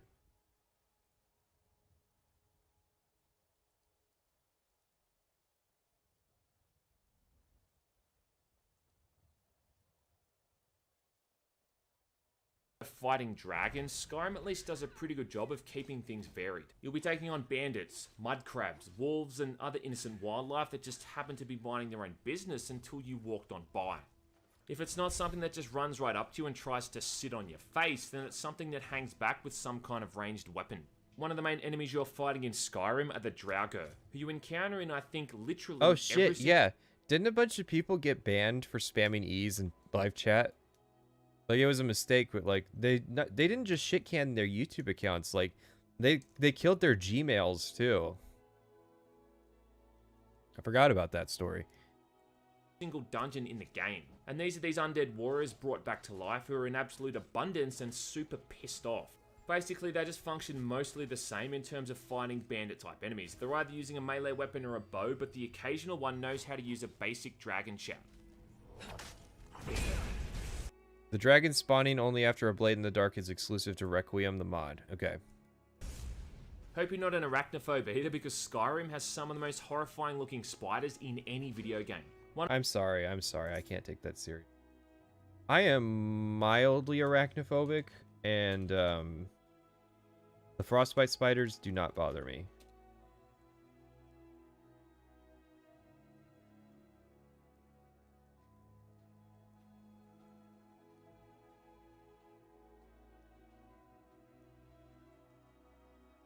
God damn it, it's WebP. Alright, I'm gonna ask you guys. One's in the chat, does this bother you? Do in the chat if it doesn't.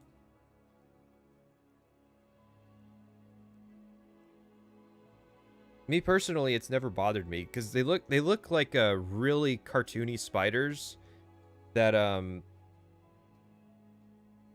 yeah, like I don't think anybody has an issue. Most people are kind of arachnophobic because spiders are scary, but most people, it looks like, see this and go, because it's super cartoony. It doesn't look like an actual like a scary spider. I mean, despite the fact that it's like the size of a bear.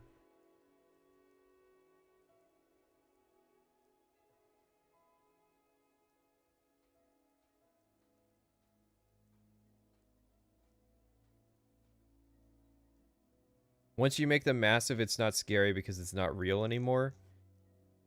I mean, that's a way to look that. While that is a way to look at it, my big thing is like, okay, I'm in a setting, I have a sword, and these things are coming at me. I'm gonna fucking cut that sucker up. You see, small spiders are scary because we don't have like the tactile movement to kill them without any kind of tool.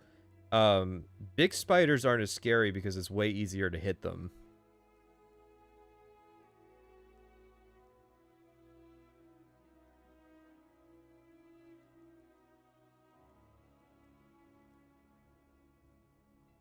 One of the first quests in the game has you fighting this giant bastard that just drops out of the ceiling. And I actually screamed like a little bitch when it first happened. I mean, I live in Australia. We invented spiders, and this thing still scared me. Okay. Sure.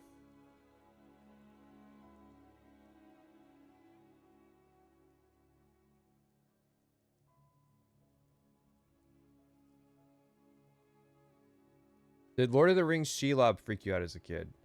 Yeah, but that one's like, that one's made to be more scary.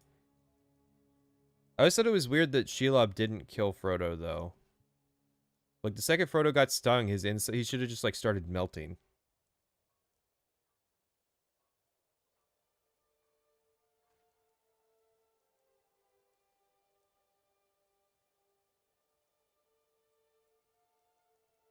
Holding a tarantula is less stressful than a mouse. Yeah, but that you can get used to a tarantula. Tarantulas are like a special kind of spider because most people know that like their stings aren't too bad. They're hardly venomous. It's like a bee sting, and so that they're very common to be like sociable pets. There's just something about the way they scuttle around, and the fact you're often fighting them in caves, which means you... Didn't Sam have the ring, though, when he killed Shelob? Like, that seems a lot more possible. Can't run away. Makes it just even more frightening. These things still make me break out in a cold sweat, alongside the spiders in Dark Messiah of Might and Magic and the Trites in Doom 3. There's actually a mod that someone made that replaces all of them with bears instead, and I have to say that's not a bad mod to install, along with the one that lets me have sex with a high elf. Sadly though, there's not all that much variety to the dungeon. Your sword will bounce off of kite and then the spider will rip your body into it with a light limb movement. I kind of disagree because It's still got joints. And I mean, you know, spiders are spindly creatures. They don't have particularly thick limbs. Plus, you'd probably break its leg, even if you hit it with a sword.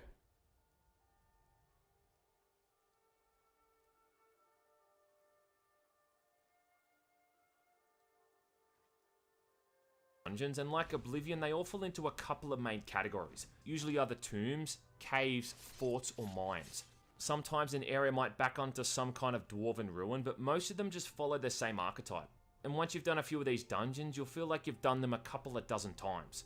The allure in Skyrim is supposed to be exploring all these dungeons and finding dragon shouts at the I thought the limit on insect sizes had to do with the amount of oxygen that was in the atmosphere.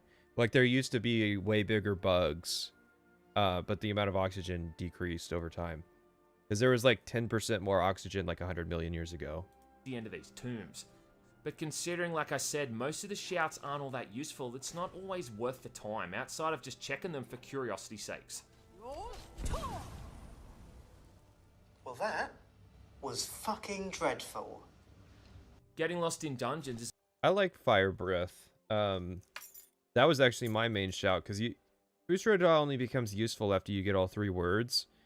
But, like, Fire Shout's good extra DPS. Because your primary stagger game should be Shield Bash if you're a melee character.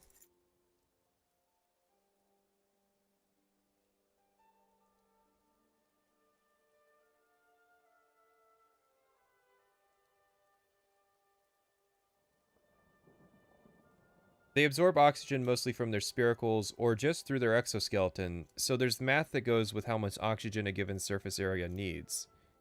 Sure, but I mean, like, more surface area means more oxygen, right? I know inverse square law is a thing with how big animals can get physically.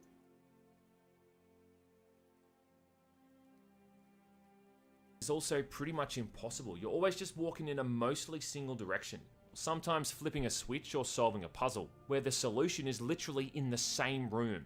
And once you've finished a dungeon, there's always a shortcut that loops you right back to the start. Oh, yeah. Square cube law, because it's obviously a 3-dimensional shape. And I think a lot of the real problems in Skyrim stem from it just being too forgiving to the player in so many ways.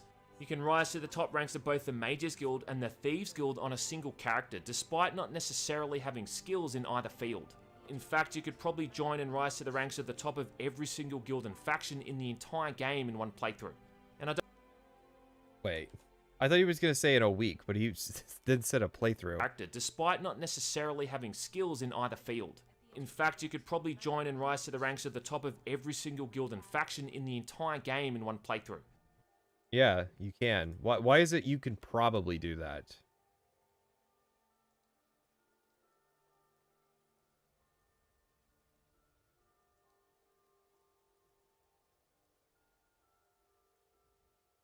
More volume means more meat. More meat needs more air. Surface raises quadratically. Volume goes cubically. Okay.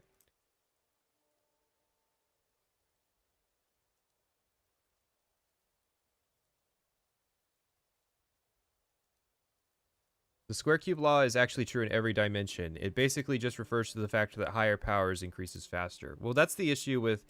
So everybody's been getting scared of the coronal mass ejection lately because there was a big rush of science videos trying to scaremonger people into being afraid of them.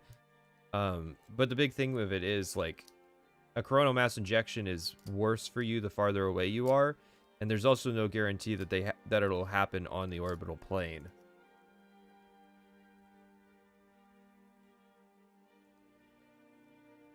But that doesn't sell the video. And I don't fucking care if there's some kind of mod that fixes this. I don't. Oh, that's a good line. There you go. Based. I don't fucking care if there is a mod that fixes this. Based opinion.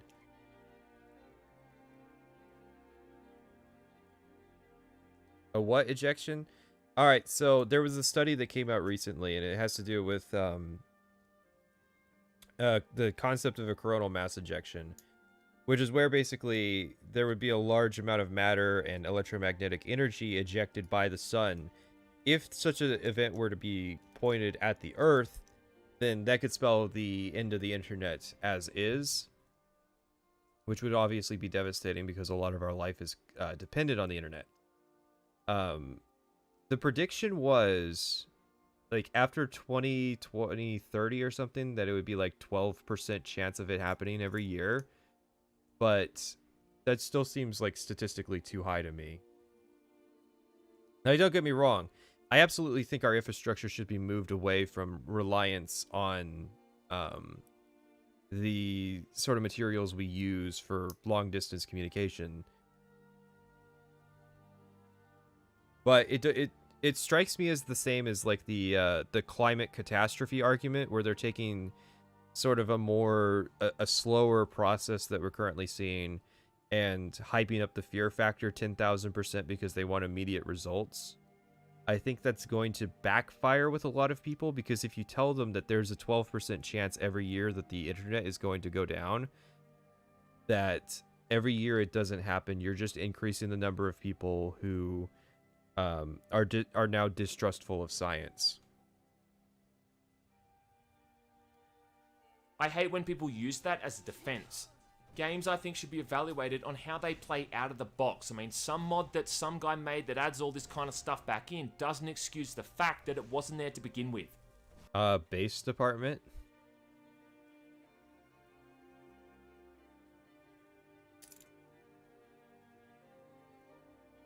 Okay, so their big theory with it is a lot of the internet is reliant on copper wiring that would be the most affected by a coronal mass ejection. Or like, okay, so this is something that evidently happens frequently in human history. Like the last one was called the Carrington event. It happened in like the 1860s, and it had no noticeable impact on life on Earth. This thing happens frequently. We have a lot of iron in our core, so we have a strong magnetosphere. So it's like it doesn't strip our atmosphere and kill everybody, right? But the thing that's changed since the last big one that hit Earth is that we're more reliant on technology that would be vulnerable to such an event hitting the planet being destroyed by such a process. So that's their big concern. And it is a concern, but it's not freak out the common person by using incendiary language kind of concern. The modding scene from Oblivion is really responsible for introducing modding as a viable way of improving the fundamental flaws of a game. And this is also something that ended up being the case with Skyrim. And yeah, with mods you can make Skyrim to be a... Well, skepticism is a healthy part of the scientific process. It's just a matter of normal people shouldn't have extreme skepticism to the point that they just assume that they're being lied to. Which is what we're seeing with a lot of things. Now, I'm not necessarily a statist who's going to say that you have to trust what the scientists say because they are an authority. Obviously, that's not how it works. But we shouldn't do things that foster people into just thinking that we're full of shit when we say this stuff. A pretty damn polished and fun game, but that doesn't excuse the base problems it has. You may have a point. Anyway, I doubt there's going to be a mod out there that fixes this animation. I mean, just look at it. I think there is. Yeah, this is like the big animation I was talking about with the drift that happens. And on that note, Skyrim wasn't without its fair share of bugs. On launch, you could even permanently break save files. I had the game on launch? Try the PlayStation version today. Both the PS3 and PC, because my PC at the time was a goddamn toaster. And on the PS3 version, I'd played for a certain amount of time. In my case, it was about 60 hours. And then at that point, it seemed the PS3 just couldn't process all the information, and my save file would either crash or just lag horribly. You would do a lot better for yourself if you just like looked up what the issue with the PS3 was so that you could tell people.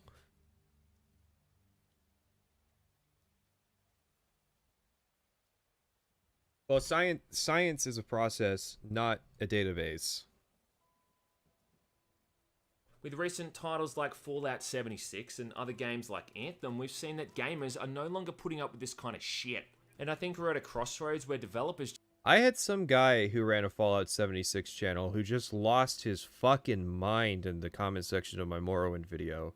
He was talking all kinds of shit. You just hate Bethesda, you're just jealous of their success. Fallout 76 is fine. It's like, dude, I have barely even brushed on Fallout 76 being a thing. You don't have to be this defensive. But yeah, the Fallout 76 community is pretty wild.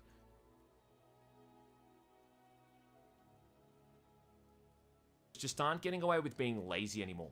And it would have been interesting to see if Skyrim got released in the current year with some of the problems it had on launch, if it still would have got the glowing response it had back in 2011, or instead been the target of countless outrage culture videos on YouTube instead. Skyrim killed my family and shat on my dog. In-depth analysis number 29, video by some fucking asshole. And it's got the googly eye things, which I think is the Skyrim's design is insulting or something like that. That video. This is interesting.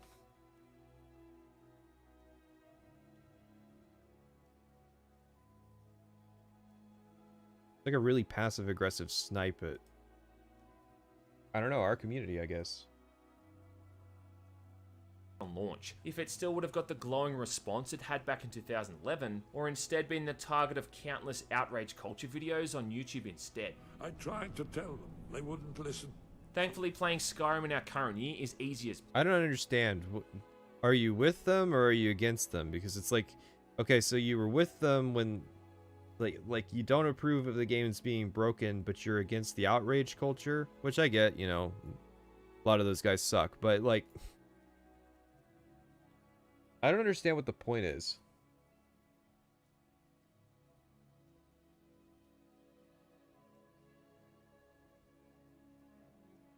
It's funny that he thinks that gamers aren't putting up with this shit anymore, when the reality is that Bethesda isn't everyone's favorite dev anymore. Yeah, that's kind of the thing, but I mean, gamers are putting up with it. There was as much Cyberpunk apologism as there was Cyberpunk criticism for the state that it was released in. And you have to realize most of the kind of narrative surrounding Cyberpunk 2077's launch was propagated by YouTubers. Outside of the PlayStation version, which was genuinely broken, but CD Projekt Red also did the right thing of delisting it.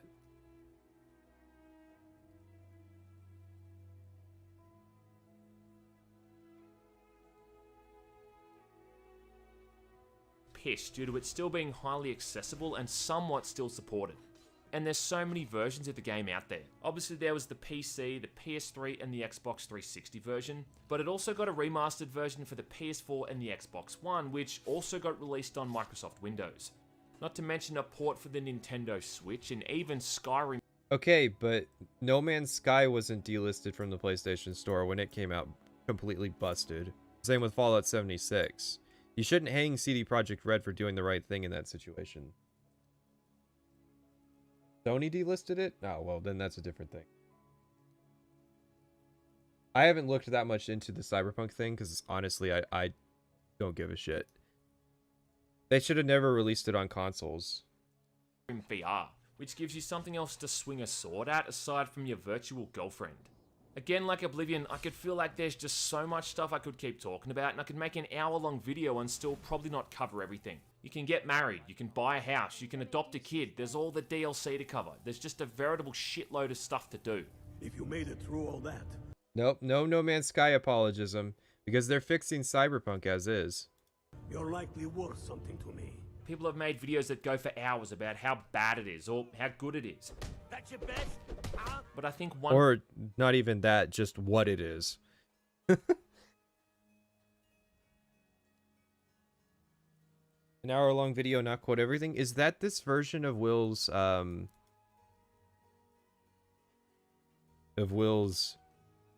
if you'd cover the lore, the video would be twice as long?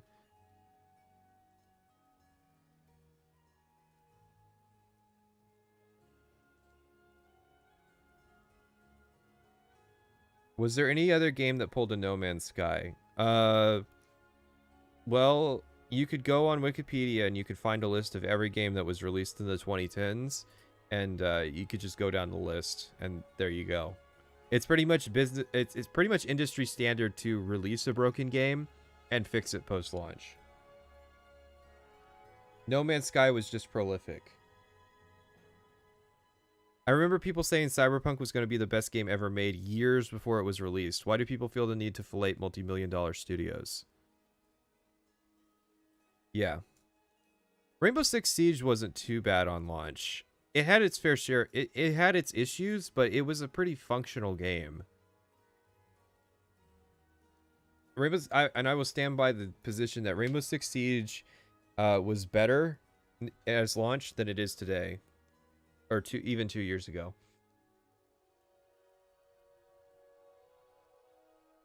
Battlefield 4. Battlefield 4 is a good example.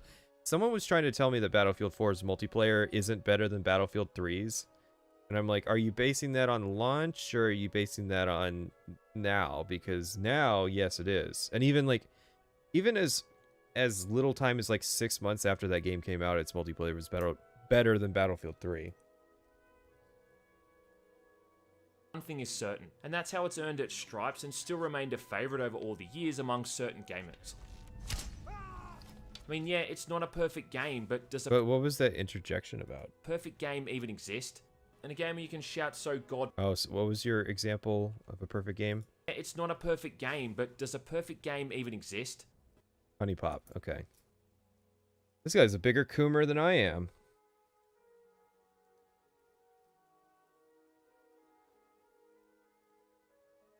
And a game where you can shout so goddamn loud that you can force a dragon to land is always going to be badass on some level. Okay. Cool.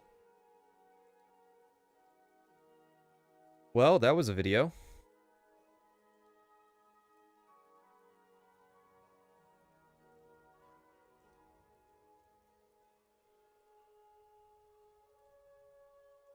Rating that I can issue 10 out of 10, and it easily earns the badass seal of approval. I cannot wait to see all the DLC and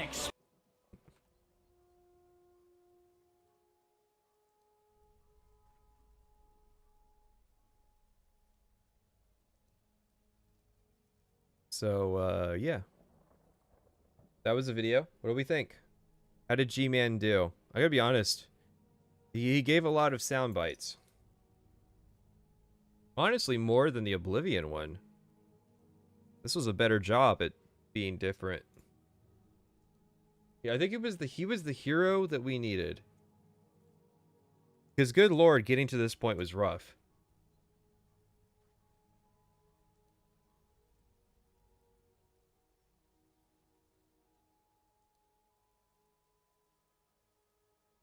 It's not that bad of a video, honestly. I'm surprised. Well, that was the interesting thing was nobody in my Discord ever linked G-Man Live's Skyrim video. But they linked Salt Factory and they linked White Light.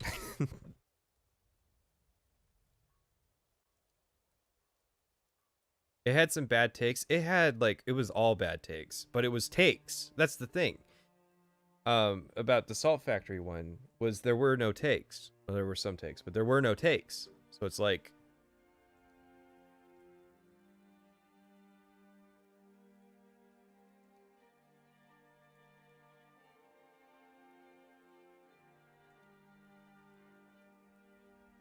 Just watch the trailer for Anniversary Skyrim, and they're literally porting over ESO Fishing to Skyrim. I don't know why I expected anything else. I hate it here. Yeah. I'll be right back. Let's keep talking about the quality of this video.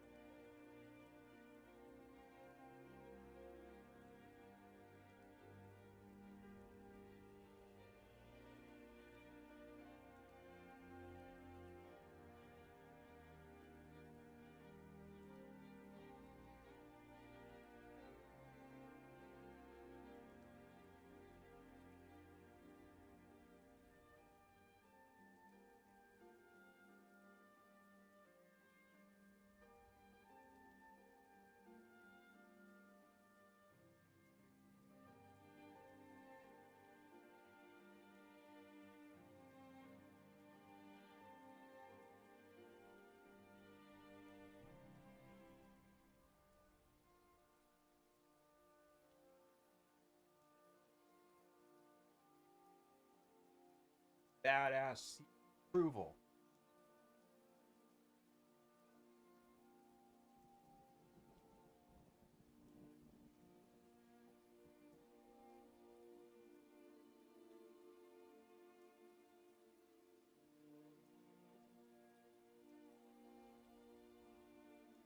I think it is genuinely a Will situation.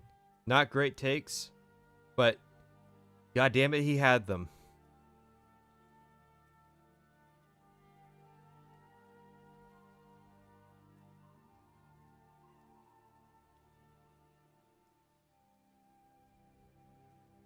I like Salt Factory's videos, but I agree he isn't making arguments in them. It's a different kind of content. He's not pretending to be doing deep analysis. All right, I'm gonna be completely honest. I don't think he's not doing any kind of analysis. It's sort of just analysis is different than observation, and I think that's all Salt Factory was offering with that video is observations. Any particular reason you're doing these note taking at the beginning of the process rather than partway through like you did for the Oblivion video? Partially there was interest in it, and partially I think that this is a better place for it. Like, if I was to do Oblivion over again, I would probably do the streams first, instead of the way I did it. Because it was just sort of, like, coincidental that we started doing the streams. Because what had happened was, people kept asking me for my opinions on Will's video. And I could not get through it by myself. So I live posted it on Discord. And that was a lot of fun. And I kind of had the idea that like we could do streams of that and it would be probably pretty entertaining.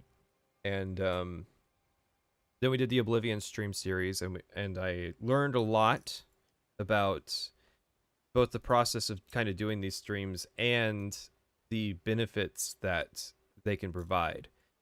I think that the part where I included other people in the Oblivion video was an experiment. I'm going to reflect on that and kind of see how I can better incorporate that into the final product.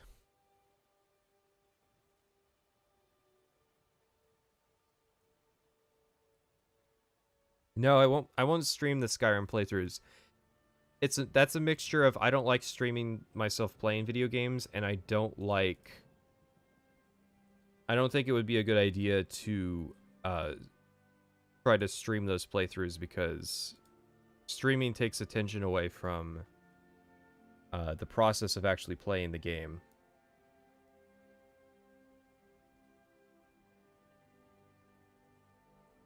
Alrighty, so we've got turn YouTube off, turn the browser on. Got us some Game Informer here. We've got the Elder Scrolls 5. Apparently we're going to be building better content. Skyrim, building better combat. Combat, not content. It is literally written evaluating Skyrim on Salty's video. That's true. That's true. He explicitly went out of his way to try and differentiate it from his usual mode of content, but then he did the same thing. Skyrim Salt Factory. Usually I am pretty generous when it comes to the way that people title videos. I like to meme on Salt because he'll do like, was X as good as I remember? And it's like, I don't know, who the fuck are you? But with this, it's evaluating Skyrim, an extremely shallow experience. So, like, analysis is implied by the title. Unless is he doing my thing where it's like he says that the video is one thing, but it isn't. So it's like, it says it's analysis, but it's obviously not. I feel like that's not the case, but I also feel like somebody would give me shit for like, well, you said your video's quick.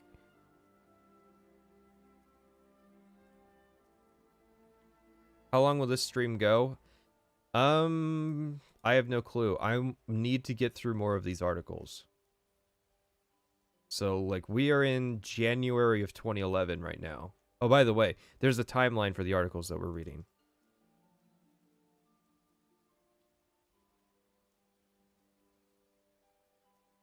so let's hear what they have to say. Actually, I should be able to just play it. Archive.today webpage. We just go down and find the part where the actual article is. Yeah. In game development, the visual improvements, non-player character AI tweaks, and new storytelling philosophies are all for naught if the base activity the player performs the most frequently is uninteresting or unrefined. In the case of an action role-playing game like The Elder Scrolls V, Skyrim, those activities are swinging swords, shooting arrows, or casting spells at the myriad bloodthirsty enemies rushing toward you in foreboding dungeons of Tamriel. Aware of the combat shortcomings and exploits players used in Oblivion, the developers at Bethesda Studios went back to the drawing board to forge a new direction for Skyrim. We wanted to make it more tactile in your hands. Come on, Mark. Mark, get your act together.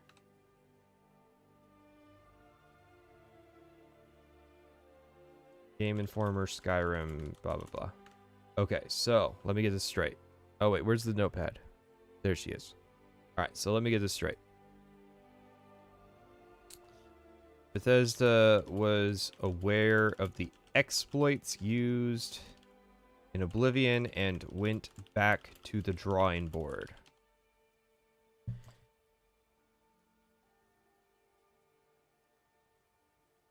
Yeah, well, most people just look at the green text and they go, oh, look, another video I can put on in the background and maybe laugh a few times and not have to skip ads on. Well, that's such a weird thing. And I find it very cynical to just say, I'm going to all this effort so that you could have noise to listen to. Like that it's okay if that's one of the goals that you have when you're making your video, but it shouldn't be the primary goal to just summarize things for the sake of summary.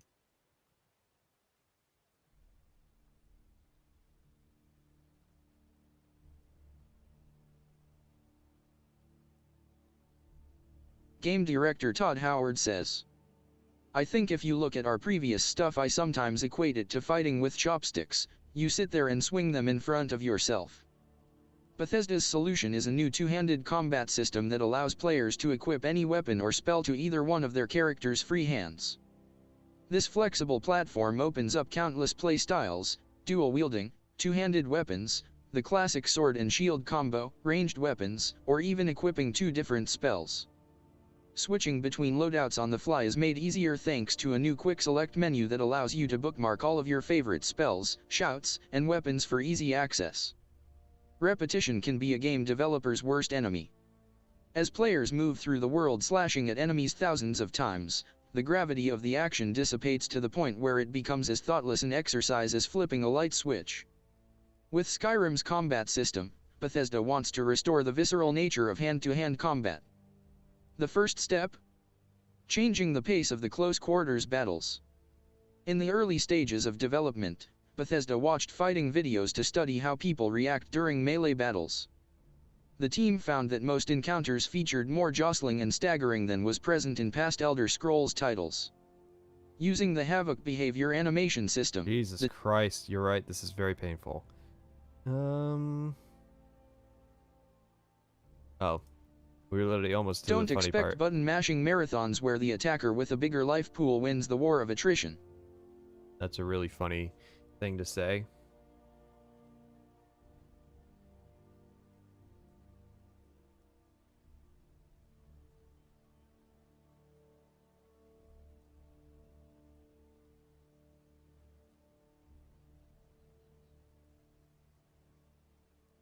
You're not well in defense. In the early, knowing when to block, when to strike, and when to stand your ground is key to prevailing in combat. There's a brutality to the combat both in the flavor of the world, and one of you is going to die, Howard explains. I think you get very used to the idea that enemies are all there for you to mow through, but it doesn't seem like someone's life is going to end. We're trying to get that across. Nothing drives this brutality. Knowing when to block, when to strike, and when to stand your ground.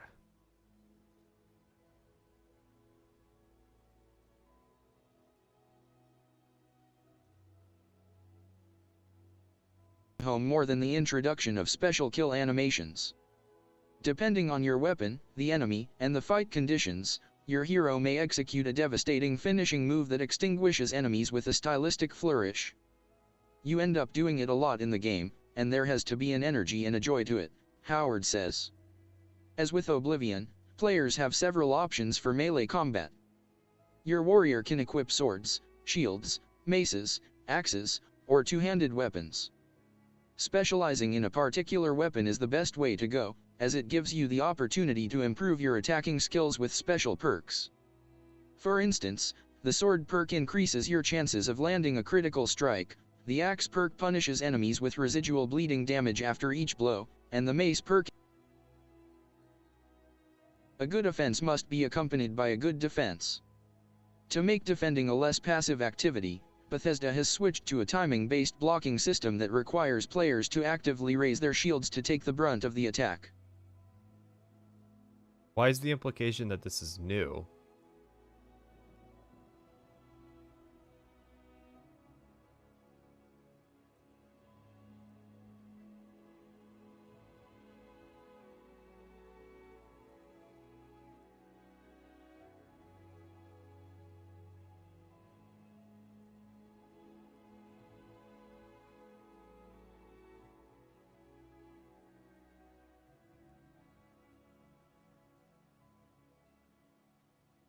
If you hold down the block button, your character will attempt to execute a bash move.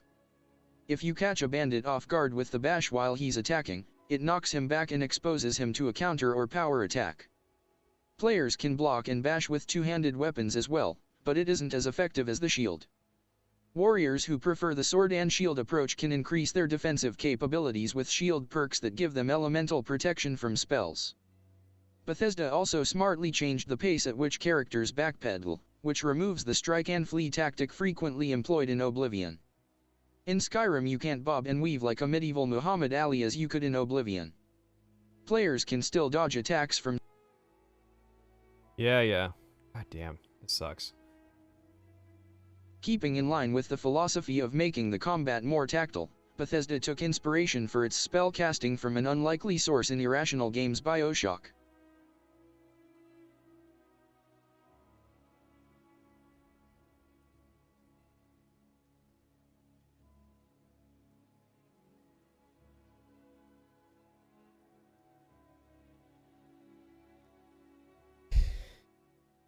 Alright, we're gonna kind of skip through this one.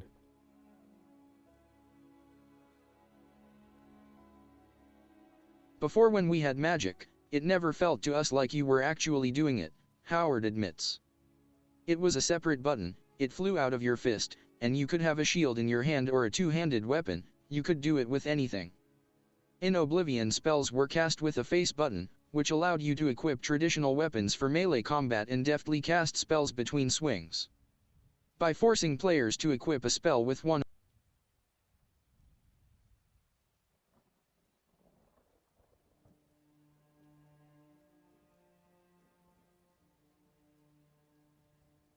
Longtime Elder Scrolls fans may notice that the School of Mysticism is absent. That's an intentional move on Bethesda's part. It always felt like the magical School of Mysticism, isn't that redundant? Howard says. The spells formerly housed under the domain of mysticism have been moved to other schools of magic. One of the more alluring changes to the spell casting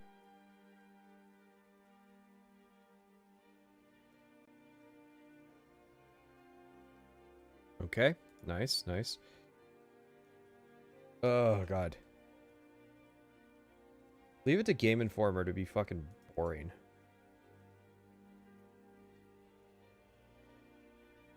I thought they slipped and accidentally hit the delete key. Yeah, well, I mean, you know, accidental heroes. What can you do? In Skyrim is how you can employ spells in different ways. For instance, Alright, we know all this. The Havoc behavior technology gives the spells more visual flair than we've seen in past Elder Scrolls games as well. If you cast a frost spell, you'll see the effects on the enemy's skin.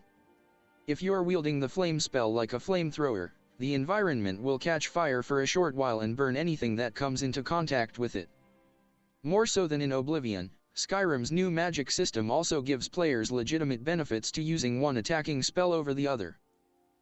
If you come face to face with another wizard, ranged weapon, magicians and warriors aren't the only playstyles enjoying the benefit of combat enhancements.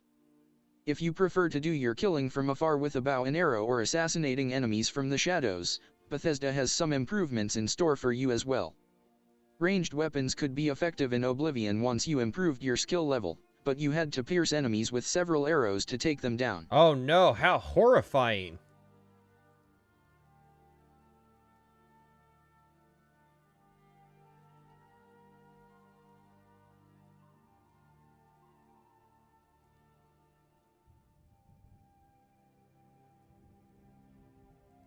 Ranged, as in Oblivion, you can zoom to aim, and the longer you keep the bow drawn the more powerful your shot will be.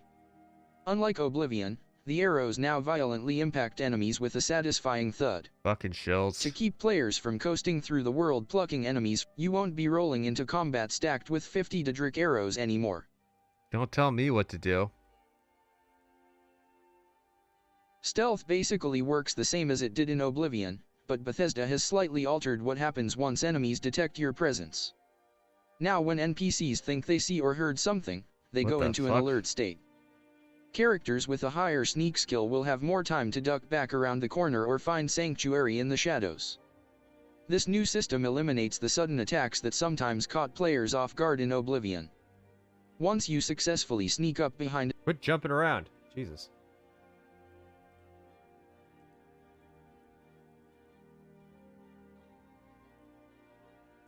Because this was such a massive improvement.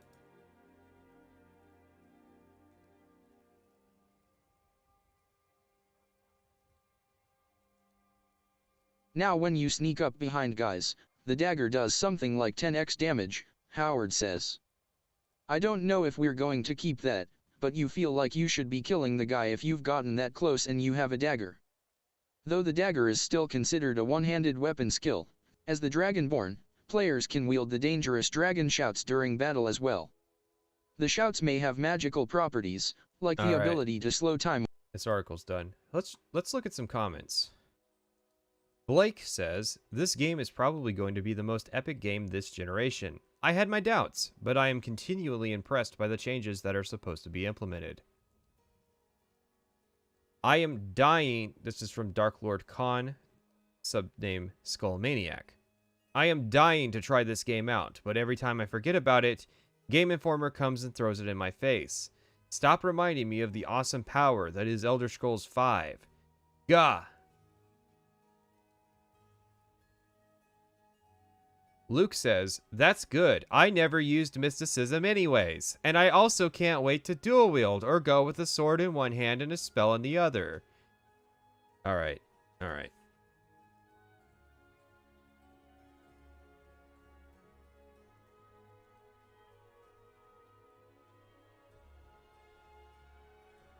Let me just... There's Luke. Throw that in the Skyrim folder.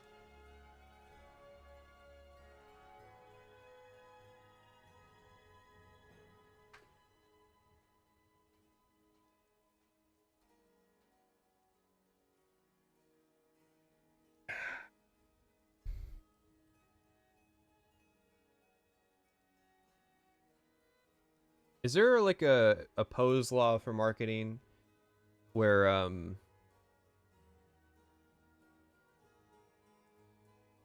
pose law for marketing where it's like you can't tell if someone's being genuine or if they're a shill?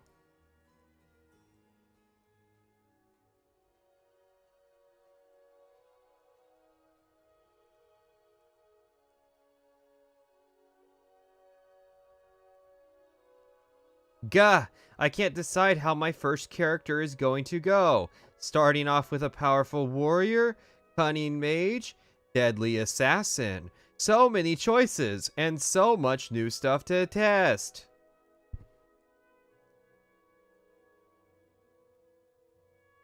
Yeah, the text-to-speech is sleeping.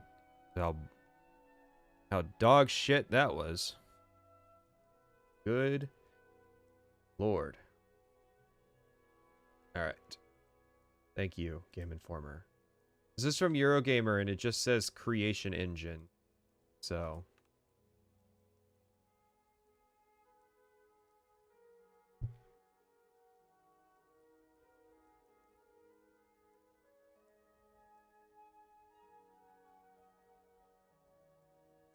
Robert Purchase.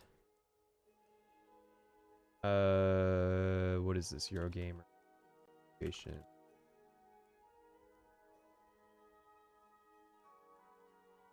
Gah!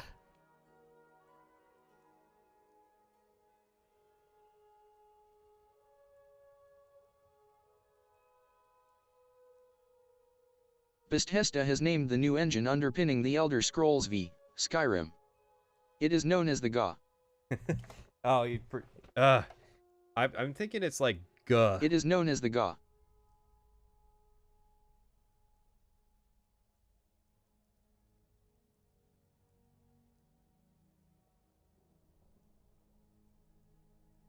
It is known as the GUH. Oh, come on. You can't say GA. GA.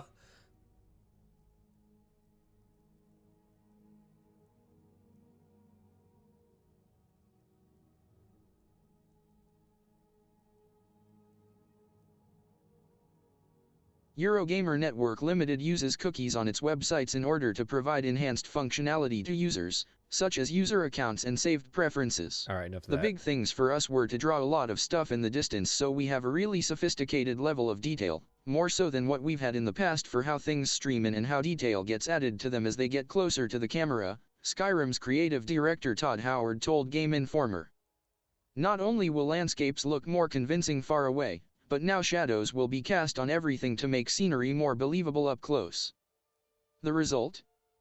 A mountainous Nordic landscape promising snow-touched rocky vistas, ice-cold brooks, fierce green forests and clear, azure blue skies. There's even a clever Stop snow shilling. engine. The foliage system used for Oblivion, Speedtree, has been dumped. I miss the era when every outlet would always refer to like political maneuvers as slammings. So it's like Barack Obama slammed John McCain today over his gay rights policy. That kind of thing. Bethesda's own tools mean artists can quickly build and animate any kind of tree they want. Trees in Skyrim even offer clues about the weather conditions. A leaning copse hints at a windy traverse ahead. A big component of the creation engine is Radiant AI. This hopes to suspend further the illusion that Skyrim is a living, breathing world, with or without you there. In Oblivion, citizens had 5 or 6 daily commands to follow. In Skyrim the population... Yeah, but it used to be you couldn't go a day without a major article being published with somebody slamming somebody else in the news. Is far more complex and goes about daily work such as jobs at mills, farms, mines, and more. We've mentioned before that engaging an NPC in conversation in Skyrim no longer pauses the scene, but we now also know AI will develop feelings towards your hero. Aww. A friend, for example, won't mind terribly if you barge into their house during the night. They may even... Aww.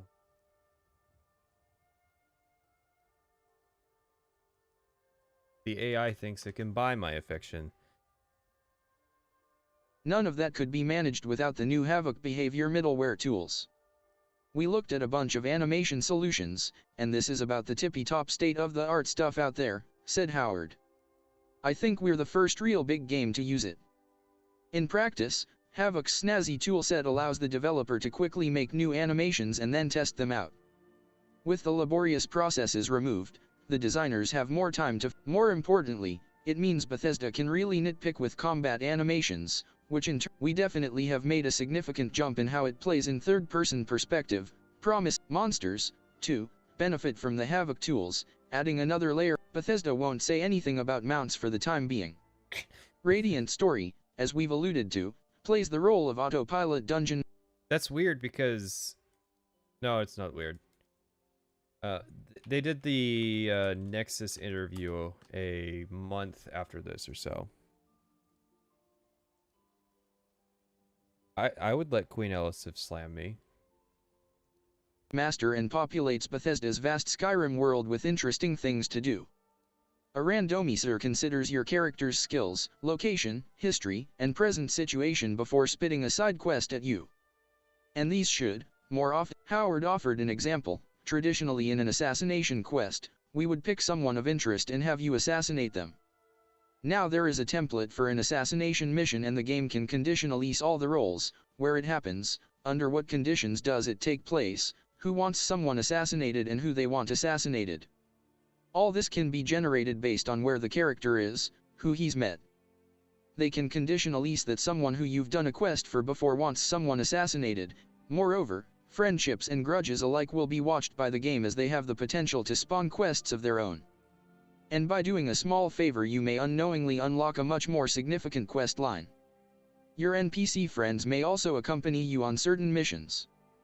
Even increasing skills can lead to quests. Begin to master your one-handed sword skill and citizens may challenge you to a duel or ask for training. What is this? They may also beg for a display of your power. Peasants. Bethesda, however. Peasants.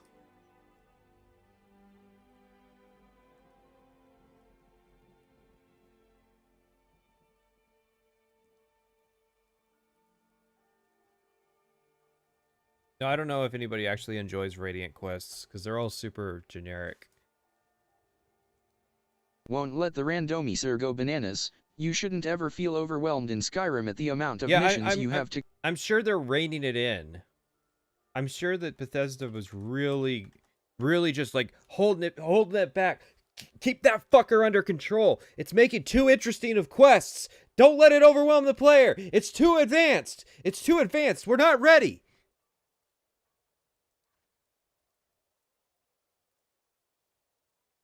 Bethesda, but perhaps most important of all, it won't be too clever.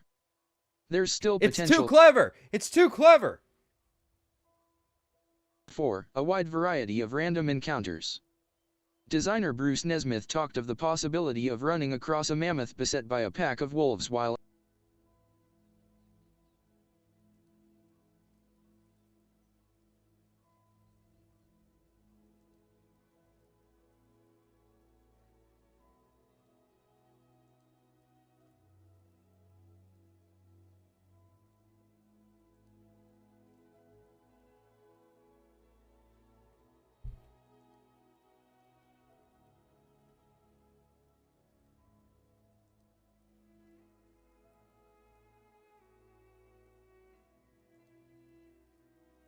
Rack here with -9 points. Comments. But is it mod friendly? Will modders be able to rescue the hash Bethesda inevitably makes of all this? And he got butchered for it.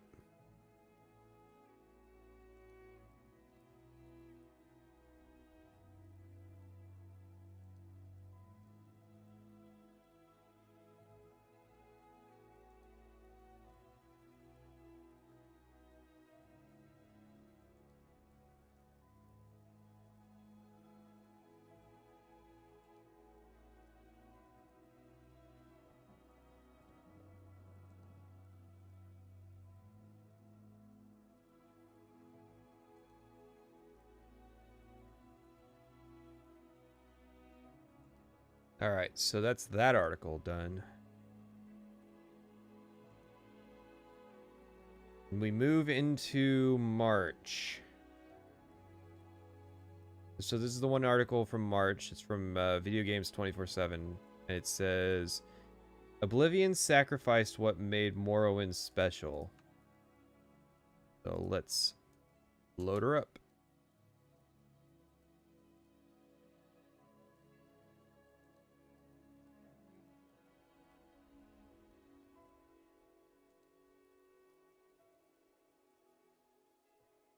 If you click on a link and make a purchase, we may receive a small commission. Read our editorial policy. Bethesda's Howard, Oblivion, sacrificed some of what made Morrowind special. Bethesda's Todd Howard has said Elder Scrolls 4.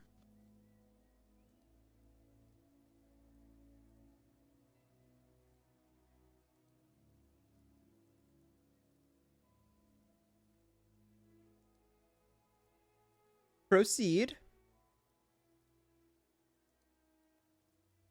Actually, hang on. We need a new image. Been a while. Been a while.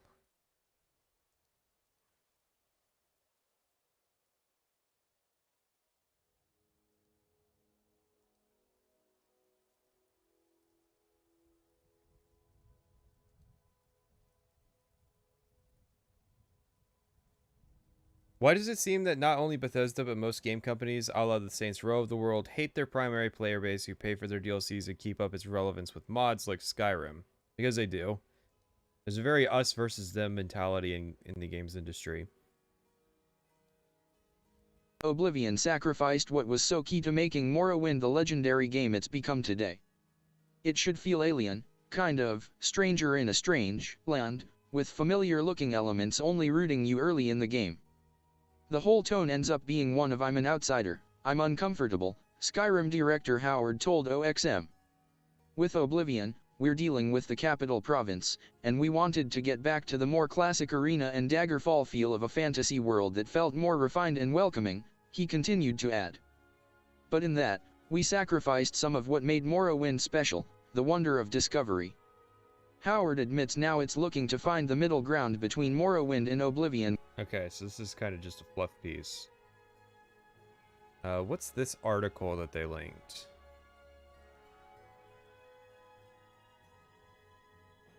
Oh, it just links to Games Radar, but I don't actually have the, it doesn't link to the article anymore. So I don't actually know what the context of this is.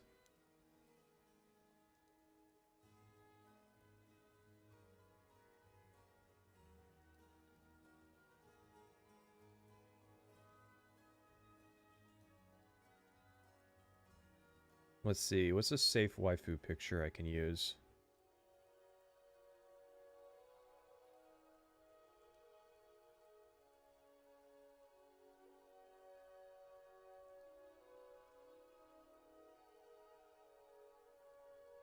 Have to be careful with these things.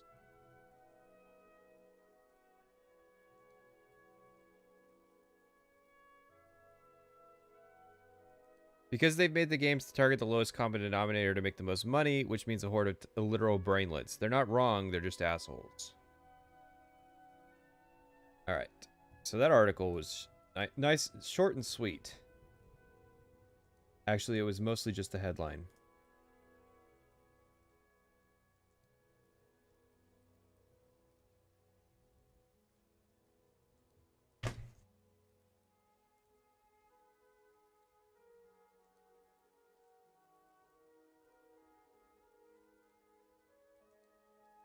Alright, just one more second here.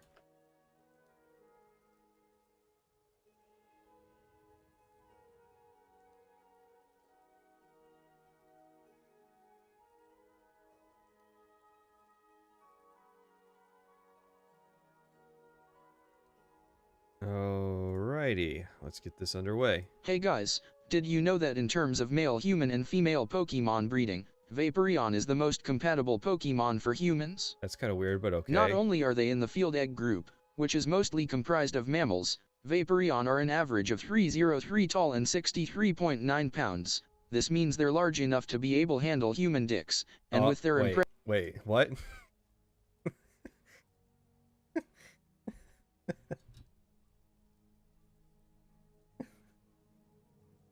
Okay.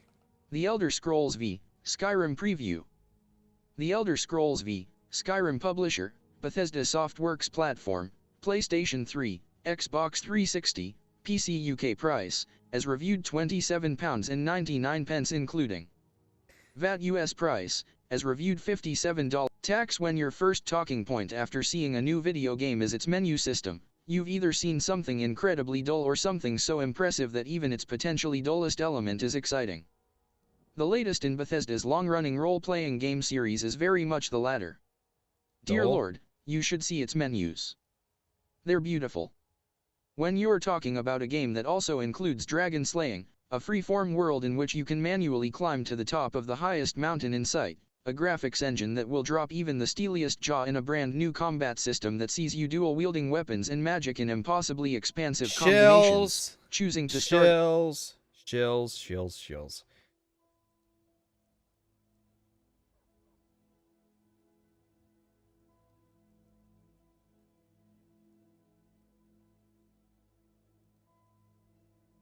But that's not the half of it. The Elder Scrolls V Skyrim trailer character abilities, divided into 18 evolving skills affected by a streamlined core of 3 attributes of health, magicka, and stamina, are no longer chosen by scrolling through long lists of words and numbers, but by navigating a vast, illuminated starfield. As you unlock new skills, the stars light up, forming slowly into this... These things are true.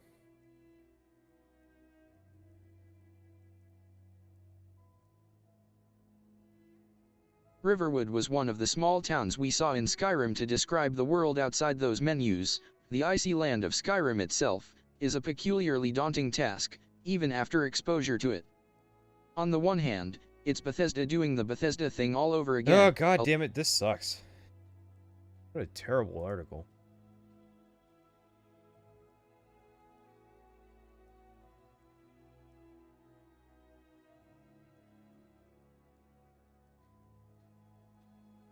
Alright, next up is PC Gamer with the article Questions Answered. That's not it. It's not it at all.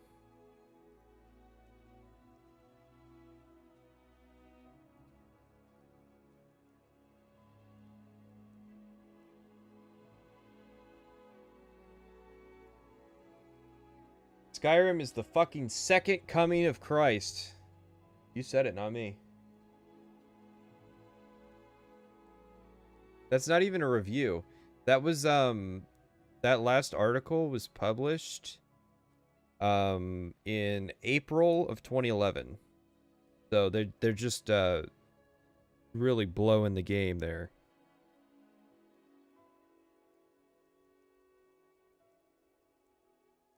Water, water, water, water.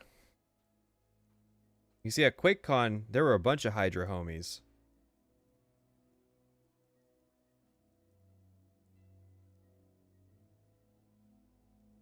Alright, so, go ahead, answer my questions. Elder Scrolls, Skyrim, your questions answered. Last week, I had a chance to speak to Bethesda Softworks game director Todd Howard about their new, massive RPG, The Elder Scrolls V, Skyrim. Before I did, I asked the PC gamer community on Twitter for questions. They responded quickly, with dozens of great questions about horses, dragons, and terrible voice acting. We'll have a full interview with more quotes in the coming weeks, but using the information gathered from the presentation and Imperial Creed, have Bethesda hired more than 4 voice actors this time? Yes, thank goodness. It used to be an issue with disk space, says Howard. On Oblivion we were literally running out of room on the disk for voice. We've since solved that.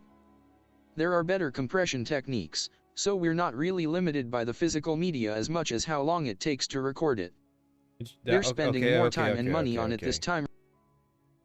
We're not limited by the physical media. That's an interesting thing to say.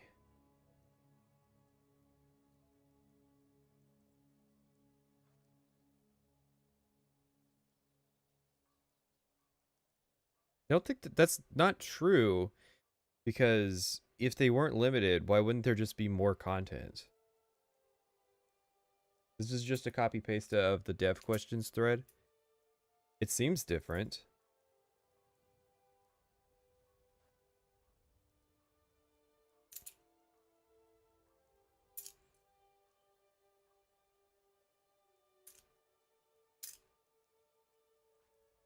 Around. The voice actors are better, there's more of them, and they're working with more voice directors in Hollywood this time around. In the presentation I saw, that showed in your conversations. Big Tom Hatfield, are there any ideas from the modding community for Morrowind and Oblivion that have influenced the design of Skyrim? Yeah, the Oblivion mod better bows. It made arrows more powerful, more likely to kill in a single hit, and balanced it by making it slower to draw. So,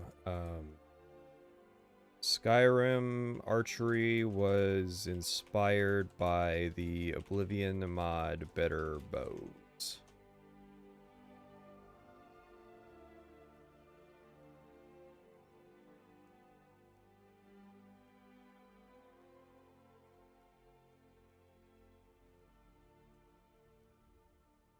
The real Jeef, will there be horse armor again? And will we have to, gleefully I might add, pay for it? Oh my It's not even fucking confirmed. God. Oh my God.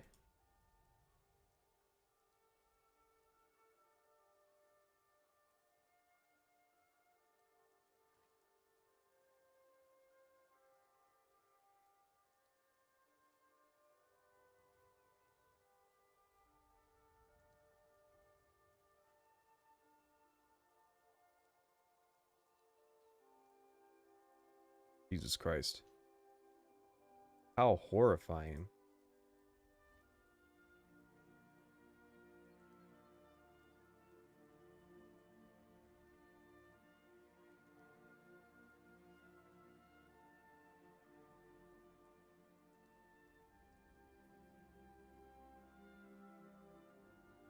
Alrighty. This is the community they fostered. Yet if there will be horses. They're in there just now, but horses have come a long way in games since Oblivion, said Howard, and they want to make sure they're good. Pete Hines, Bethesda's vice president, did joke that, if there's no horses, what will we sell armor for? Chico_Arazi, will leveling work like in Oblivion? Will monsters scale up? Slash hopes it doesn't. Leveling works like it did in Fallout 3, not like in Oblivion. That means that some areas will scale, some areas won't, and the level of enemies in each area will be fixed in place when you first visit that part of the world. No. Skyrim is the mud crab is not for sale. Being powered by what Bethesda are calling the Creation Engine, and on launch day or shortly after they'll release the Creation Kit. It should give modders all the tools they've become used to from previous. Bat Sphinx, can you kill a horse on top of a mountain and watch its broken body tumble down for hundreds and hundreds of meters? What the fuck? Assuming horses are in the game at all, yes, but the mountains look considerably steeper than anything in Oblivion. Expect your faithful steed to fall fast, sicko. Uber Sprode, will your inventory be able to show more than 3 items at once? And actually be made with the PC in mind? Yes, more than 3. Though they're certainly not focusing on simply jamming more things on the screen at once. Skyrim's new inventory is designed to be slicker than that, and there are a few cool things about it. The first is that every item in your inventory is shown as a 3D model, which can be zoomed in on and rotated. It's a nice, flashy bit of design that shows off the detail the art team are pouring into the items and weaponry. Which would be fine in itself. But in the dungeon we were shown, the player solved a puzzle by studying an item in his inventory for a set of symbols needed to unlock a door. You can also bookmark spells and items in your inventory you use regularly. What kind of supercomputer will their new game engine require to run smoothly? It's designed to run on an Xbox 360, so any even vaguely modern PC will run it just fine. If you do have a beastly PC though, you'll be able to enjoy higher resolution. Future, are dungeons as repetitive as they were in Oblivion? Oblivion's dungeons were mostly designed by just 2-level designers. Skyrim has 8 or 9, and while... Okay, so... another one of those spiting Oblivion to sell Skyrim.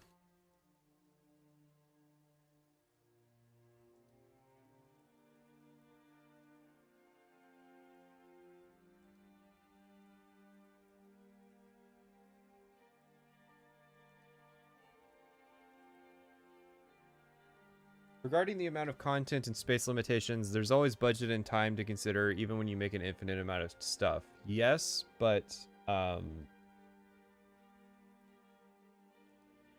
sort of the idea of we're limited. Good night. Sort of the idea of they're limited in the amount of content that they can make by they're limited in the amount of content they can make because they don't have the space. Just sounds like a lie to me. Especially if, like, because, like, there's less stuff to do in Skyrim compared to Oblivion, in terms of like the amount of factions there are. One comment.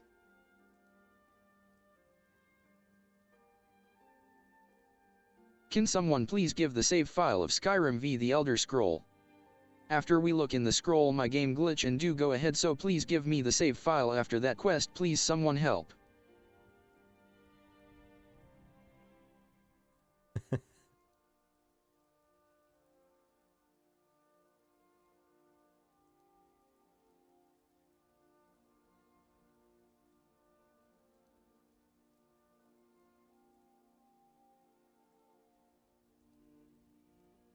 That was the one comment on this article.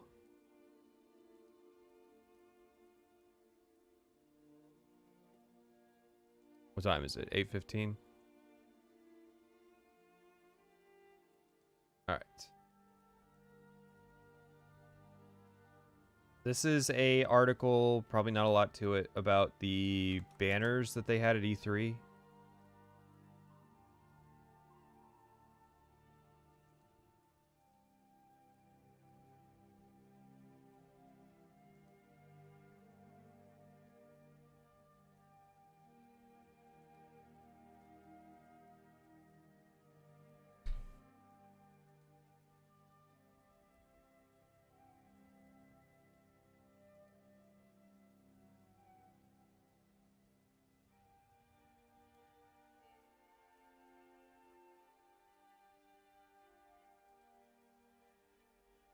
Skyrim adorns Figueroa Hotel.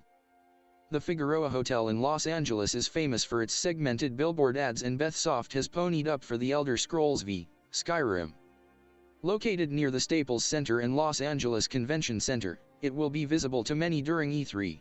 When pinged about how much such an ad costs, he replied, "It ain't cheap. Recommended for you." Study, overlap in advertisers for Snapchat and Facebook is low. Despite a decline earlier in the year. Please. Thank you. Alright, so fucking Bethesda spent a lot of money advertising the game. Thank you. Thank you.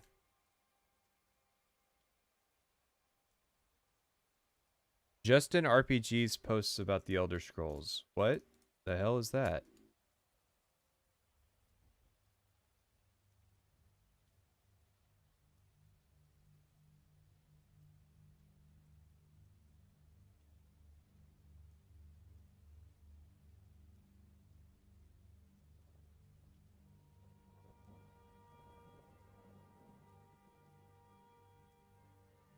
If you click on a link and make a purchase, we may receive a small commission. Read our editorial policy. Elderer, Skyrim for PC detailed by Bethesda. As a number of you have pointed out to me this morning, this is more like it. Answering community questions on the Elder Scrolls v. Skyrim, Bethesda Todd Howard, Bruce Nesmith, and Matt Carofano have addressed a bunch of issues with the PC version of the game, including emphasizing the return of mod tool stuff, which we already knew was happening. Key bits highlighted below. Higher residential textures, larger render modes, and a bunch of other effects. I'd interpret this vague techie talk to mean not just resolution and such, but also increased draw distance for things like shadows, characters, and environmental details. That would definitely be a good thing for power user stuff relating to keyboard controls. Not quite sure what Howard means by that, but presuming that it's just more keys for stuff that would otherwise have to be locked away in menus and stuff. The whole interface is much less, look at giant fonts. Then, say, Oblivion, says Howard. This can only be a good thing, especially after Alec described the menus as pure sex. I've always found Bethesda interfaces to be awkward in the extreme, reaching a peak of hideousness in Fallout 3, so anything would be an improvement. Mod support. We already knew this, but it's brilliant. Morrowind and Oblivion have both been given fresh life by modders, and it's going to happen again for Skyrim. No 64-bit version of the game. Ah, come on now.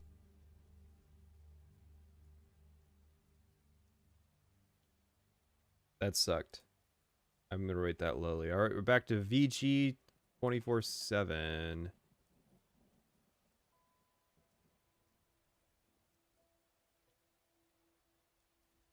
Skyrim's missing TES features cut for the same reasons as Oblivion's. Alright. You provide life to something that was dead on arrival. If you click on a link and make a purchase, we may receive a small commission.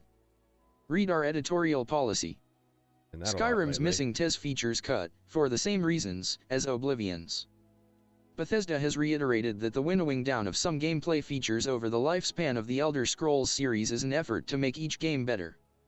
They are not in Skyrim for the same reasons we didn't include them in Oblivion, director Todd Howard said of removed features in a fan interview on the Bethesda forums. Howard said spears and other removed weapons come down to priority and development time, but that certain spells simply had to go in order to allow good design. Mark and Recall is one where it's a lot of fun, but like Levitation, was removed so we could design better gameplay spaces and scenarios, he explained. We were really limited in Morrowind because the player could recall or levitate out of many situations and break them. There was a lot of good gameplay and level design work that we just couldn't do, and now we can. Back then it seemed like many good ideas we had were shot down when another designer would say, "Oh yeah, I just levitate or recall away." So we got rid of them. Another missing feature raising ire is a third armor type, that basically medium, validates my idea. but Howard said even with just two kinds balancing proves difficult. Even now, we still have to tweak those two armor types so they feel different, while remaining fun, he said. In Morrowind, players had to equip each piece of armor individually, while in Oblivion, sets were broken into fewer pieces. In Skyrim, each full set of armor is one item, according to lead artist Matt Carofano. This helps create armor styles that have the look we needed for Skyrim, he said. In most of the Nordic designs we created, the upper armor would completely cover the lower armor, making it unnecessary. We get much better visual results combining those pieces, and it renders a lot faster too, so we can put more people on screen, so that was an easy trade-off for us. We can also make a lot more armors now, so the number and variation types are more than we've ever had. There's loads more information through. Wow, that's a great article. So basically, everything that was cut because fuck you. Fuck you. Yes, you. Old school Elder Scrolls fan. You liked something that we just listed? Fuck you. Apparently, it's easier for them to render armor if it's all just one piece. That's basically what they're saying.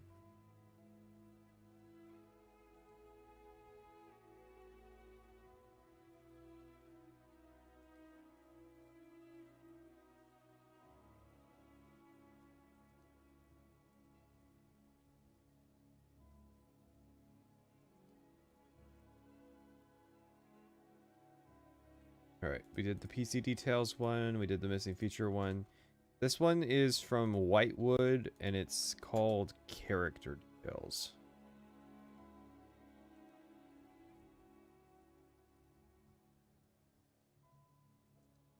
Early access memory bright memory. Elder Scrolls V, Skyrim, armor and character details revealed. The developers of Skyrim have come out to answer fan questions, giving more details on crafting, armor, quests, and even the ability to romance other characters. Anyone who has been paying attention to the details surrounding the Elder Scrolls V, Skyrim knows that when a game is as massive in size and scope as Bethesda's next title, there is just too much information to truly grasp before playing it for yourself.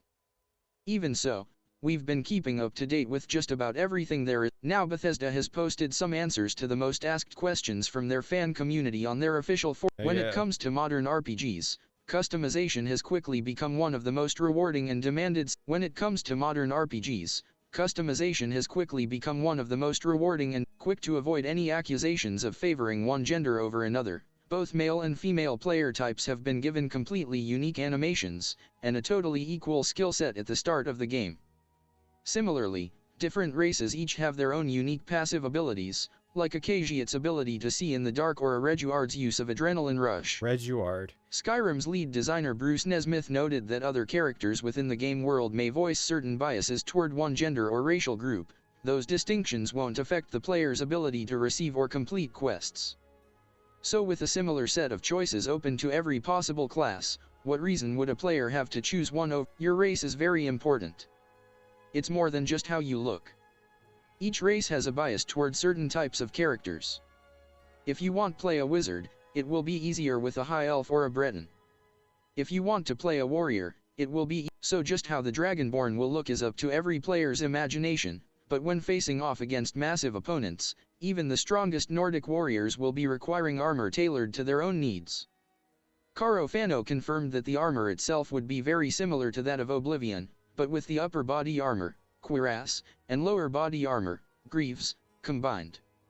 Some hardcore fans might see the streamlining of any and all inventory or armor systems as watering down, but Caro Fano maintains that the decisions were made not just to maximize rendering times, but to make the look and feel of the armor fit into the new Nordic/Viking culture of Skyrim.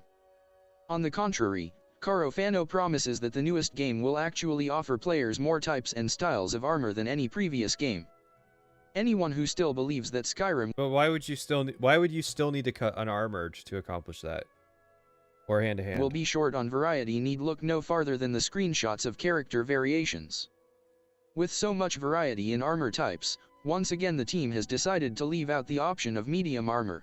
As far as medium armor, that's not a time or Polish thing, it's a design choice to focus on 2 armor types and making sure those feel different and the player appreciates them. We try to make your character move and feel different between light and heavy, and having a third one in the middle just muddies it up in how it plays, as well as visually. And even now, we still have to tweak those 2 armor types so they feel different, while remaining fun. Every time we slow down heavy armor more, it feels bad, but it's the main way of balancing it. We've added other ways of balancing it that feel right, like different stamina drain rates when sprinting and such. The presence of dragons in the game also means that new armor types will be possible, with the developers confirming that both light and heavy variants of dragon armor will be included. If some of you players prefer to go out and collect the raw materials for your new armor and weaponry, then the crafting systems of Skyrim should come as good news. Players will be able to forge their own items using the blacksmith's shop, as well as the grindstone and armor smithing bench. As your skills improve, using the grindstone will increase the damage a weapon can inflict by a larger amount, and increase the strength of an armor via the smithing bench. These may seem like somewhat tedious tasks amidst a medieval world filled with mythical creatures. To those, weapons and armor will be of the utmost importance in the newly redesigned combat engine being brought out for Skyrim, and the developers are promising that the new weapons and magic at the player's disposal will be used as much as possible. Different enemies will test every aspect of the player's arsenal, be it through implementing their own, but in the end, combat is only one part of a much larger role-playing experience, and in a world as fully realized and populated as that of Skyrim, the quests and NPCs show real potential of stealing the show. The developers again hinted that while there will be but in the end, Nesmith confirmed that the game is full of small changes, but, overall it's a single story. Combined with Todd Howard's claim that players will absolutely be able to continue their progress after the campaign's conclusion, it seemed that those expecting a game more influenced by Fallout than past Elder Scrolls titles are in for a surprise. The Dragonborn's journey is unquestionably the heart of Skyrim, but the game is named after a country inhabited by thousands of people, so other characters will obviously be important. We got to see a few mentions of how NPCs will be playing unique roles in our E3 preview of Skyrim, but with the increased importance of romance and legitimate relationships in recent franchises like Mass Effect and The Witcher, the developers are upping their game. Characters in the game world will be given all new abilities to shape the quests available to the player thanks to Bethesda's new Radiant story engine, but giving player, according to Nesmith, those suspicions are right on track. Absolutely. You make friends with people by doing things for them. Friends in the game will treat you differently. Some of them will even agree to go with you into dungeons and on adventures. You can even get married. If you own a house, your spouse will move in with you. The idea of having NPCs become Bethesda certainly isn't the first developer of an RPG to claim that player choices will have a lasting impact on how their story progresses, but all too often, the idea of morality doesn't amount to much more than a few We don't provide a numeric score that you can track, but the game knows if you've been naughty or nice. We felt that a number really didn't do your fame justice.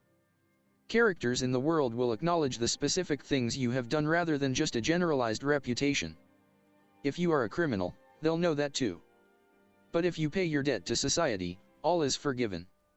With a combat engine and inventory systems that are far more streamlined and intuitive than in the past, and a seemingly clear idea of the type of story they wish to tell, the developers of Skyrim seem to have most of their ducks in a row.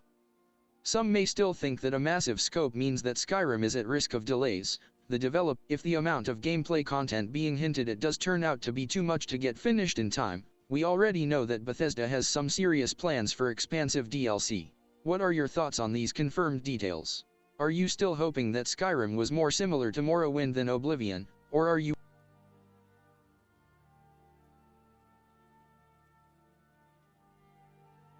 Okay, I don't know what to say. Yeah, I don't understand what Nesmith was on about with the kind of morality thing.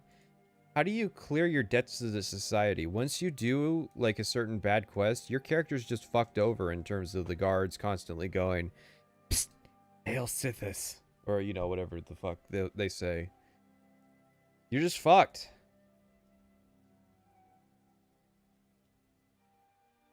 Oh, by the way, we're in, like, August now of the articles.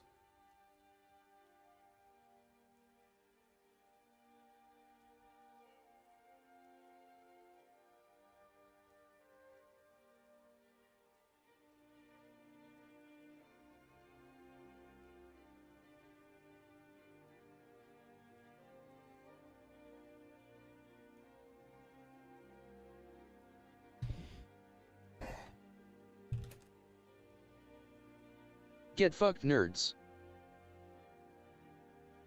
There may not be a visible number, but the game sure as hell has one under the covers.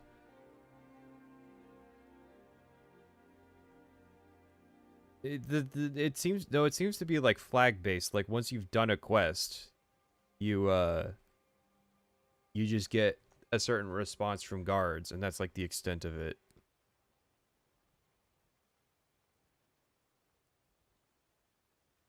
Skyrim fan interview. Today we've got answers to the Skyrim fan interview. Big thanks to Todd Howard. Matt, also want to thank Lady Naravar for helping grab questions from the community. Without further ado, Todd, we've done various things like that in our previous games, and it's something that we probably... Okay, this is a formatting nightmare. Also, I can't move the fucking... I can't, like, this thing is in the way. But it's like, I have to zoom out.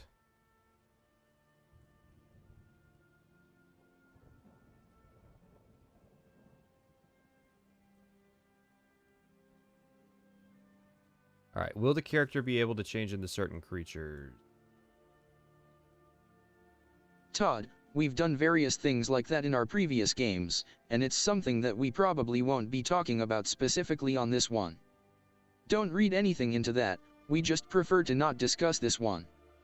We'd like to leave that an open question until the game is out. So do you think that they were committed to werewolves, or that they like were trying not to spoil the companion's twist? There is large amount... Oh, hang on. What sort of cosmetic options like beards, tattoos, body proportions are available? Can we edit them later in the game? There is large amount of customization available for each race. You can choose from... Okay, we know all that. Is armored handled in Oblivion with each body part being welded together, or in Morrowind with each body part being separate? Will you be able to wear clothes and armor at the same time? The armor system is very similar to Oblivion's. The main difference is that the upper and lower body armors, the cuirass and greaves, have been combined into one piece. This helps create armor styles that have the look we needed for Skyrim.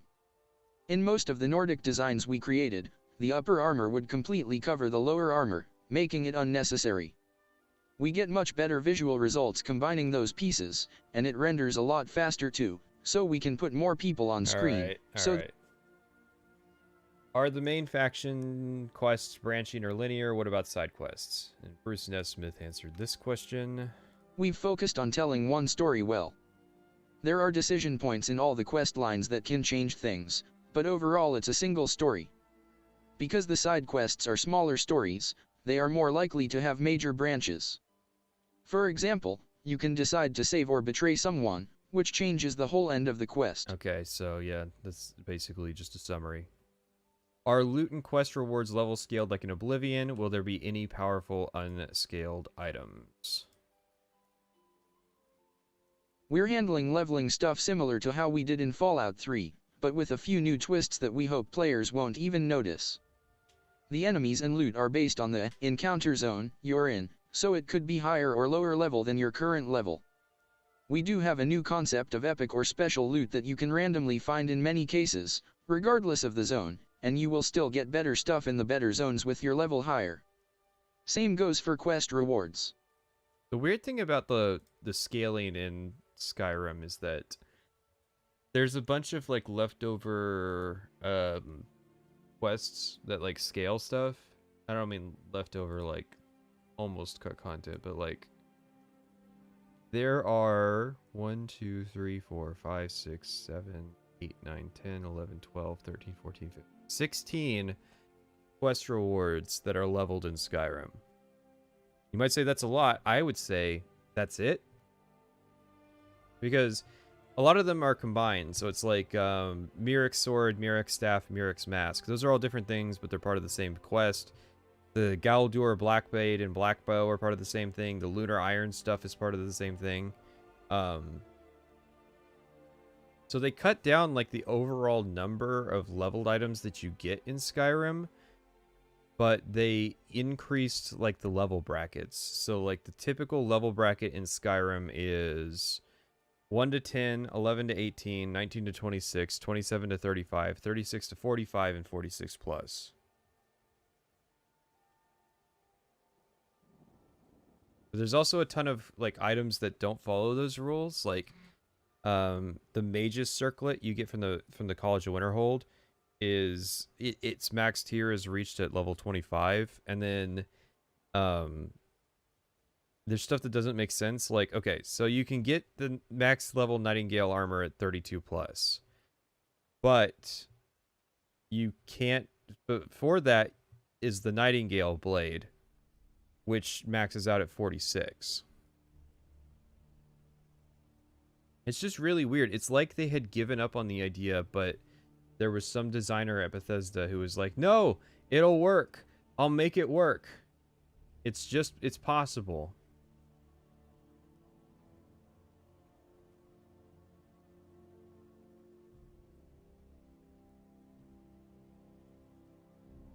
What time is it? I might have to circle back to this interview. I think I'm going to wind things down for tonight.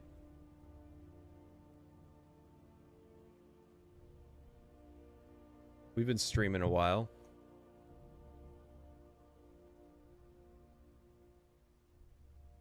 And close up all these folders, save the notes, and we'll look at the stream tab. I'm surprised you guys stuck around for the text-to-speech stuff when I started kind of just letting it go.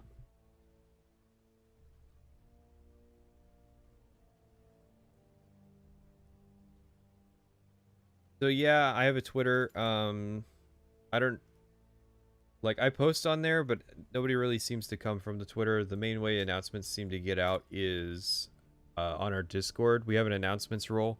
I was supposed to not use the add everyone. I might transition to where I just add everyone on Discord, because fuck it. People who get bothered by getting pinged on Discord are kind of weird. And I figure everybody who's in there wouldn't mind hearing about hearing that like the streams are going on.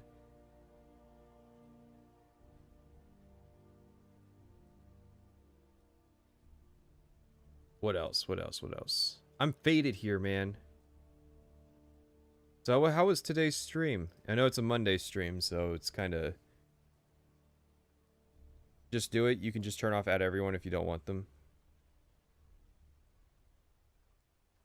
What do I think is some sort of political conflict between an anti-imperial faction and the Fighters and Mages Guild in TES 6? Well, that's why I suggested that like the Aldmeri Dominion should be joinable as a faction.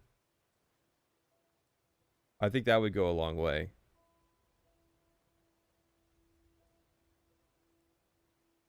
G-Man was fun. G-Man might be the second video that has actually gone well for this stream. The first one being Will's video. I guess the Metatron one was all right in the sense that it started some discussion.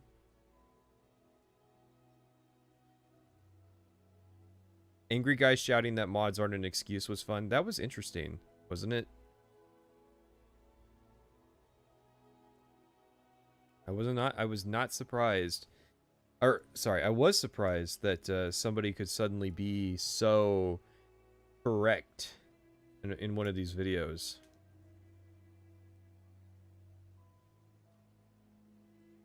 So I'll pop up the schedule here. We're streaming early on Wednesday because we're going to be looking at the AMA, and it's going to be a longer stream due to it being Never Knows Best video. You might need a Reddit account. I know that that's a dirty thing to say in 2021. I'm pretty sure there's some people that would rather be caught fucking corpses than being in possession of Reddit accounts. But we have a chance to ask him some questions, and I think we should take it. Yeah, be sure to, if you start a Reddit account, be sure to shave first.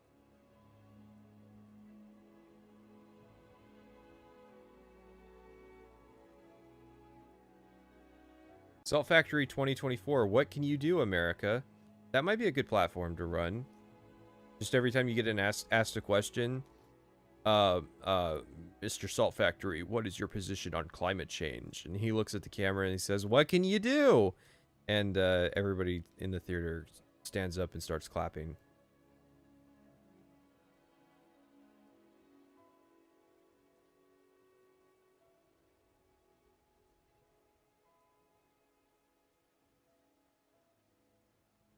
You'll receive a month's supply of estrogen and a fedora with your new account.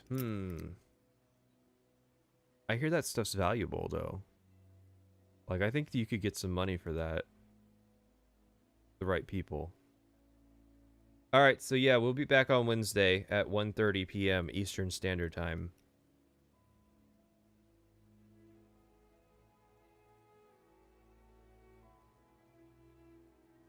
Peace out, everybody.